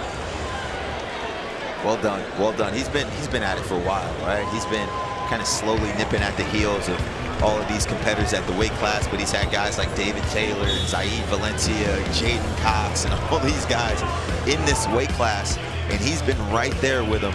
Finally stamps his place on the world team, and just did a really good job. Look at the counter offense, running them down, scoring a point at a time. You know, you got to take your ones when you can get them. It's not always about the big throw or the takedown. It's about perfecting the small, minute details and then finishing when you get the opportunity. Look at him smacking and punching himself. Nobody hand fights himself harder than Trent Hidlay. And coming up next, when we come back, Kyle Snyder versus Hayden Zillmer.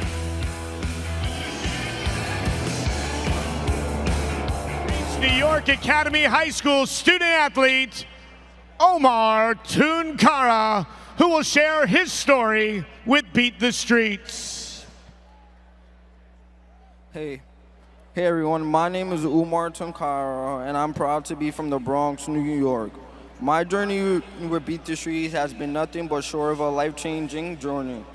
Since I joined Beat the Streets in middle school, this program has provided me with opportunities I could never imagine, both on and off the mat. Beat the Street isn't just about wrestling, it's about building character, community, and a future. Through their support, I've been able to pursue my education and my passion for wrestling without a heavy burden financial stress.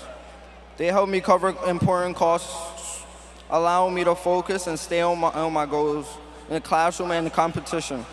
Some of my favorite memories with Beat the Streets has been whether on trips, traveling for tournaments, and attending camps, or spending time together as a team.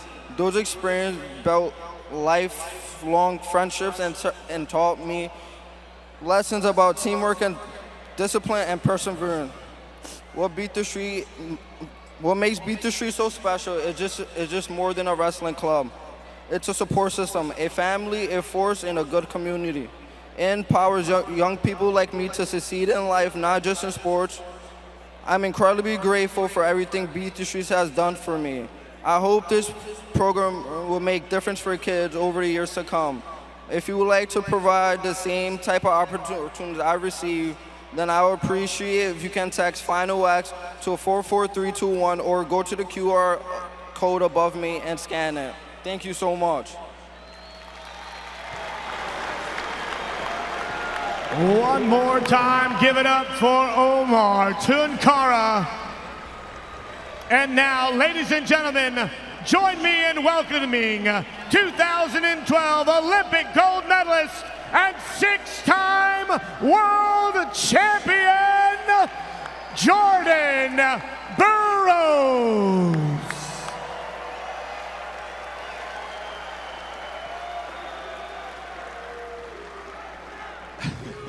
I like it. Hey, this is not a retirement announcement, all right? I just want to get that out the way before we get started. Well, thank God for that. Hey, Beat the Streets has been an awesome organization. I remember when I graduated from the University of Nebraska back in 2011, I thought that Beat the Streets was just an event that we put on in Times Square each year. And so I got to move to Philadelphia in 2021 and start to realize the real work that these guys were doing in the community. Getting a chance to see these guys take individuals from underserved communities, put them in classrooms, provide them with mentors, coaches, and an opportunity to grow and learn character through the sport of wrestling has been really special to me. And this is why it's an organization that I continue to support, not only me, but my family. And so if you guys could take a look at the screen above me, there's a QR code there. If you take a moment, take out your cell phones, scan that code, you get an opportunity to learn a little bit more about Beat the Streets New York City, Beat the Streets National, but also an opportunity to contribute resources to continue to push the culture forward. Also, if you've got a cell phone without a camera, you can text 44321 to donate to Beat the Streets. I appreciate you guys for being here. Let's continue to grow wrestling and go USA. Come on, folks, one more time. Put your hands together and get loud for Jordan Burroughs.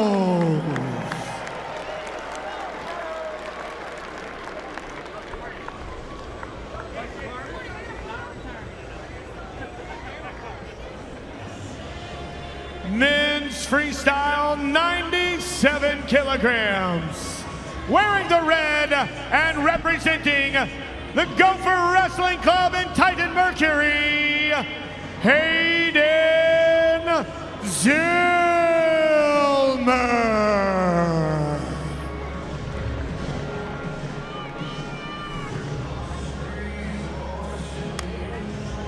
His opponent representing the Nittany Lion Wrestling Club, Titan Mercury Wrestling Club, Kyle Snyder.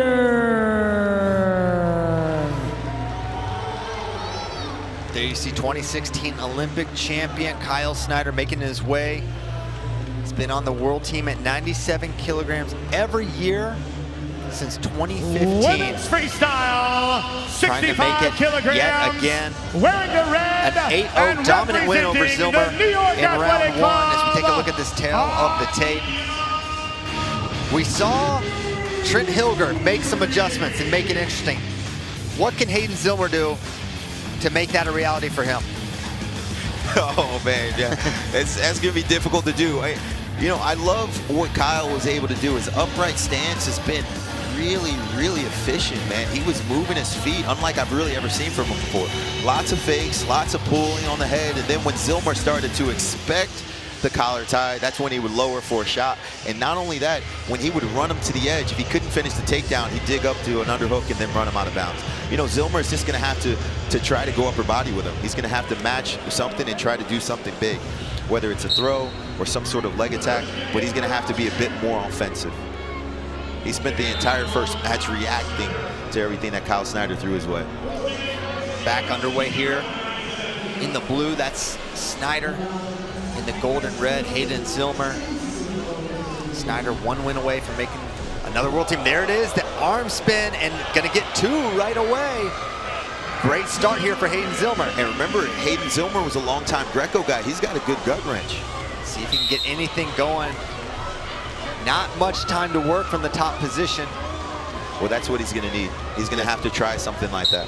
Will he be able to replicate it? Unsure, but he's gonna have to try to figure out a way to put points on the board.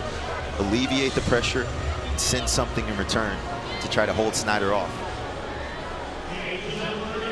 An arm spin, it's a move that you can see it can work one time in a match. How hard is it to replicate that multiple times? You've seen it, I've seen it against you, I've seen it against some great guys. It's good for one time. Is it difficult to replicate it more than once? Well, here's what it does. More so than scoring points, it takes this guy away from his underhook, right? So Snyder's trying to pressure him and dig to his underhook when he misses, and what that does is it alleviates and makes that guy a little more tentative. He's not gonna dig that underhook so cavalier if he knows that it could potentially be an arm spin. waiting for him on the other side of it. Pawn at that single leg is Hayden Zillmer, but maybe got a little overzealous looking for the step out, and now finds himself in the short offense of Kyle Snyder in the zone here. Snyder gonna work to score, let's see. Snyder's gonna look to potentially lift and run him out of bounds. Zillmer kept his knees on the ground, so no points due to grounding. Back to center they go, 2-0 lead for Hayden Zillmer. Tight collar tie for Kyle Snyder. And the amount of the match between match 1 and 2 where Zillmer's head has been under the chest of Kyle Snyder, it's been approaching probably minutes, and that is a tough, tough position to wrestle from. Yeah, his back's gonna be sore tomorrow. You know, and by design, Kyle is being relentless with his pace. Good quality pressure, Nice. and look at that roll head, snap right to the ankle pick. That's beautiful setup there. Looked like the 2015 low level he hit against Gadisov in the World Finals. Textbook vintage Snyder there on that low level shot. And just like that, Snyder into the lead, 2-2 by criteria.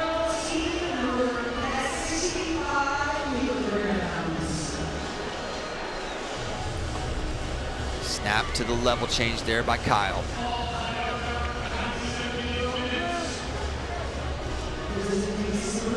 Ear to ear they go. Zillmer pressuring back in, does not want to give up a step out, but then he finds himself head underneath the chest to Snyder once more, fights that head up to Zillmer. So we're coming up on 20 seconds to go. Shot from space by Kyle. And I like that. I like what he did there. Sometimes that's what you have to do, Christian, is you have to open a guy up with a shot. Sometimes a shot is the setup. You know, you get into a position where guys hanging out at home, he's got his elbows in, good posture, good position. You're not just going to be able to pull on his head to open him up. You got to let him know you mean business. Some of the fakes have to be followed up with a shot to keep this guy on his toes. 1 period in the books, 2-2. Snyder's lead by the slimmest of margins. You see a pair of actually 3 Olympic champions. Olympic champions. they got the some good same corner, wrestlers and they're all bald. They're all bald. That's true. They have a lot in common. You know, it was a very controversial decision. Remember when Kyle Snyder decided to leave Ohio State and Columbus Absolutely. and go to State College, but he quoted, "I want to have the best training partners in the world." And how could you have better training partners than being coached and cornered by 2 Olympic gold medalists themselves at close to the same weight class? Nice low shot there by Kyle Snyder, in deep once more, trying to defend his Hayden Zillmer, not in great position as he's got that ankle secured now. Working towards that finish is Kyle Snyder, nothing yet. And there's gonna be 2, great job, and now trying to chop over for 2 more, and he's gonna get it, Jordan. Cheap tilt. Yeah. That's a folk style movement right there. Look at that. Great job. He's got to make sure he gets his hips up. Snyder not known for his parterre offense necessarily, gets a lot of his points from neutral, but gotta be promising to see him get a turn there on Hayden Zillmer.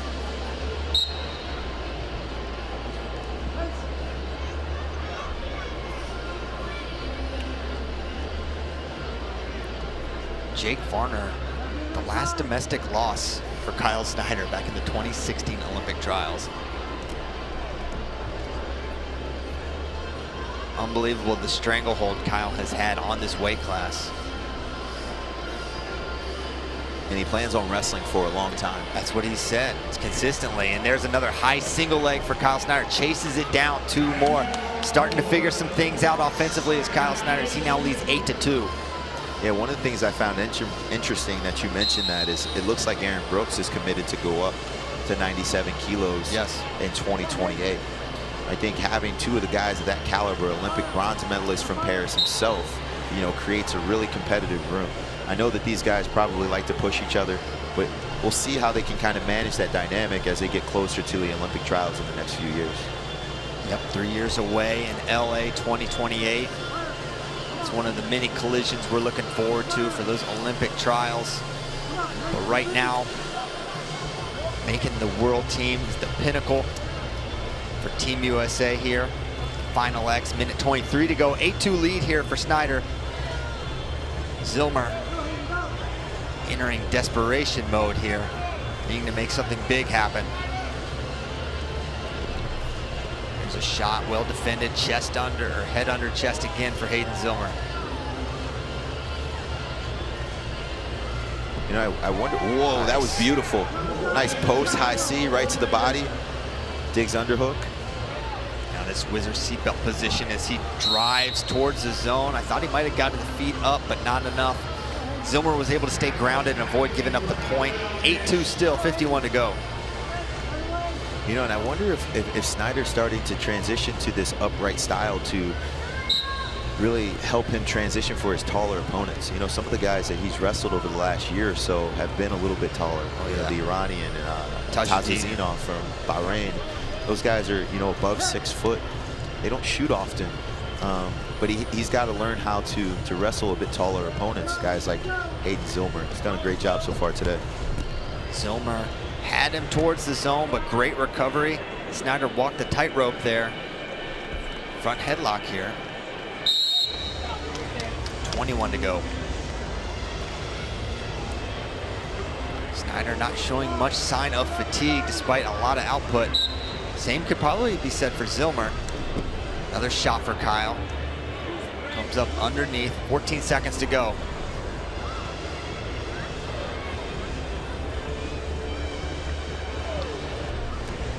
Five to go.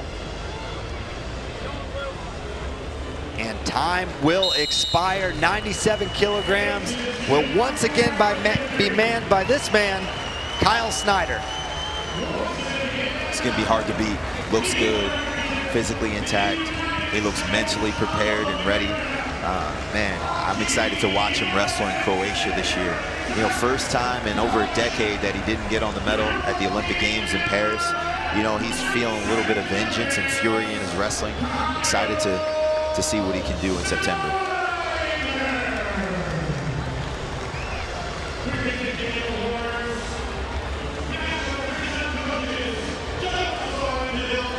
Take a look at just how Kyle was able to get it done.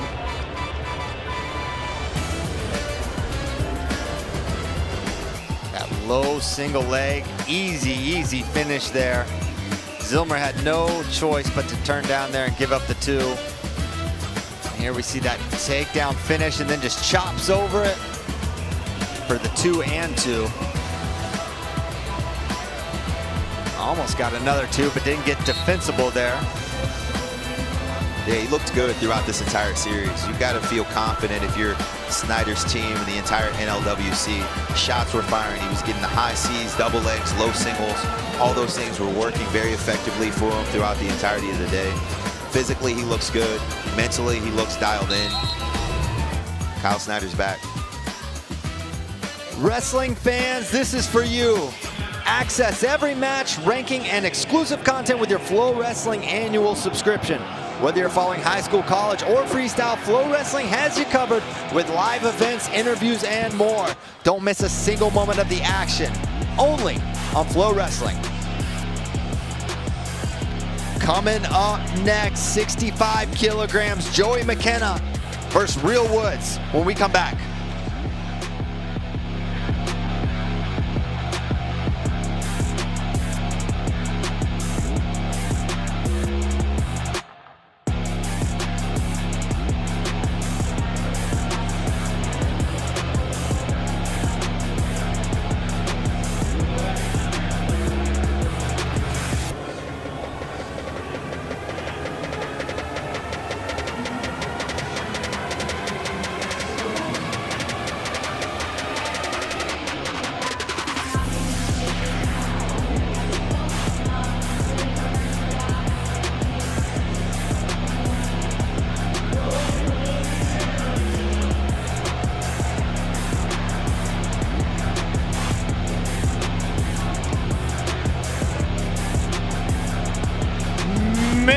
Freestyle, 65 kilograms. He'll wear the red and represent Cliff Keen Wrestling Club in Titan Mercury, Real Woods.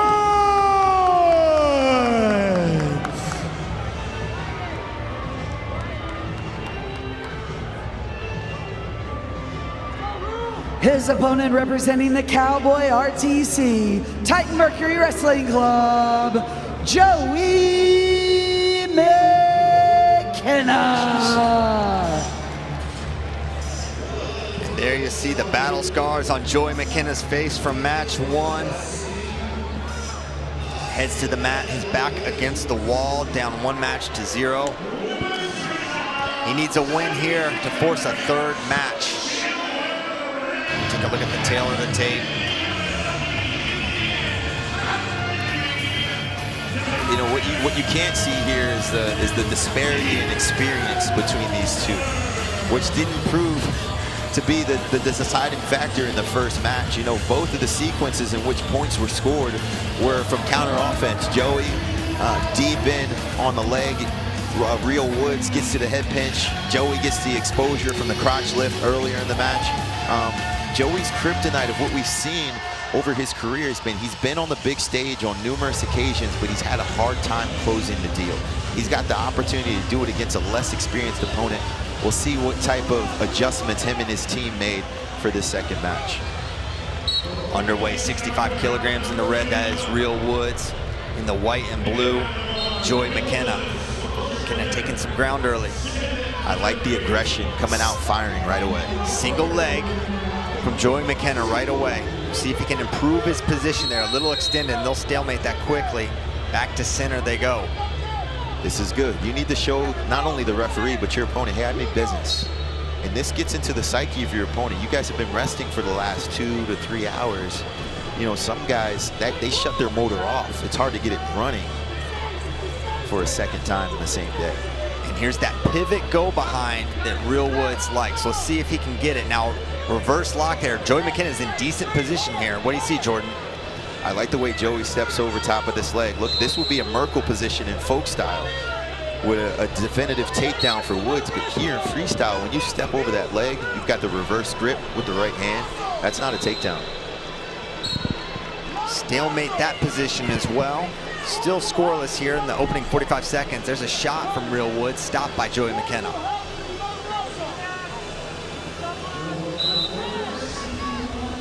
Real controlling that left wrist of McKenna. That's his shooting hand. Woods hit for passivity though.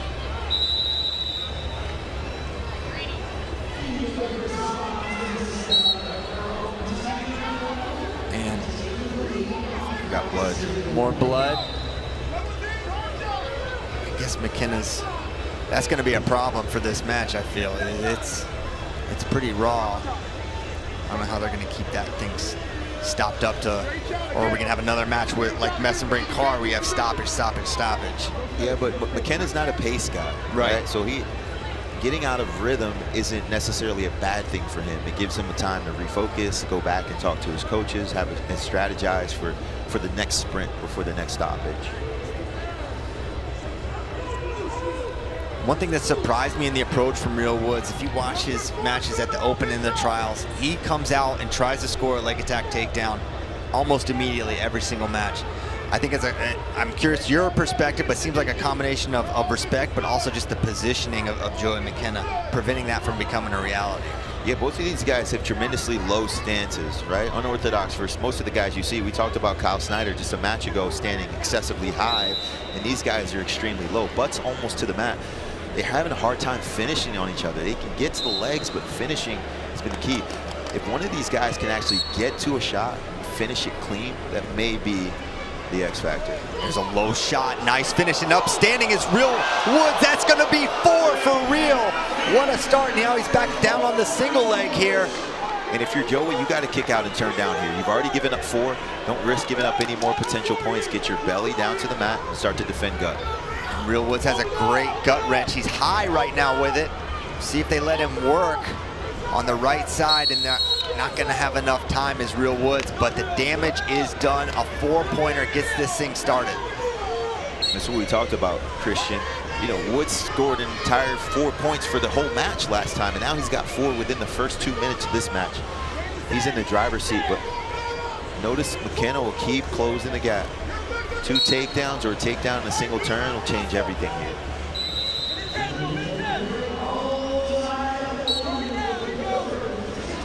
9. Still a ton of time to go in this match.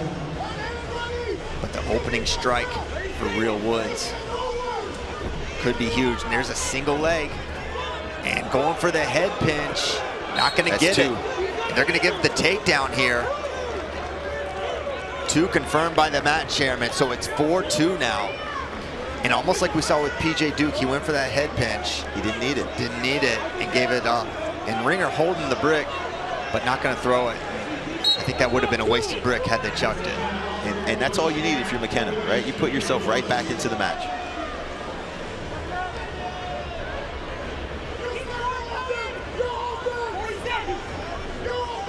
$40 seconds to go. It's 4-2. Real has a 4-pointer. Now, trying to pepper that ankle again. That's the shot he was able to get the 4-pointer on last time. Woods must be so strong. I mean, just look at how he holds on from the fingers to the wrist to the way he plays his leg defense. He doesn't look physically imposing, but the way he makes his opponents move, you can tell he's extremely strong. Underhook on the right side for Real Woods with just 5 seconds to go here in the first. And that's it. We're going to take a look at that 4-pointer from Real Woods. Fakes from the outside, drops in, and then just lifts, plants him for 4. Unbelievable. This was reminiscent of Mesenbrink and Carr. Defensively, you have to stuff head and get your hips down and away. McKenna immediately reaches over top, looks for the chest wrap, and Woods is able to get his hips underneath of him, switch off from the single leg to the double. Not only that, but get him up off the mat. We saw it earlier today with Yanni and PJ Duke. Guys who can stand up from a stationary position and lift up someone who's their same size. It's amazing to me. These wrestlers have incredible strength. No question about it as they continue to tend to that right eye wound for Joey McKenna. Walked back out to center.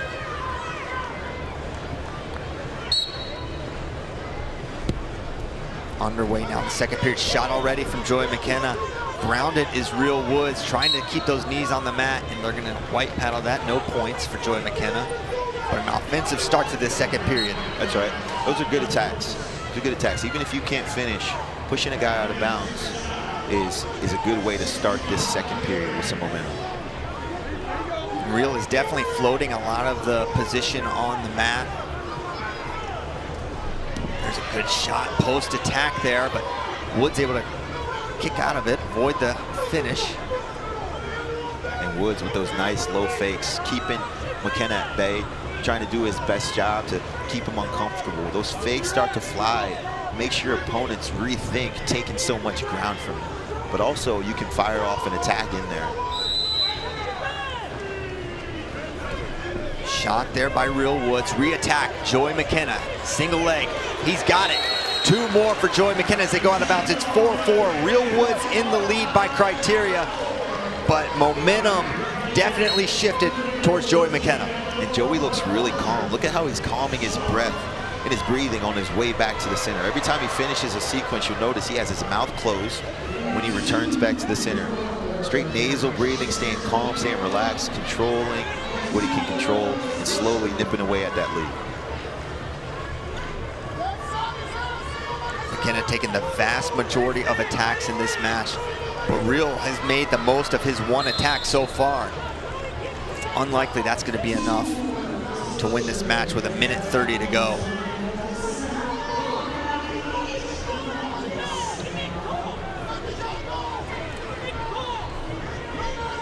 Woods giving up a lot of ground still, and now drops his level.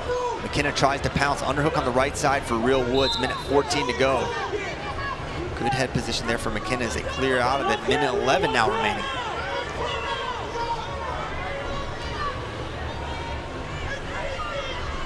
And post to the shot, cartwheels out of it. Real Woods is an athlete.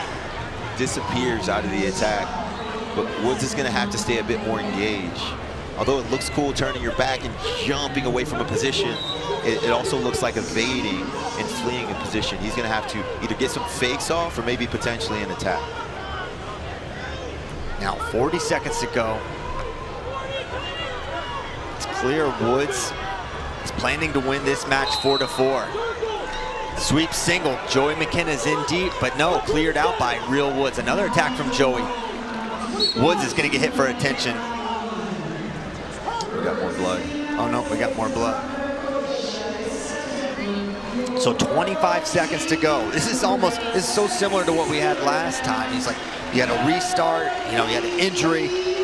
20-some seconds to go with the match very much in the balance here. What's the message to Joey McKenna? Well, the message here now is you just need to step out, right? So continue to move forward, pressure him, but start your flurry now.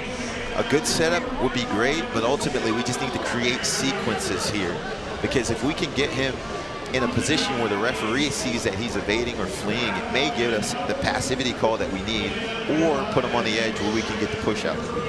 Ultimately, I'm saying push, but also firing off attacks and try to get him to the edge. And for Real Woods, what are the keys to keeping Joey McKenna from getting that point on you? Head hands defense, no shots. I'm saying absolutely no shots here for your Real Woods. You don't play the game of trying to get to a leg and cling and squeeze for the last 20 seconds. That's where he got exposed in the first match. If I'm real, I'm saying, hey, head hands defense, plant yourself in the center of the mat. If he gets to your collar tie, control a hand, wrist, collar, 2-on-1, dig underhook, but stay in solid position throughout, and you do not leave those two logos in the center of the mat. And it looks like Joey is sprung, he's bleeding out kind of the top of his head, it looks like. Yeah. So they're gonna have to wrap that up, it appears. So could delay things a little bit as you take a look there. And on top of tactics here for Real Woods, you just gotta tell him, hey, you're 24 seconds away from making your first world team. Nothing else matters. Yeah. Right, go get it done. Go get it done. We talked about the type of spirit and grit that he possesses. Grew up in New Mexico, was discovered by Israel Martinez, moved out to Izzy Style in Chicago, went to Stanford. He's been a champion at literally every level of his wrestling career, but comes from just a place of toughness and difficulty and understands exactly what it takes. I didn't imagine that we see him on the world stage so quickly, but seeing him here, it's no surprise. It's testament to his upbringing, to all the people that have supported him, and then making a transition from a place like Iowa. Who leaves Iowa? Yeah. Right, that was a gritty move there. Going from Iowa up to Ann Arbor, Michigan, to the Cliff Keen Wrestling Club took a lot of courage, and now it's benefiting him. He's done a great job, no doubt about it, as McKenna appears to be all bandaged up and ready for this final 25 seconds. Here we go, 4-4, Real Woods in the lead. It's a shot already. Staying baseline there is Real Woods, underhook left side. Woods defending, single leg, Joey McKenna, defended by Real Woods. Another shot, now front headlock is Real trying to keep those knees on the mat, and he's doing just that, and he's gonna slide out of bounds. He's grounded, back to center they go. 6 seconds remaining. McKenna needs a point, there's a shot. Trying to pull, single leg, Joey McKenna, and that's gonna do it, Real Woods. And we got a singlet, oh my. Joey McKenna saying that Real Woods pulled his singlet. We'll see. We could pull this in right now. The result is not ensured yet, so we can take a look at what they're looking at. And it looks like the right hand, let's see. Looks like that one may have been inadvertent. Yeah. We'll see how long the finger lingers inside of the singlet. Yeah, I don't think so. And a defensive, yeah, just kind of gets stuck in there.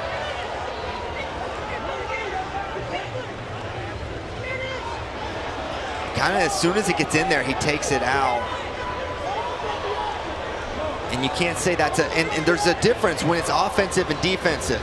That's and you right. can't really say that this is defensive, because Well, there's if not it's an attack. inadvertent, did you use it? Did it stop him from progressing forward? You know, all of those things you have to come into question. It's the spirit of the game, right? I remember I got a favorable call here a few years ago with Chance Marsteller in match 1. I went into a same exact scenario, crazy flurry at the end, couldn't get the takedown and put points on the board.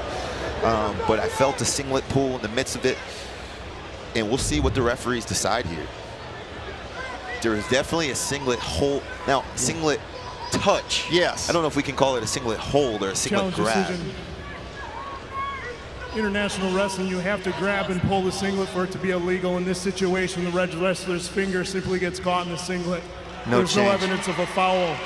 Therefore, the original call stands and the challenge is lost. That is gonna do it. Real Woods, the winner. Challenge failed. 4-4 winner. It was one takedown was all Real Woods needed. I didn't think he'd be able to hold on to just that 4-point lead, but he's able to do just that, Jordan.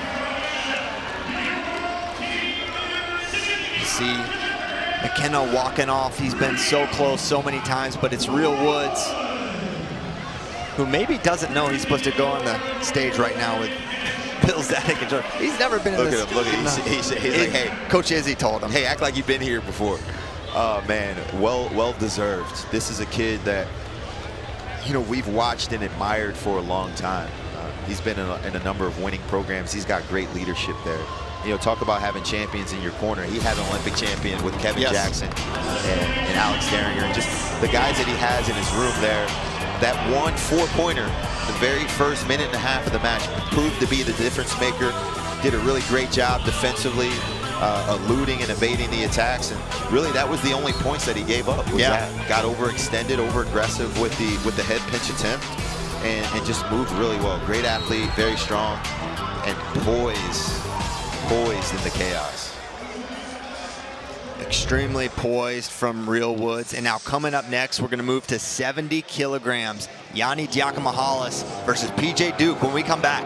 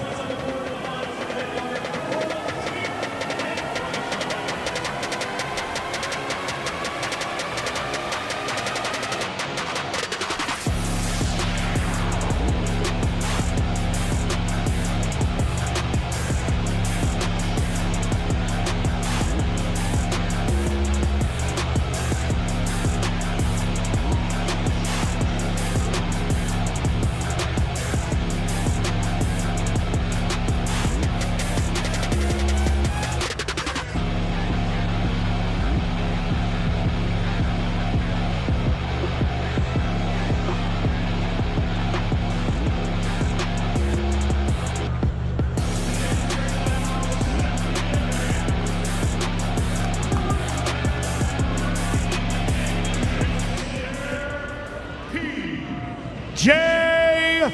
Duke.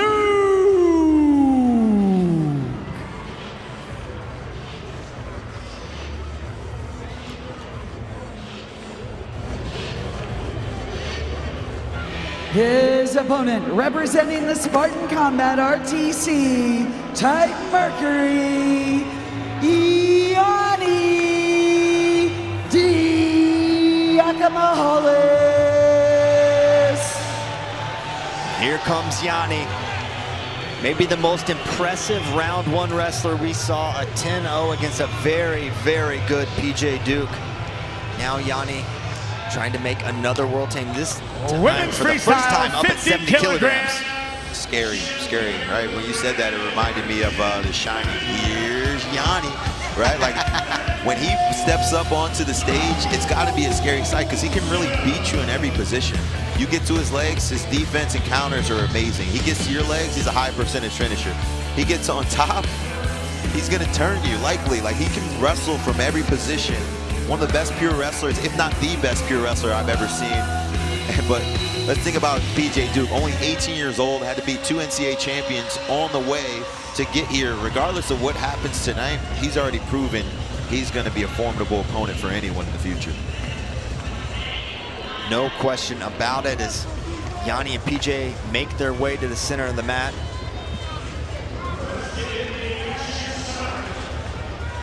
And we we are now underway. Match number 2, Yanni in the blue, PJ Duke in the red. Oh my gosh, right away. Ridiculous 2 for Yanni Dyakomihalis. Jordan, what did he do there?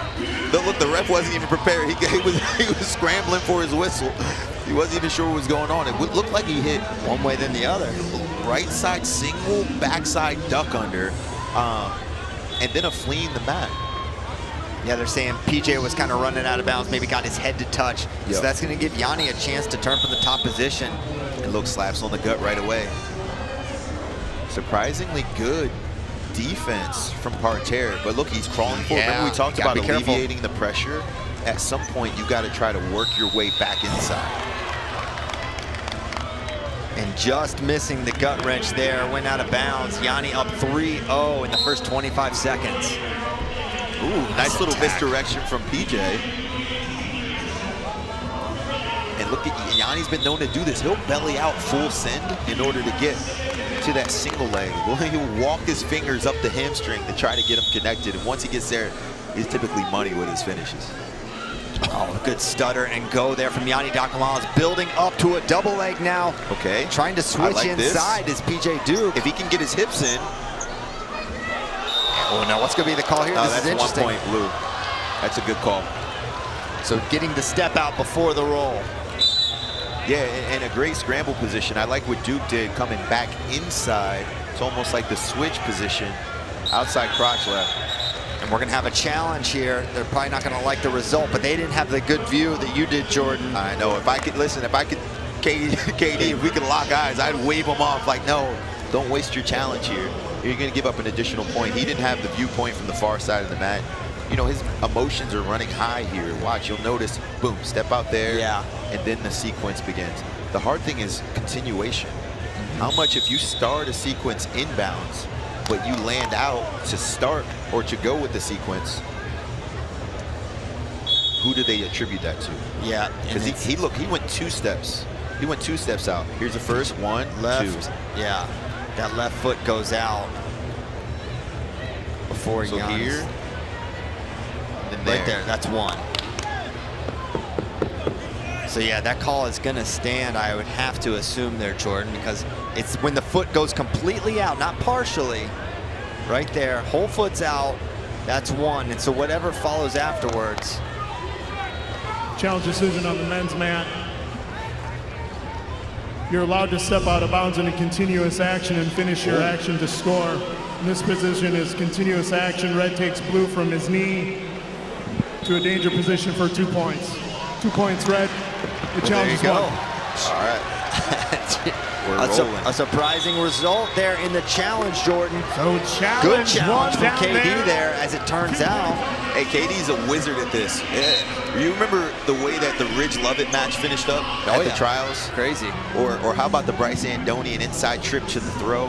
He ends up going from giving up 4 to only 1. He had a ton of favorable calls, and it's all been the challenging of KD. He knows his stuff. So they gave the continuation there for the offensive wrestler, saying that he was not defending in that position. And that's the distinction, as we've got 1:40 to go in the opening period. 3-2 lead still for Yanni.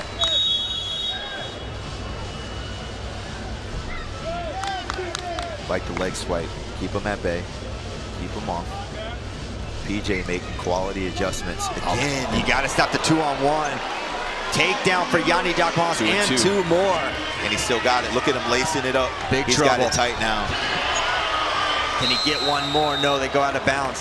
And I think PJ may have to abandon that 2-on-1. 2-on-1's got to go. Every time he's going with the same sequence. 2-on-1, sweep single far side. But here's the thing. He doesn't run backside. He immediately comes hips and butt and head up and tries to elevate you off the mat. Shot from PJ Duke there. Here's the difficulty, though. How do you abandon your best tie? That is it. In the middle of a match, right? If someone was shutting down my double, I can't give it up. It's my thing, right? So that's a tricky adjustment that PJ has to make, and he's already down 7 points here.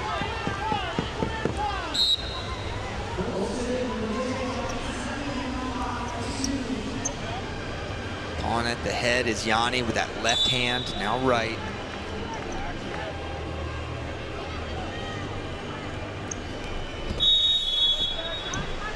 Single leg for Yanni now, extended a little bit, looking to counter score his PJ Duke, but Yanni's a really tough guy to run around. He can wrestle from his knees very well. Tough guy to get a go behind on. And very long arms, too. You know, he feels comfortable with, he's got extremely flexible hips, can get his butt down to the mat, pivots well from his knees. And look at those heavy clubs. Yanni needs a second. Took a blow to the eye there, it seems.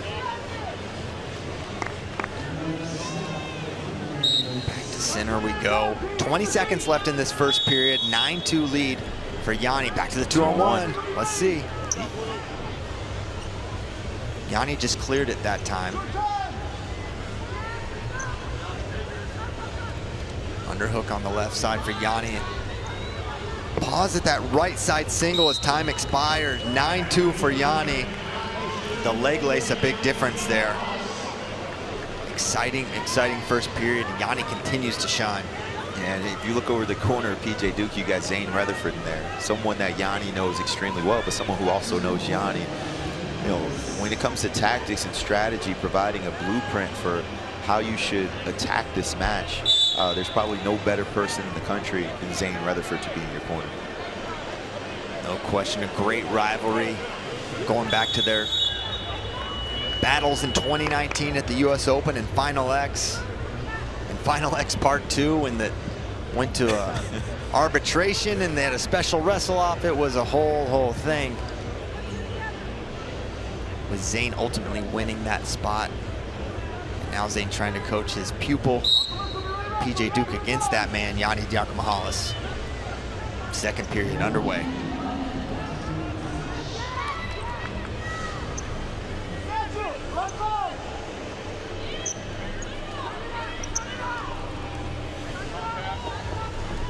Times the hands, but looking to run around is PJ Duke, but just great recovery by Yanni. He's flattened out there. Can PJ exploit this position? It's a vulnerable position where PJ can usually score, but it's Yanni building up slowly. And look at him keep a hold of the leg, and that's nice. That's 2 points there. Great counter. And now could it be more? No. Great counter there from PJ Duke. Yanni was in on that shot, but it's a great exposure from PJ Duke. 9-4 now the score. It's Duke's counter offense that's the most threatening part of his game. Is if you miss a shot. Oh, that was pretty. Fake 2-on-1. Big jump, single leg to the opposite side. Must be saying no more fingers. And go right back to the fingers.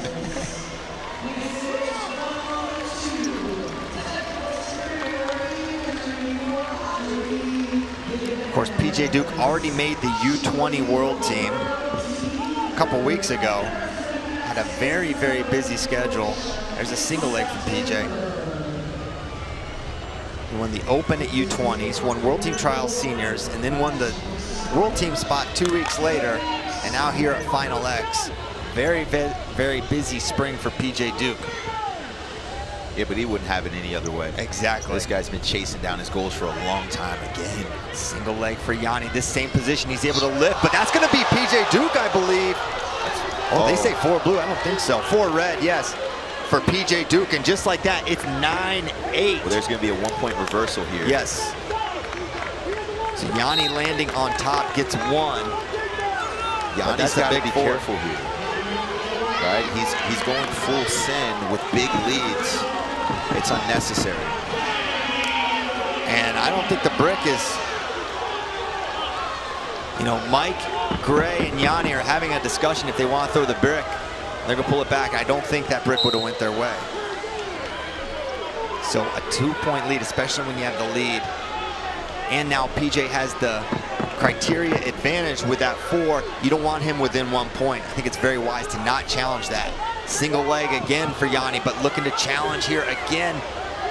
Tight front headlock here for PJ Duke. Can he run behind? Yes, he can. 4! PJ Duke into the lead, and 2 more. What's going on, Jordan? Yanni is either fatigued or losing his focus mentally, or both at the same time. You know, look at the crowd get on their feet. You know, Yanni's taking errant shots now. PJ's just pressured him, and he's gone from being really sharp to being really reckless, taking shots with his head down, getting caught in the front headlock position, and PJ was able to expose him there. You know, 5-point lead now. 2 more. If you're Yanni, you concede this match, right? You spend the rest of this match trying to be safe, try not to get hurt, and mentally start preparing yourself for match number 3. And after saying Yanni was our most impressive in match 1, for PJ Duke to put 17 points up and to seemingly have way too much for Yanni in this second period. My jaw's on the floor here, Jordan. This dude is unreal, man. He's unreal. Match 3, anyone? PJ Duke, Yanni Dyakomihalis, round 3, coming at you. World team spot on the line. That's one of those matches, if you're Yanni, you want that one back, right? Errant shots late, got out of position, chased down positions you didn't necessarily need. And PJ Duke, man, he showed us something there. He's got the courage of a champion. He believes he can win. He doesn't believe that Yanni should be beating him. No. Right? Idols become rivals at this point in his career, and the crowd's behind him. They're rallying behind the 18-year-old. They want to see this guy win. It's incredible to watch him. Grew up right down the street from here. He's really close to home. He's got a lot of fans in the stands. What a match. My goodness. I mean, and it started great for Yanni. He looked outstanding. He was getting takedowns and leg laces. He was up 7 points. And you think if you're Yanni, you can just kind of pack it in there and get the win. But PJ just would not give up. He fought. What you got to say about PJ? He fought every position as hard as he could. And then there was Those this is where are it the started. different makers, right? There was that one. It was the other one on the out of bounds where he went from giving up the push out to exposing Yanni for 2. And again, Yanni starts taking shots. And look, he's trying to build, but look at PJ. Take those hips, boom, for the big 4-pointer. You know, positions Yanni didn't necessarily need to finish. But great match. And watch this here. He goes snap, go behind, and look, he's not satisfied with the takedown. He's going for the big feed to back. And not only that, with a gut-wrench follow. That's a 7-point sequence right there. Unbelievable performance. Jaw is still on the floor here. And we'd like to remind everyone Fargo is right around the corner. The 16U and Junior National Championships presented by USA Wrestling, streamed live on FloWrestling July 11th through the 19th. Go to FloWrestling.com for our full schedule, preview content, and more.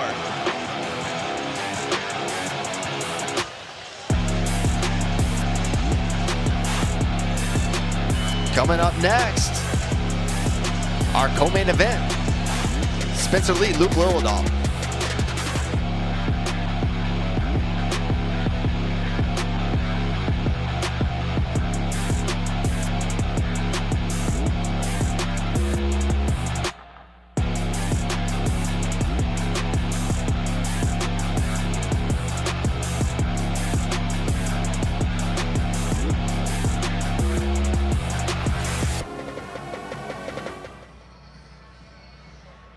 Men's freestyle, 57 kilograms, wearing the red, representing the Nittany Lion Wrestling Club in Titan Mercury, Luke Lilledahl.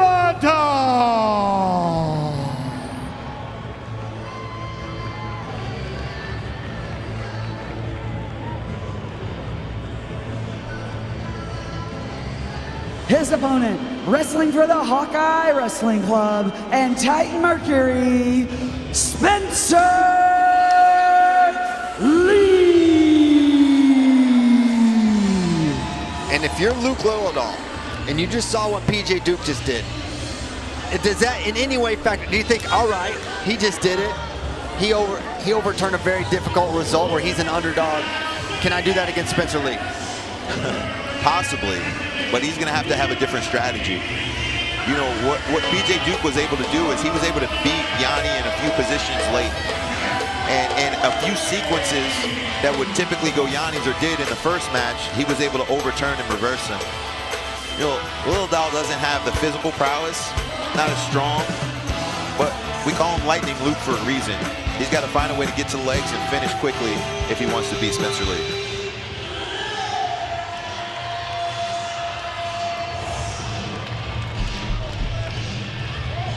There you see Luke Lilledahl fell 7-2 to Spencer Lee in the last match.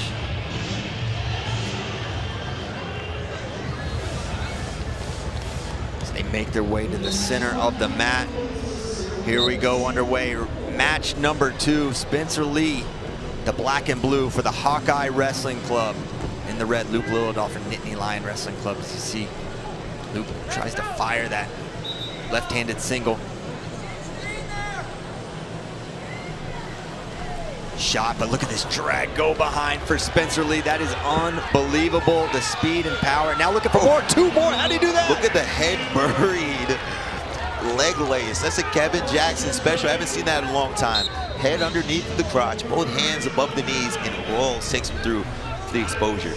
Great start for Spencer Lee. 4-0 on the board. Beautiful go behind right to the classic parterre, and there's the same side going for it. Now pancakes him through for 2. That's just a strength differential right there. Literally whips him over.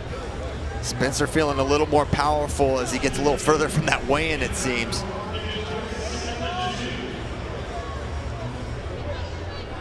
.60 just like that in the first minute for Spencer Lee.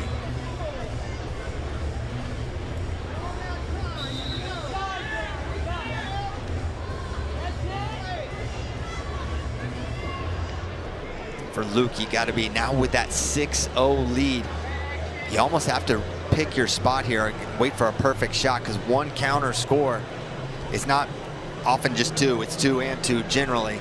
That's why you got to be extra careful if you're Luke.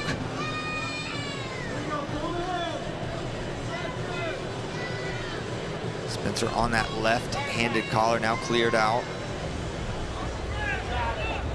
And we're gonna have a passive warning here against Luke Lilledahl. And few things as a wrestler are more frustrating than not knowing how to break down your opponent.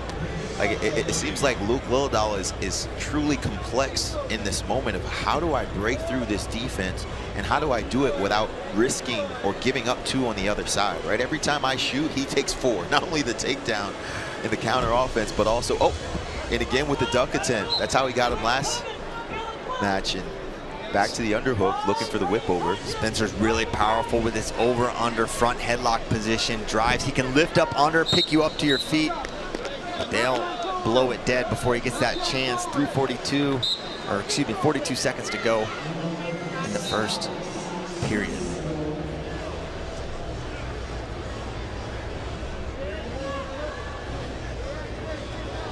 Spencer Lee's story is one of perseverance. I know we talk a lot about how he's been a front runner, a guy who's won at every single level, multiple, championships at the international level before he even reached college, a ton of college titles, state championships, but a ton of torn ACLs in there. Hey, he's got as many ACLs tears as he's got medals, and because of that, we've started to see the resurgence and the rebirth of someone in real time. A lot of people started to write him off shortly after the NCAAs when he lost to Matt Ramos his senior year, but he's back and he looks better than ever. No question about it. The momentum of just having health on his side is clearly paid off. Makes the Olympic team, wins the silver medal. Now he's here in Final X, a match away, really a period away from making his first world team. There you see Tom Brands, Olympic champion, 96 in his corner, along with Dan Dennis. You know what? I would attribute his health to him being out of college. Yeah. Right? We talk about Iowa style wrestling. These guys wrestle extremely hard. In order to maintain that pace, you've got to train really hard. They're wrestling live almost every day. So most of their guys have either a shoulder brace or a knee brace on, but things are more about sharpening once you graduate and you start to slow down the amount of training that you do, and it starts to become about technique more so than about workload. And that's why he's been able to manage his health late. Hard snap there from Spencer as he's trying to score here, was working to run left. Lilledahl defending the short offense pretty well. They come back up to their feet.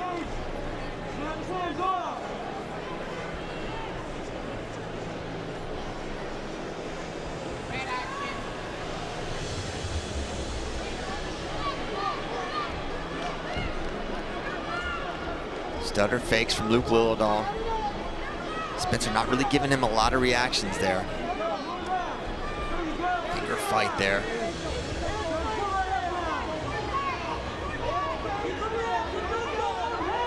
And do you think we see Spencer push for the tech, or similar to match one, just hang on for that 6-0? No, I think he honestly hangs out at home. He's doing a really good job with his sunblocks, and he's collar tying with his trail leg hand. Luke doing a good job, but Luke is also in a position where he's like, man, I don't know if I want to get tech falled here. He's not showing a pace that resembles a guy who's losing by 6 points with a world team spot on the line. You like to see a little bit more action from him, but he also knows that if he shoots, it's high risk. Spencer Lee ranked #1 in the world right now at 57 kilograms.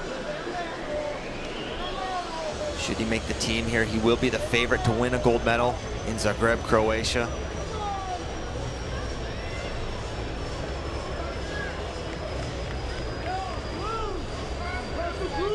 Decent movement from Lilledahl, not pulling the trigger. Maybe a little too cautious with just 1:10 to go.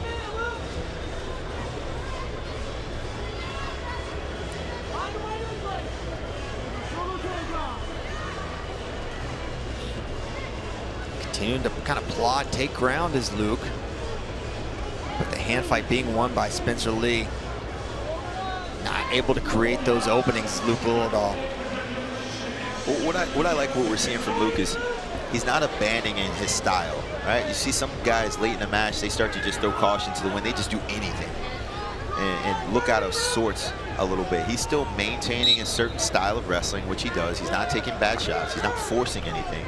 He's like, if I'm going to go down, I'll go down swinging, but I'm going to do it my way. Final 20 seconds here. Luke Lilledahl needs to go for broke. 6-0 lead for Spencer Lee.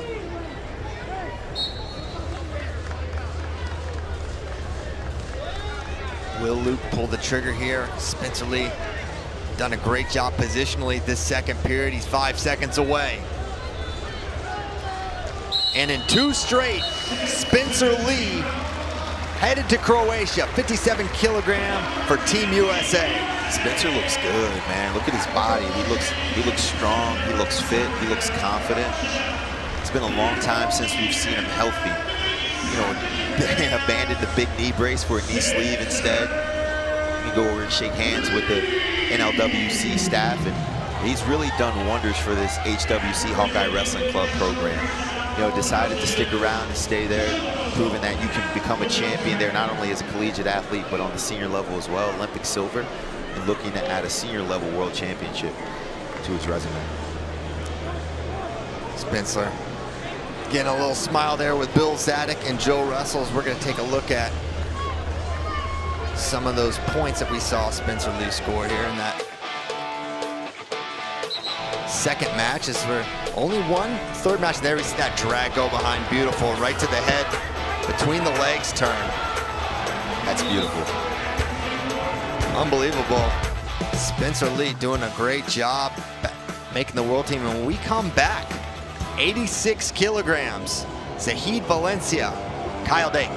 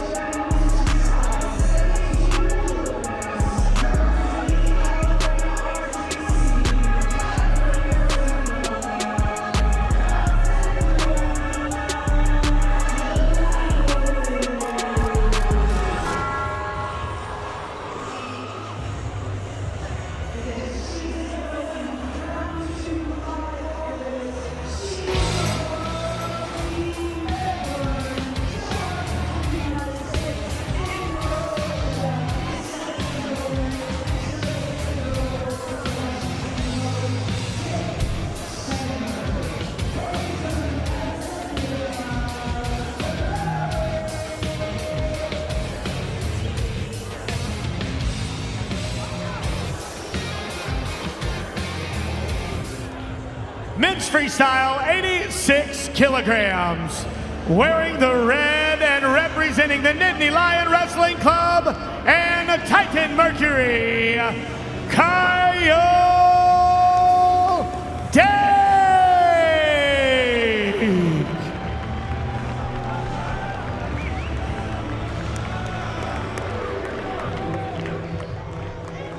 His opponent wrestling for the Cowboy RTC Titan Mercury Wrestling Club, Zaid Valencia.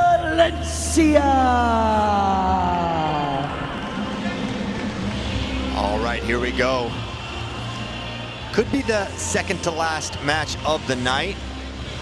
Zahid Valencia, Kyle Dake, match number 2. Women's Freestyle. Zahid Valencia 1 win away from making his first world team at 86 kilograms. Kyle Dake trying to do what he just saw PJ Duke do, change the tide against someone that beat him in match 1. What does Kyle Dake need to do in this opening set? Is it pretty much the same story as match 1? Don't get down big? Yeah, he's got to score some points early. He's been unable to really get on the board in the first period of either of his matches. A single push out in each. He's got to go try to get a takedown. There was a lot of stoppages in the last match, and he wasn't able to get into a rhythm or a flow. But Zaid's one of those guys. He can score on you when he's fresh. He can score on you when he's tired. He's hard to just snap, go behind. So this is going to be an interesting matchup. I definitely think it's going to be closer than the last one, but I'm unsure of how Dake's going to be able to penetrate his defense and slow down his offense. Underway, 86 kilograms, match number 2. Zahid Valencia in the blue, Kyle Dake in the red. We saw Zahid set a physical tone early in match number 1. Heavy hands to a go behind. Got on the board early.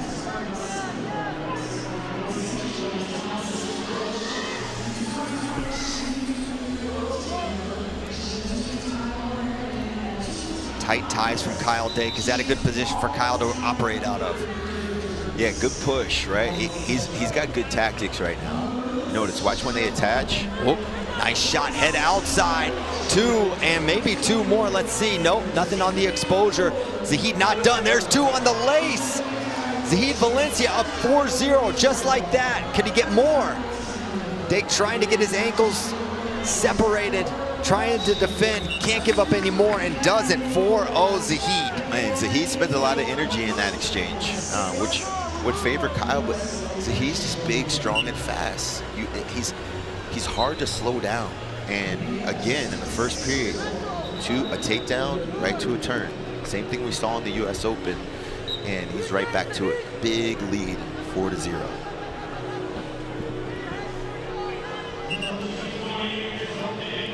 And I'm not sure what happened there, but it's like Zahid owned whatever went on, and now back to action. 4:42 left in the match, 1:40 in the first period.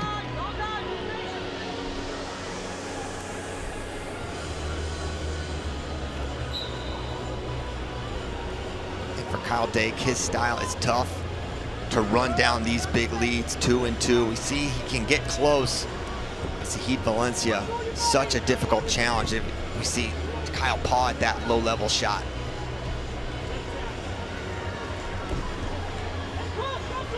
Single leg now, over, under on this front headlock. Now he gets to double unders, trying to pick him up. Well, we know Kyle for being explosive and powerful. All of those elements of his wrestling are negated when he's up a weight class. Zahid, just a bigger frame, a little bit bigger body, about a head taller. Right, he's been comfortably at this weight class and above at 92 kilos for the bulk of his career. And so, you know, you got to start to wonder after this last year, gotten close with Carter Sirachi with almost giving up a late takedown at the trials, lost in the finals of the US Open, potentially could lose 2 here. Was he considered going back to 79 moving forwards, maybe a more appropriate weight class for his size? A lot to consider for Kyle, but still a lot of wrestling to be done. 30 seconds left in this first period. I think people could have theorized Zahid having a neutral advantage. I don't think many people would have thought he'd be able to get turns in 2 out of their 3 matches. Nice snap there by Zahid Valencia.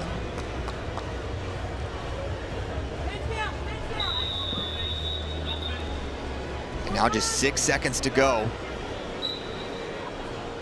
That's gonna do it for the first period. 4-0 for Zahid Valencia. Kyle Dake's back against the wall in a major way. He's gonna have to change his approach here in the second period, Jordan. Yeah, absolutely. He hasn't really taken many shots, many committed attacks. I think he's got to abandon the fatigue route. Zahid's not gonna get tired. He's not gonna be able to throw him. He's gonna have to get to leg attacks and just try to stay connected, create wrestling positions and give himself opportunities.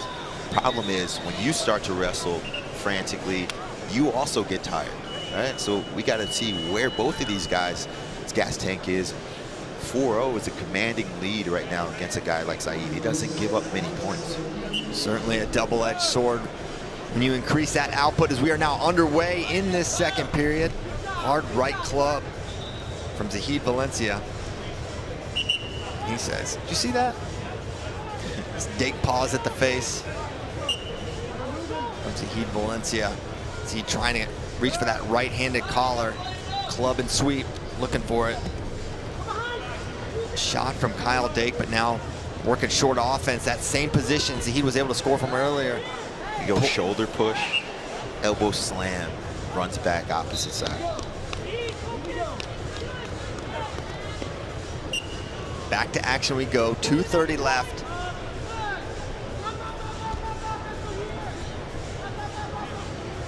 We're getting a lot of hands to the face action. Folks.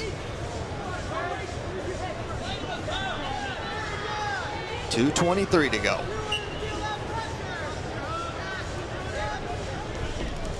Nice shot by Zahid Valencia. He's got both ankles. Tough spot here for even Kyle Dake. He's gonna try to chest wrap.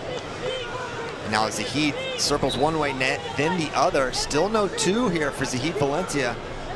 And I wonder if Zahid just hangs out here, doesn't work for the finish, and they'll blow him up.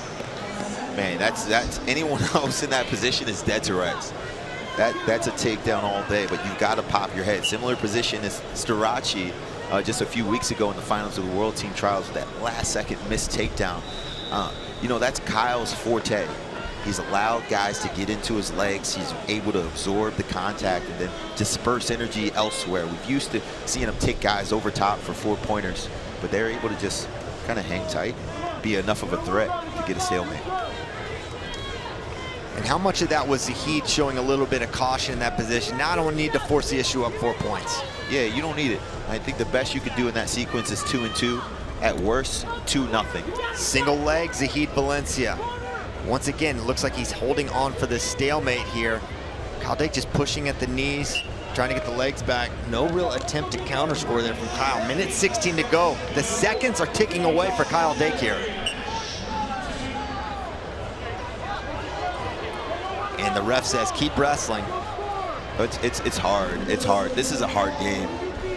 You know, I'm watching Kyle here, and as I watch him, you know, and a caution and one offered, white paddled.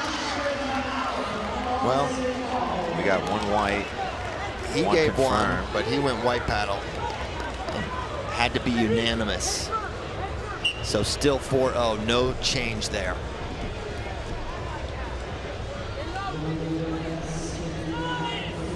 Final minute.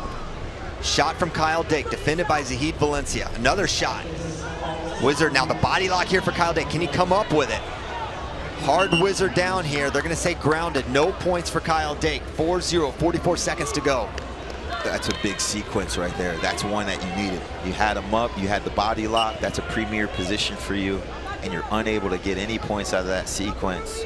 Savvy, mat, and edge wrestling by Zahid. I'll tell you what, if he gets driven out of bounds here again, he might give up a and they caution. Stop it, but white paddle. No points now, final 30 seconds.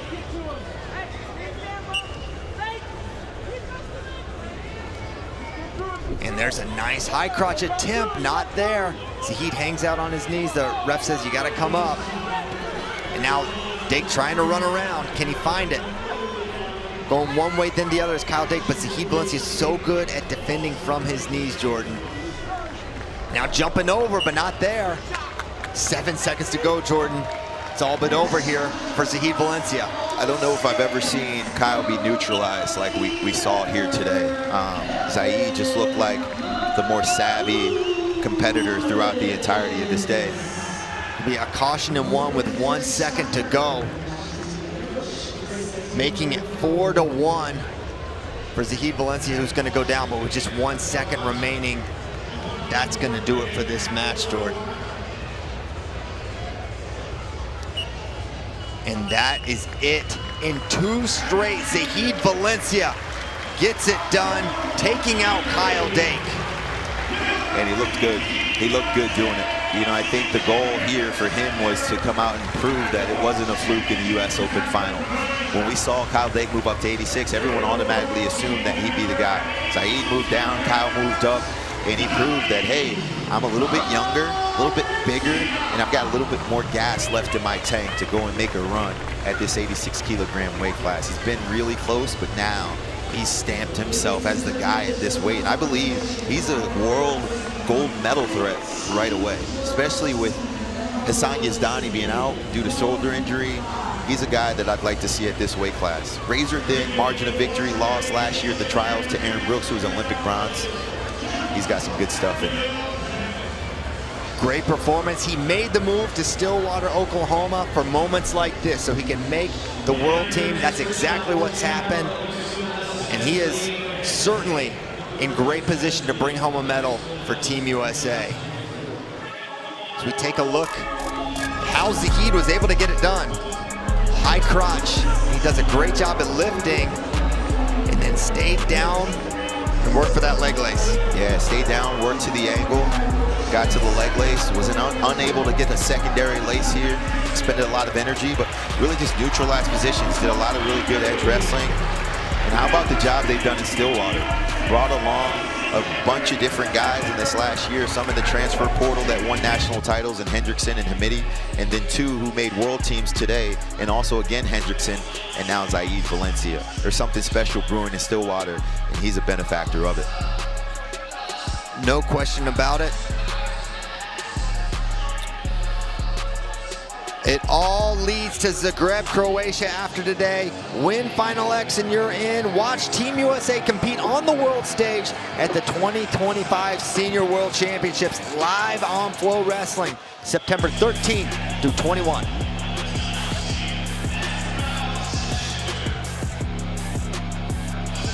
Coming up next, the last match, match number 3. Yanni Dyakomihalis versus PJ Duke.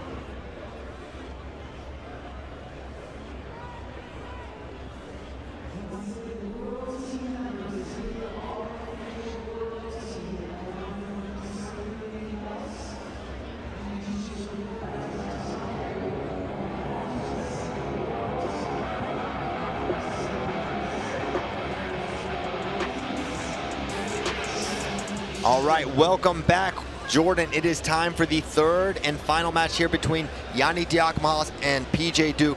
You've been in some match threes before, a lot of them. Yeah. What is it like? What are the nerves like when you're about to wrestle that third and final match with it all on the line? Well, it's exciting if you're 18 years old like PJ Duke, because you're like, man, I got this guy on the ropes, right where I want him. No one imagined that he'd be here and be able to beat someone as savvy, especially after losing 10-0. Easy tech ball in the very first match. And if you're a guy like Yianni, it's so frustrating, man. You're pissed. You're going back in the tunnel. You're like, man, I got to go do this again. I'm the last match of the night. I should be having a slice of pizza by now with my family.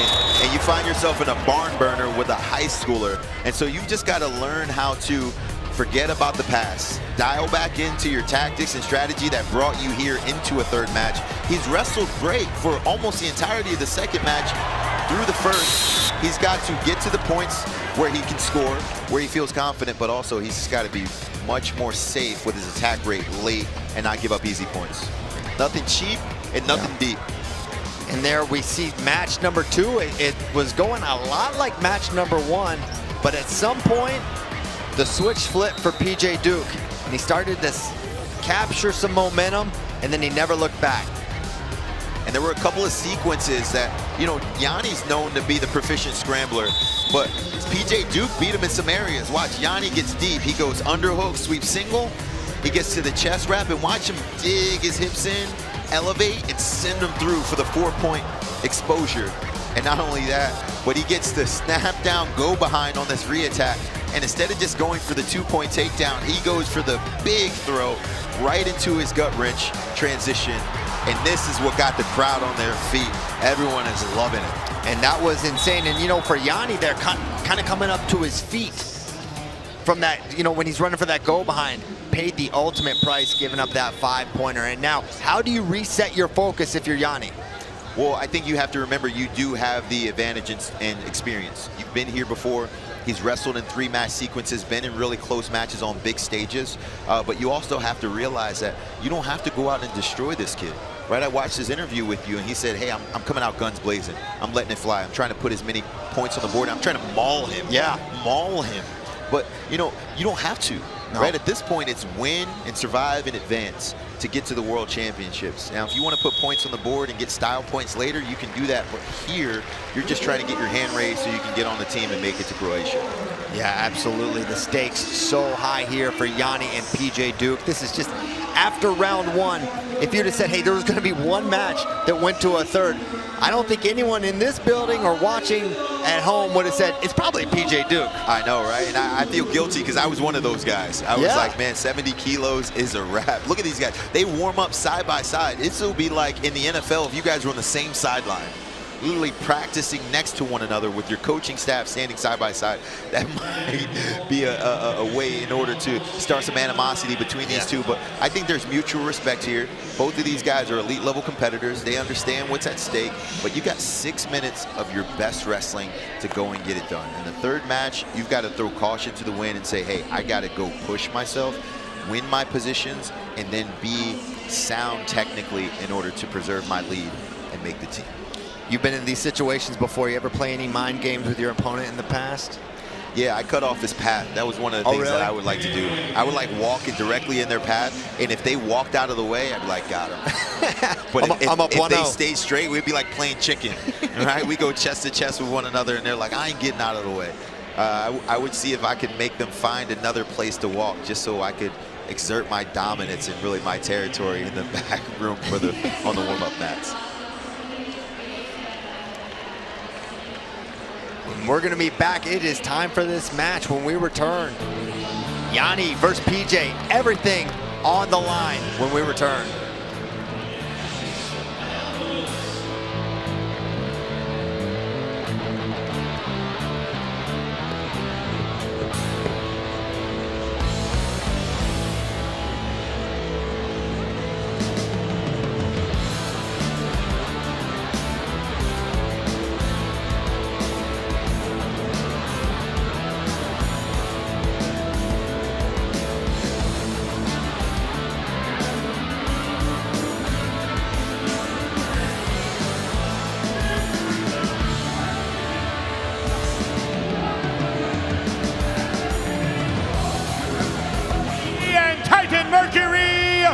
Yanni Dyakomihalis.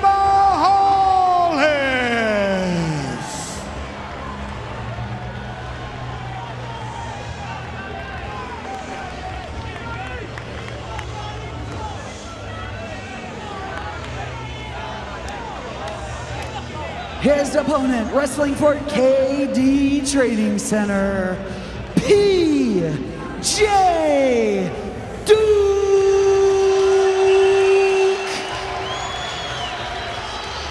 They call his fan base the Duke Mafia, Jordan, and now the 18-year-old making his way to the mat, one win away from a senior world team. Yeah, you know, if 61 would have been here tonight, we would have had Jax Forrest, who's in high school, PJ Duke in high school, Luke Lilledahl, who's only 19, a freshman in college. The younger generation is establishing their footprint here on the senior level mat. This has been a game for old guys, right? Typically making teams at 28, 29, 30, and now all of a sudden 10 years, the junior of most of these guys, they're competing at a really high level. But here's the thing, Yanni was probably the guy who inspired a young man like PJ. Absolutely. Coming from New York, 4-time NCAA champion, watching him grow up, and now he's sharing a stage with him. And not only that, he's already beaten him once and puts himself in position to make a world team at 18 years old. No one would have expected this. Absolutely not.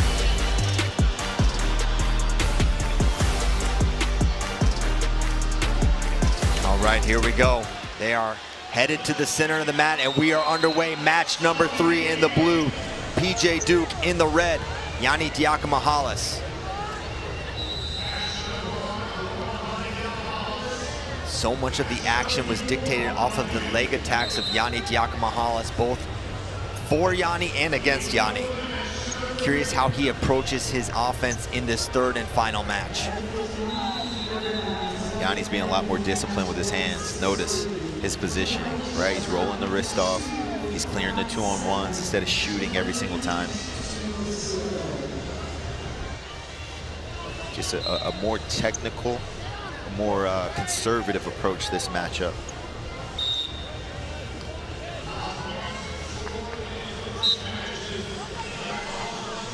.45 seconds in, no score on the board yet.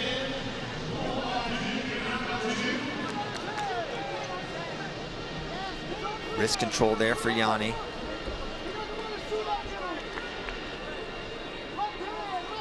Underhook on that left side, head position for PJ Duke there.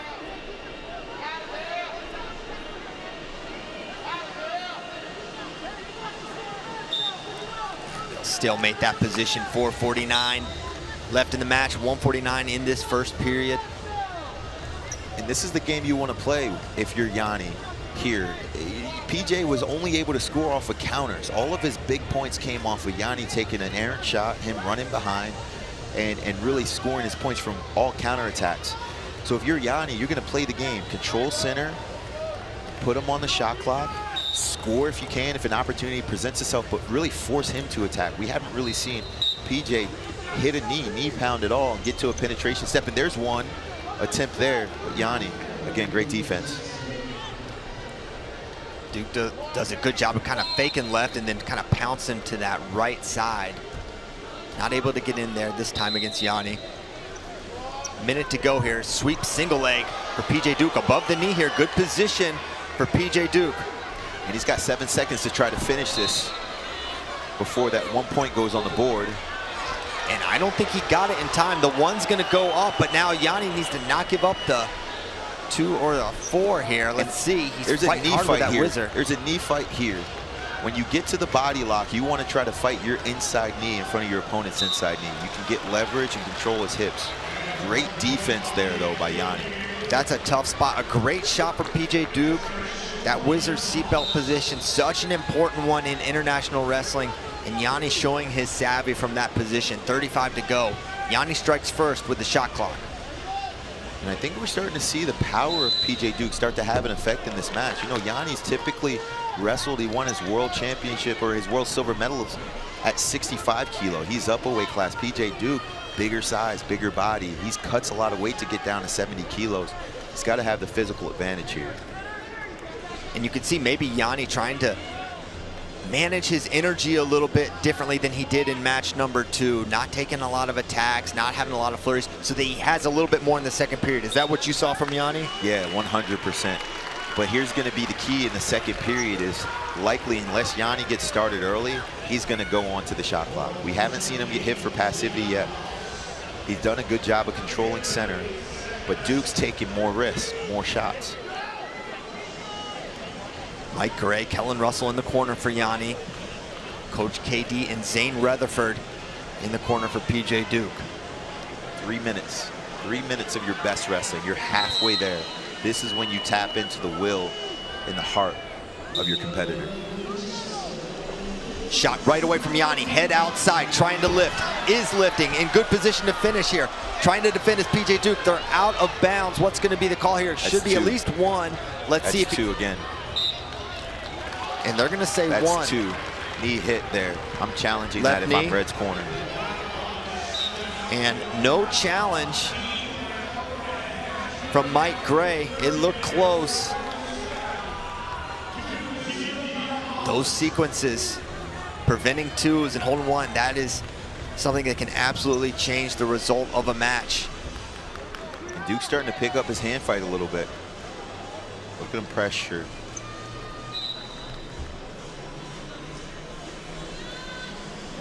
Shallow underhook on that left side for Yanni. Trying to snap out of it. Yanni shoots. Now a re-attack. Beautiful one there from PJ Duke. That same side on that single leg. Trying to beat the Wizard. That's going to be 2 at least. Looking for the fall. Yanni's got to fight off his back.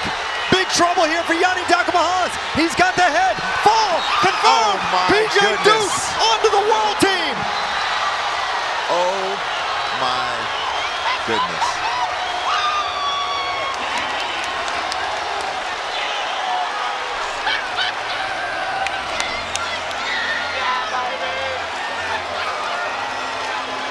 What just happened, JB?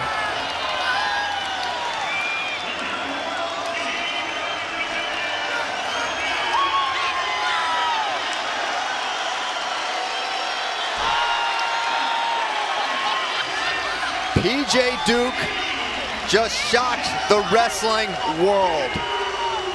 A pin over Yanni gets the win. On to the world team. Jordan Burroughs, you're speechless. I haven't seen anything like it. I haven't seen anything like him.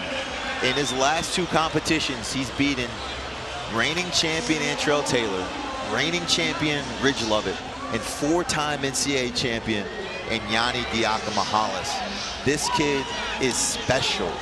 We may be witnessing the birth of a superstar right here in Newark, New Jersey.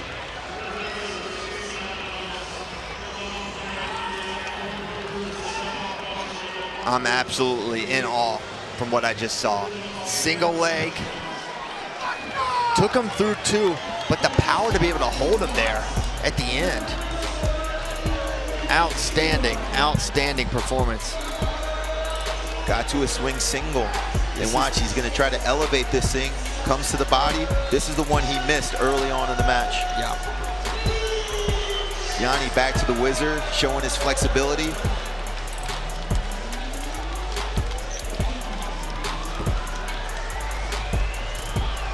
This exchange here. Watch, looks like the knee touches left knee down. Yeah. There. Yep, twice. Yeah, you were on it. But this is the difference maker. Another shot by Yanni. Watch him snap, go behind, head into the knee, straightens the leg out, tries to limp arm, elevate, rocks him to his back, and watch how he cinches this thing up. This is a feel here. Locks into the side headlock and squeezes. Uses his power. He gets it done. He's like, look at that disbelief. What did I just do? My goodness. PJ Duke. Remember the name.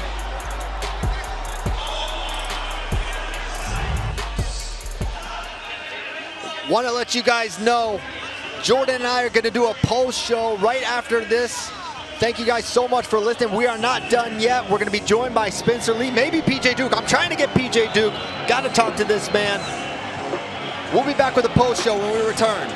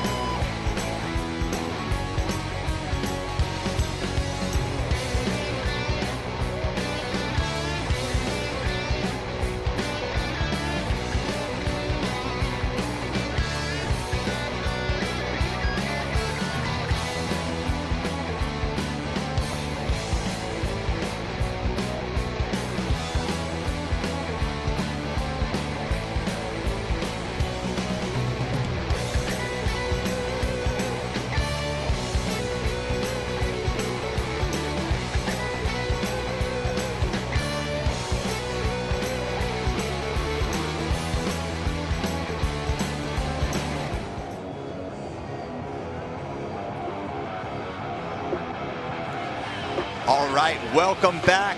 I'm Christian Piles, joined once again, 7-time world and Olympic champion Jordan Burroughs. And Jordan, which name is on the top of your mind right now after this amazing evening of wrestling? Come on, dog. It's the very last match of the night. PJ Duke is officially goated right home at Newark, right across the bridge from New York, where he's grown up and really established himself. We never thought he would do it. That's Ridge Lovett, Antrell Taylor, Yanni Dyakomihalis. He's proven to be not only the matches of the night, but just the superstar looking forward for Team USA. It's insane. He's 18 years old.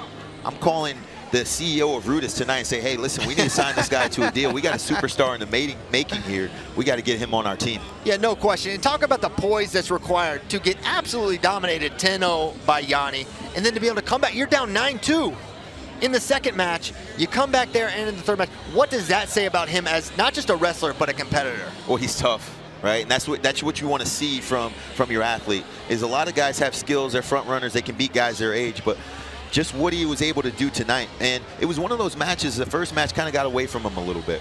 I think you have to chalk it up to Yanni being a little more savvy, technicals in the early matchup, but then he was able to adjust quickly. And in that third match, Yanni tried to be really smart, play the chess game, and he still was able to go get him. Got to his counter, and not only that, but put the exclamation point on it with the fall at the end. It was special. It feels like this is the coming out party. We know we saw what he did at the World Team Trials, but it feels like this is going to be the moment where everyone's going to say, I remember when PJ Duke did this, and now who knows what is going to happen for the rest of his careers. We're going to take a look at the rest of these amazing results. It got started at 74 kilograms, where we saw David Carr in 2 straight take out Mitchell Mesenbrink.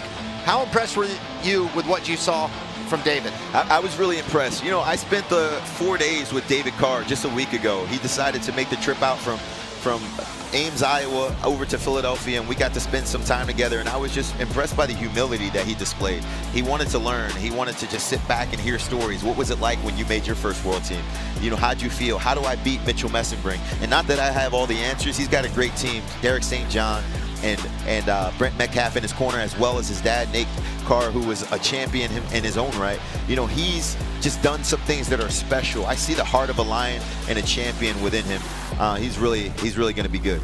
No question about it. As we look to the second half, there's a lot of new faces on this world team. Certainly one of them, Real Woods. In his first time ever trying to make a world team, he's going to be representing Team USA at 65. Yeah, Real Woods looked real good, man. He had a great performance tonight. And, you know, there was a rhythm of all the stoppages in that matchup with Joey McKenna bleeding so much in round number 2. We thought it'd be hard to replicate. He got the big 4-pointer early in the match, and he was able to maintain and manage his lead throughout and showed solid defensive prowess as the match progressed. Really proud of him. Cliff Keen's done a good job with him up in Ann Arbor, Michigan. And let's talk a little bit more, you know, Zahid Valencia, Kyle Dake. For Kyle Dake, what is next? You fall, you make it to Final X. It feels like there's a pretty big gap there. Do you stay the course at 86? Do you consider other options? It's clear he's still a world-class wrestler, but the delta between him and Zahid Valencia, what do you think should be next for Kyle? Well, the gap is closing, and I think he's starting to realize that. And it's hard as a competitor. I had to step away this year and say, okay, am I still the guy that I desire to be, and can I train the way in which is necessary to put myself back in position to win? You know, at the World Championships this year, I felt slow. Right? I didn't feel like I was that same guy that I was when I was 28, 29 years old. Could I still win? Of course. But can I do the things necessary to keep me in position to win? Those are much harder to do. He's 34 years old. I think he wants that Olympic gold medal so bad that he's having a difficult time stepping away and retiring, because he loves the game, but he wants to leave with the pinnacle of the sport. But there are also a lot of great champions that have prolonged their careers, and Zahid's one of them. He's really tough. We'll see if he goes back down to 79 next year. The progression for Zahid Valencia, what you've seen, this is someone you've wrestled in the past. He gave you a very tough match. You were able to win it. What have you seen in terms of growth from Zahid Valencia, and how does that potentially translate on the world stage? Well, he made a switch, right? I think we were all shocked when we saw that he was going to go over to Stillwater and be coached and led by someone that he was just competing with, months before. It was kind of one of those things where, you appreciate and respect the athlete that he is, but you thought he might be one of those guys that is always just really close but can't punch his ticket and go through. But moving to Stillwater, I think, was great for him. It was a renewed experience and a scenery and change, and it was also a fresh perspective from his coaching staff. They've got a lot of knowledge in the room, and he was able to get it done against a 2-time Olympic medalist, a multiple-time world champion. He looked really good today. I'm sure that he's going to be competing for a world medal in just a few months. Yeah, no doubt about it. Another new face for Team USA, Wyatt Hendrickson, Captain America, they're calling him. Ben Askren, our friend, calls him the great American hero. What did you see from Wyatt in these 2 matches, and how do you think his style could potentially translate on the world stage? You know what you want to see. We saw the same thing from him that we saw from PJ Duke. Really big blowout win, victory in the first match. And then the second match, a lot closer than he expected. Got 4-pointed twice, but stayed the course, right? That shows resilience, and that shows persistence. He's a guy that knew he was more accomplished than Trent Hillger coming into this match, but look, gives up the 4-pointer early in the match, has to climb back from a pretty big deficit, gets thrown and slammed on his head, but still finds a way to win. At this stage, it's win, survive, and advance, and now he gets a chance to really drape that flag officially as a world champion in Croatia in September. Yeah, no question. A great performance there from Wyatt Hendrickson. And apart from Wyatt at the heavyweight class, another guy I'm thinking about, someone who's going to be wrestling at one of your old weight classes, 79 kilograms, Levi Haines. His tenacity, his physicality definitely stands out. What do you think about Levi Haines and his performance against Evan Wick, and how you think he could potentially do at the World Championships? Well, I think he's a great wrestler. We watched what he was able to put together at the NCAA championships over these past 3 years, and I really think he's hungry. Most of those Nittany Lion guys have the potential to take summers off. But I think for him, finishing below Keegan O'Toole and Dean Hamidi, that really inspired and sparked inspiration within him so he could go out and try to make a team. He beat a really crafty veteran in Evan Wick. That guy's been around for a long time. He's been really close to making national teams on numerous occasions, and it wasn't an easy match. He was all over his legs, but showed not only could he get the tech fall early, but he could win the close ones and just really be solid with his defense late. You having wrestled Levi, he tried to make that as close to a fist fight as it could be. How does that physicality frustrate foreign opponents? Oh, for sure. It's really going to be one of those things where he's going to have to watch himself, or he's potentially going to either cause a fight, number one, or give up easy points. I think he's one of those guys that he tries to make every match into a fight, and then he breaks it down technically. I think you want to establish a pace, especially with these foreigners, and if you keep the energy high, they'll start to break down late. And out comes the cold spray, out comes the the finger waves and the eye pokes and all those things that make this contentious when we're wrestling against Russia and Azerbaijan. But I really think he's going to be in good position to medal again this summer. Yeah, no question about it. Now we got another first-time senior world teamer with Trent Hidlay, the Hoagie boy. He takes out Josh Barr in 2 straight. His style, that physicality up at 92. How do you think he can do? It's crazy. I remember at Who's Number One years ago, he had someone, after he won, throw a hoagie from the stands. He unwrapped it, took a bite of it, and threw it back in the stands right before he did his pump up or raise the roof celebration. That's kind of been his thing, but I've trained with him. He's got a little craziness in his approach to the sport. He's extremely disciplined. He loves the game. He's one of the last guys to leave the wrestling room every single time he's in there. He works extremely hard, and his training habits are second to none. He wanted to make it chippy. Did a really good job of staying square, solid defensively. Counterattacks were really effective throughout the match, and he realized that Josh Barr was going to be a game opponent at 92 kilos, but he still did a really good job of securing the victory. And then someone you've been on many teams with over the years, Kyle Snyder, back on another team. You know a lot about longevity in the game. What does it say about Kyle Snyder that he's been able to make teams, every single team, since 2015? It's just a testament to his willpower, his work ethic, his belief and his trust in himself and his faith, but also this man works very, very hard. He put himself in a great position at Penn State, where they have some of the best competitors and training partners all around the world. We think this is the Dagestan of the U.S. in State College. So you know, it's no surprise that he's been able to continue to replicate the success. And, you know, after not leaving with a medal in Paris, I think he's hungry to go reclaim his place on top of the podium. Yeah. And apparently we've got PJ Duke coming to the mat. That's what they're saying in our ear. We will PJ Duke highlights. Oh, highlights. Daggone it. I'd like to see PJ Duke right now. I'd like to chat with him, but maybe we got some PJ Duke highlights. Congratulations. Coach KD in the mix. What's up? Jane, what's up, dog? You going to be here someday? Huh? Yeah, this coach. This is why I don't do predictions. Yeah, I didn't even make one. I didn't even make a prediction. You know what? Coach KD is giving me an earful because he wanted to make a bet. He's like, bet me that PJ won't make the team. I said, I'm not making that bet. And then he took that as an offense that I wouldn't even bet against him. But I would have lost money if I had. So I actually won, KD. But an amazing performance there. There was a distinct momentum shift this evening, and you start to see it and feel it, and they got the crowd on their feet. No one comes here to see the favorite go on and win in 2 matches straight. They want to see some controversy, some adversity, and they want to see the best guys get challenged. And PJ Duke, talk about an underdog. This man was just writing an essay a couple days ago and trying to fill out his SAT forms. You know, he's a great kid, great competitor. He's got great leadership and Coach Khalid. And he's going to Croatia. Special. Yeah, very, very special and incredibly, incredibly impressive performance there by PJ Duke. And just for Team USA, this is a different kind of, they're fixing my cord. This is a different kind of team. There's so many first timers. That's right. You guys, David Taylor, Kyle Dake, Snyder, you guys carried the flag for a while. Jaden Cox.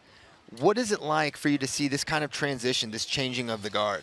Well, you usually expect it right after a cycle ends, right? 2024, we had the Paris Olympics. A lot of guys start getting older, and you start to see a distinct shift and a transition between the changing of the guards. This young generation has been inspired by us for so long, but, you know, time defeats all. You can't stay in this game forever. It used to be an old man's game, but because these guys are getting younger, faster, with so much information and knowledge at their fingertips, they're starting to challenge these guys that have been on the scene for a long time.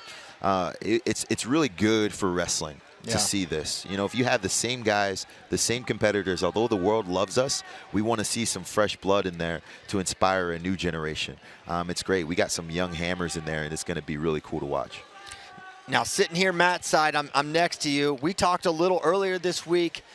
Your interest in wrestling, not wrestling. Did sitting here watch wrestling make you want to wrestle more? Did it make you want to wrestle? Did it ignite that fire in any way? 100%. Yeah, 100%. I text my wife after PJ Duke's match. It's like, I'm wrestling again. No way. I'm wrestling again. I want that. I miss the stage, man. It's cool, and I still feel good. But I ultimately am just excited for this next generation of wrestlers. I try to limit my desire by just being not a prisoner of the moment. I don't want to be the guy. I want to wrestle because I want to feel what they feel like. I know that there's a lot of work in between now and what these guys were able to accomplish tonight. So putting together a good product takes a great training cycle, and as you get older, that becomes more hard to do. And we are going to get Spencer Lee very soon. We're going to take a quick break, and we'll be right back with 57 kilograms Spencer Lee. Back. All right. Hey, sorry about that. Hey, it's getting a little late for us, and we are so pleased to welcome Spencer Lee, making your first world team. How did you feel up there on the stage wrestling Luke Lilledahl? I felt pretty flat today, but you know the thing is I did what I had to do. I went out there. I didn't score a lot of points, but we both didn't do a whole lot of offense, and I think we both left a lot on the table. And you know we're both going to improve, and that's only good for Team USA. So. Yeah, no question about it. You know, the matches seem, you got up on that lead. How reliant and how much trust do you have in your defense that, like, if I get up 5-6 points, no one's going to be able to run me down? Well, I mean, I think I have great defense, but I would rather just keep scoring. I think good offense is a good defense as well. So if I keep offensive opportunity, then it makes it harder for him to get to where he wants to be. So. You seemed a little frustrated, Spencer, when you left the mat. Tell me a little bit about your thoughts, your feelings after securing the victory and making your world team. You know, I mean, I feel like this is the best I've felt in a long time, and I think I have a lot to give, and I look really good in practice, and I move really well, and I'm explosive, and then I go out into a big-time match, and I stand there, and it was same thing, losing in both the last 2 matches I lost against Higuchi and Ono, same thing. no offense, standing in front, slow. I don't know whether it's like stage fright, which I've never had before because I don't really care about that stuff. But I don't know what's wrong with me, and I'm going to have to figure it out for Worlds, or we're going to see, maybe no medal at 57. That's not ideal, right? So. Stop it. Spencer, man, I mean, just an amazing performance. You got to give yourself a little bit of credit here. It was a good job beating someone like Luke Lilledahl. Now, thinking about your preparation for the World Championships, as you look at your World competition, how much scouting are you going to be doing for your opponents? Well, I feel like I know most of the guys already from a long time. It's a younger group. A lot of guys moved up. Making 25 is hard for a lot of people. I mean, being a grown man, wrestling 125 is hard to keep. So, I think I know a lot of the guys already, but there's, some guys I probably won't know. And, I mean, that's not my job to scout. It's the coaches, and they'll tell me what I need to know, and I'll just listen. And I'll rather focus on what I'm good at and go out there and make them focus on what I do. So. You were bitten by the injury bug a little bit earlier at the end of your career collegiately. Looks like you've been able to train and bring together a couple of good years physically. Tell me a little bit about the difference between wrestling at Iowa as a competitor in college and now transitioning to the HWC, how you've been able to take care of your body. Well, they've done a great job with knowing that, you get a little older and you got to have a different schedule than the college guys. When you're in college, you know how it is. You wrestle pretty much every day, and you have like your one day off, then you keep wrestling. You got to do more on the mat to get better and improve, and then every week out you're competing.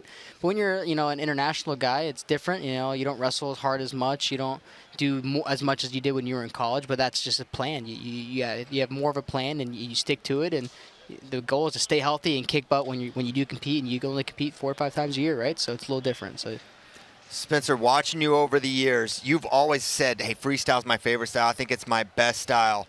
You've been kind of snake bit, as Jordan mentioned, by the injuries. How does it feel now that you got a little bit of momentum, not just in winning, but in health, putting a couple seasons of freestyle together, making your second straight team?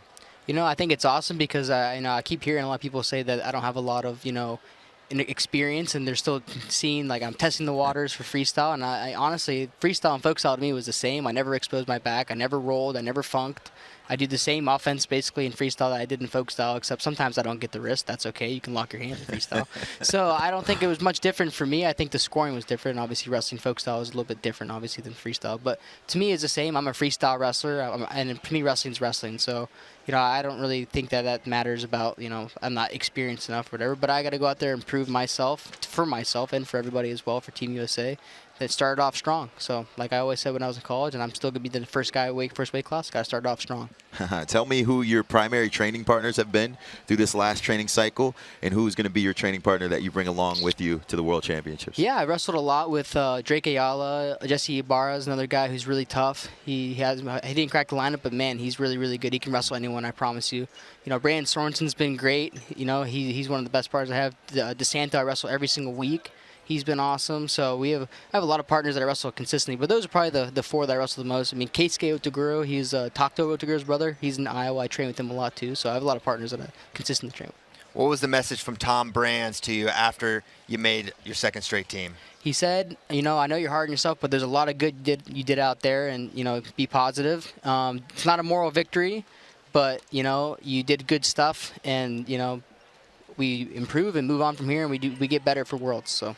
Awesome. So Real Woods, former teammate, yeah. World team teammates, so cool. But for 2 different clubs. What do you say to a guy like that? I said, I told you in college you'd make a team. That's what I told him. First words I said to him. And he said, you were the first person that believed in me all the way back in college. And I said, listen, ain't nobody beat my butt that bad in the room isn't making a team. That's what I said to him. So word for word, there you go. So, yeah, absolutely unbelievable performance from Real Woods. And now, Spencer, Jordan and I were talking about the team dynamics. It was Jordan and Kyle and those legends. Does it feel like you're the guy kind of carrying that flag for Team USA now? And what's it like being on a team now with a different level of experience? Yeah, well, I'm hoping to be that guy in the future, and I think that's always been the goal for me. I feel like I could have made teams when I was 18 and on. Yes. We got an 18-year-old on the team right now with PJ Dukes, so, that's where I wish I was. The guy I wrestled was 19. I kept making jokes that I'm jealous that he's in Final X at 19. I'm 26, turning 27, made my first Final X. So I hope that I can keep stringing it along and, keep, putting on a face for Team USA and hopefully be, anywhere near as decorated as the guy sitting next to me. Hopefully I can get a couple like him. So. All right, so you see your teammates, the team's assembled. Tell me a little bit about training camps in the summer and who you're looking forward to training with, leading. Oh, well, Vito came and trained at Iowa a little bit as well, and I love Vito. We've known each other since we were like 9 or 10 years old, so I'm looking forward to wrestling with him. He's super explosive. He's super fun to wrestle. He's a very awkward, different feel, so I'm looking forward to wrestling with him. Obviously, I've trained with Rio a lot, so he's definitely gonna grab me, so I got to get ready for that because he used to beat up on me a little bit in college. His first year there, he was a menace to me. We wrestled a lot, so I'm looking forward to that. And I'll roll with anybody. Obviously, they get a little too big. It's just more like a spar for fun. And I was grabbing Wyatt a lot. I was like, we can work on some bar stuff with you, Wyatt. I think he pinned more guys than me in college. I was making fun of him, but so yeah, I look forward to wrestling. And whoever wants to wrestle and roll around, stay healthy, but be smart. But it's gonna be fun. Hope the cameras are rolling for the Wyatt Spencer Lee training. I'm going to grab him for sure. Are you kidding me? 100% we're going to wrestle. There's not a doubt in my mind. I used to grab Cassiope, and I try and grab Keeter, but he's like, I don't want to wrestle you. Like, I don't want to hurt you. I'm like, nah, it's fun. It's fun, That's great. Yeah. Man, Spencer, I really appreciate you giving us a little bit of your time on this special night. What's next for you before we let you get back to your day? Well, get home, get back into a routine, take some time off a little bit, and then we're going to figure out my schedule with with Bill and Coach Russell, and we're going to find out when that camp is, and if get ready for the next competition, and if there is another next competition, then we're going to get ready for Worlds. Just good training camp. Get ready for it. Awesome. That's what's next. Well, Spencer, thank you so much for your time. That's going to be a wrap for us. We had an absolute blast. Thank you again, Spencer. Incredible evening of wrestling. Team USA is set 9 of the 10 weights. Of course, 61 kilograms. Jax Forrest, Vito Ruggiero going down July 14th at Fargo to complete the senior level world team. Thank you so much to Jordan Burroughs. It has been a pleasure, an honor to call these matches alongside you. We're going to leave you with some highlights. For Jordan Burroughs, I'm Christian Piles. Thank you to our producers, Philip Hopwood, and the entire crew here at Flow Sports. We will see you next time. Thank you.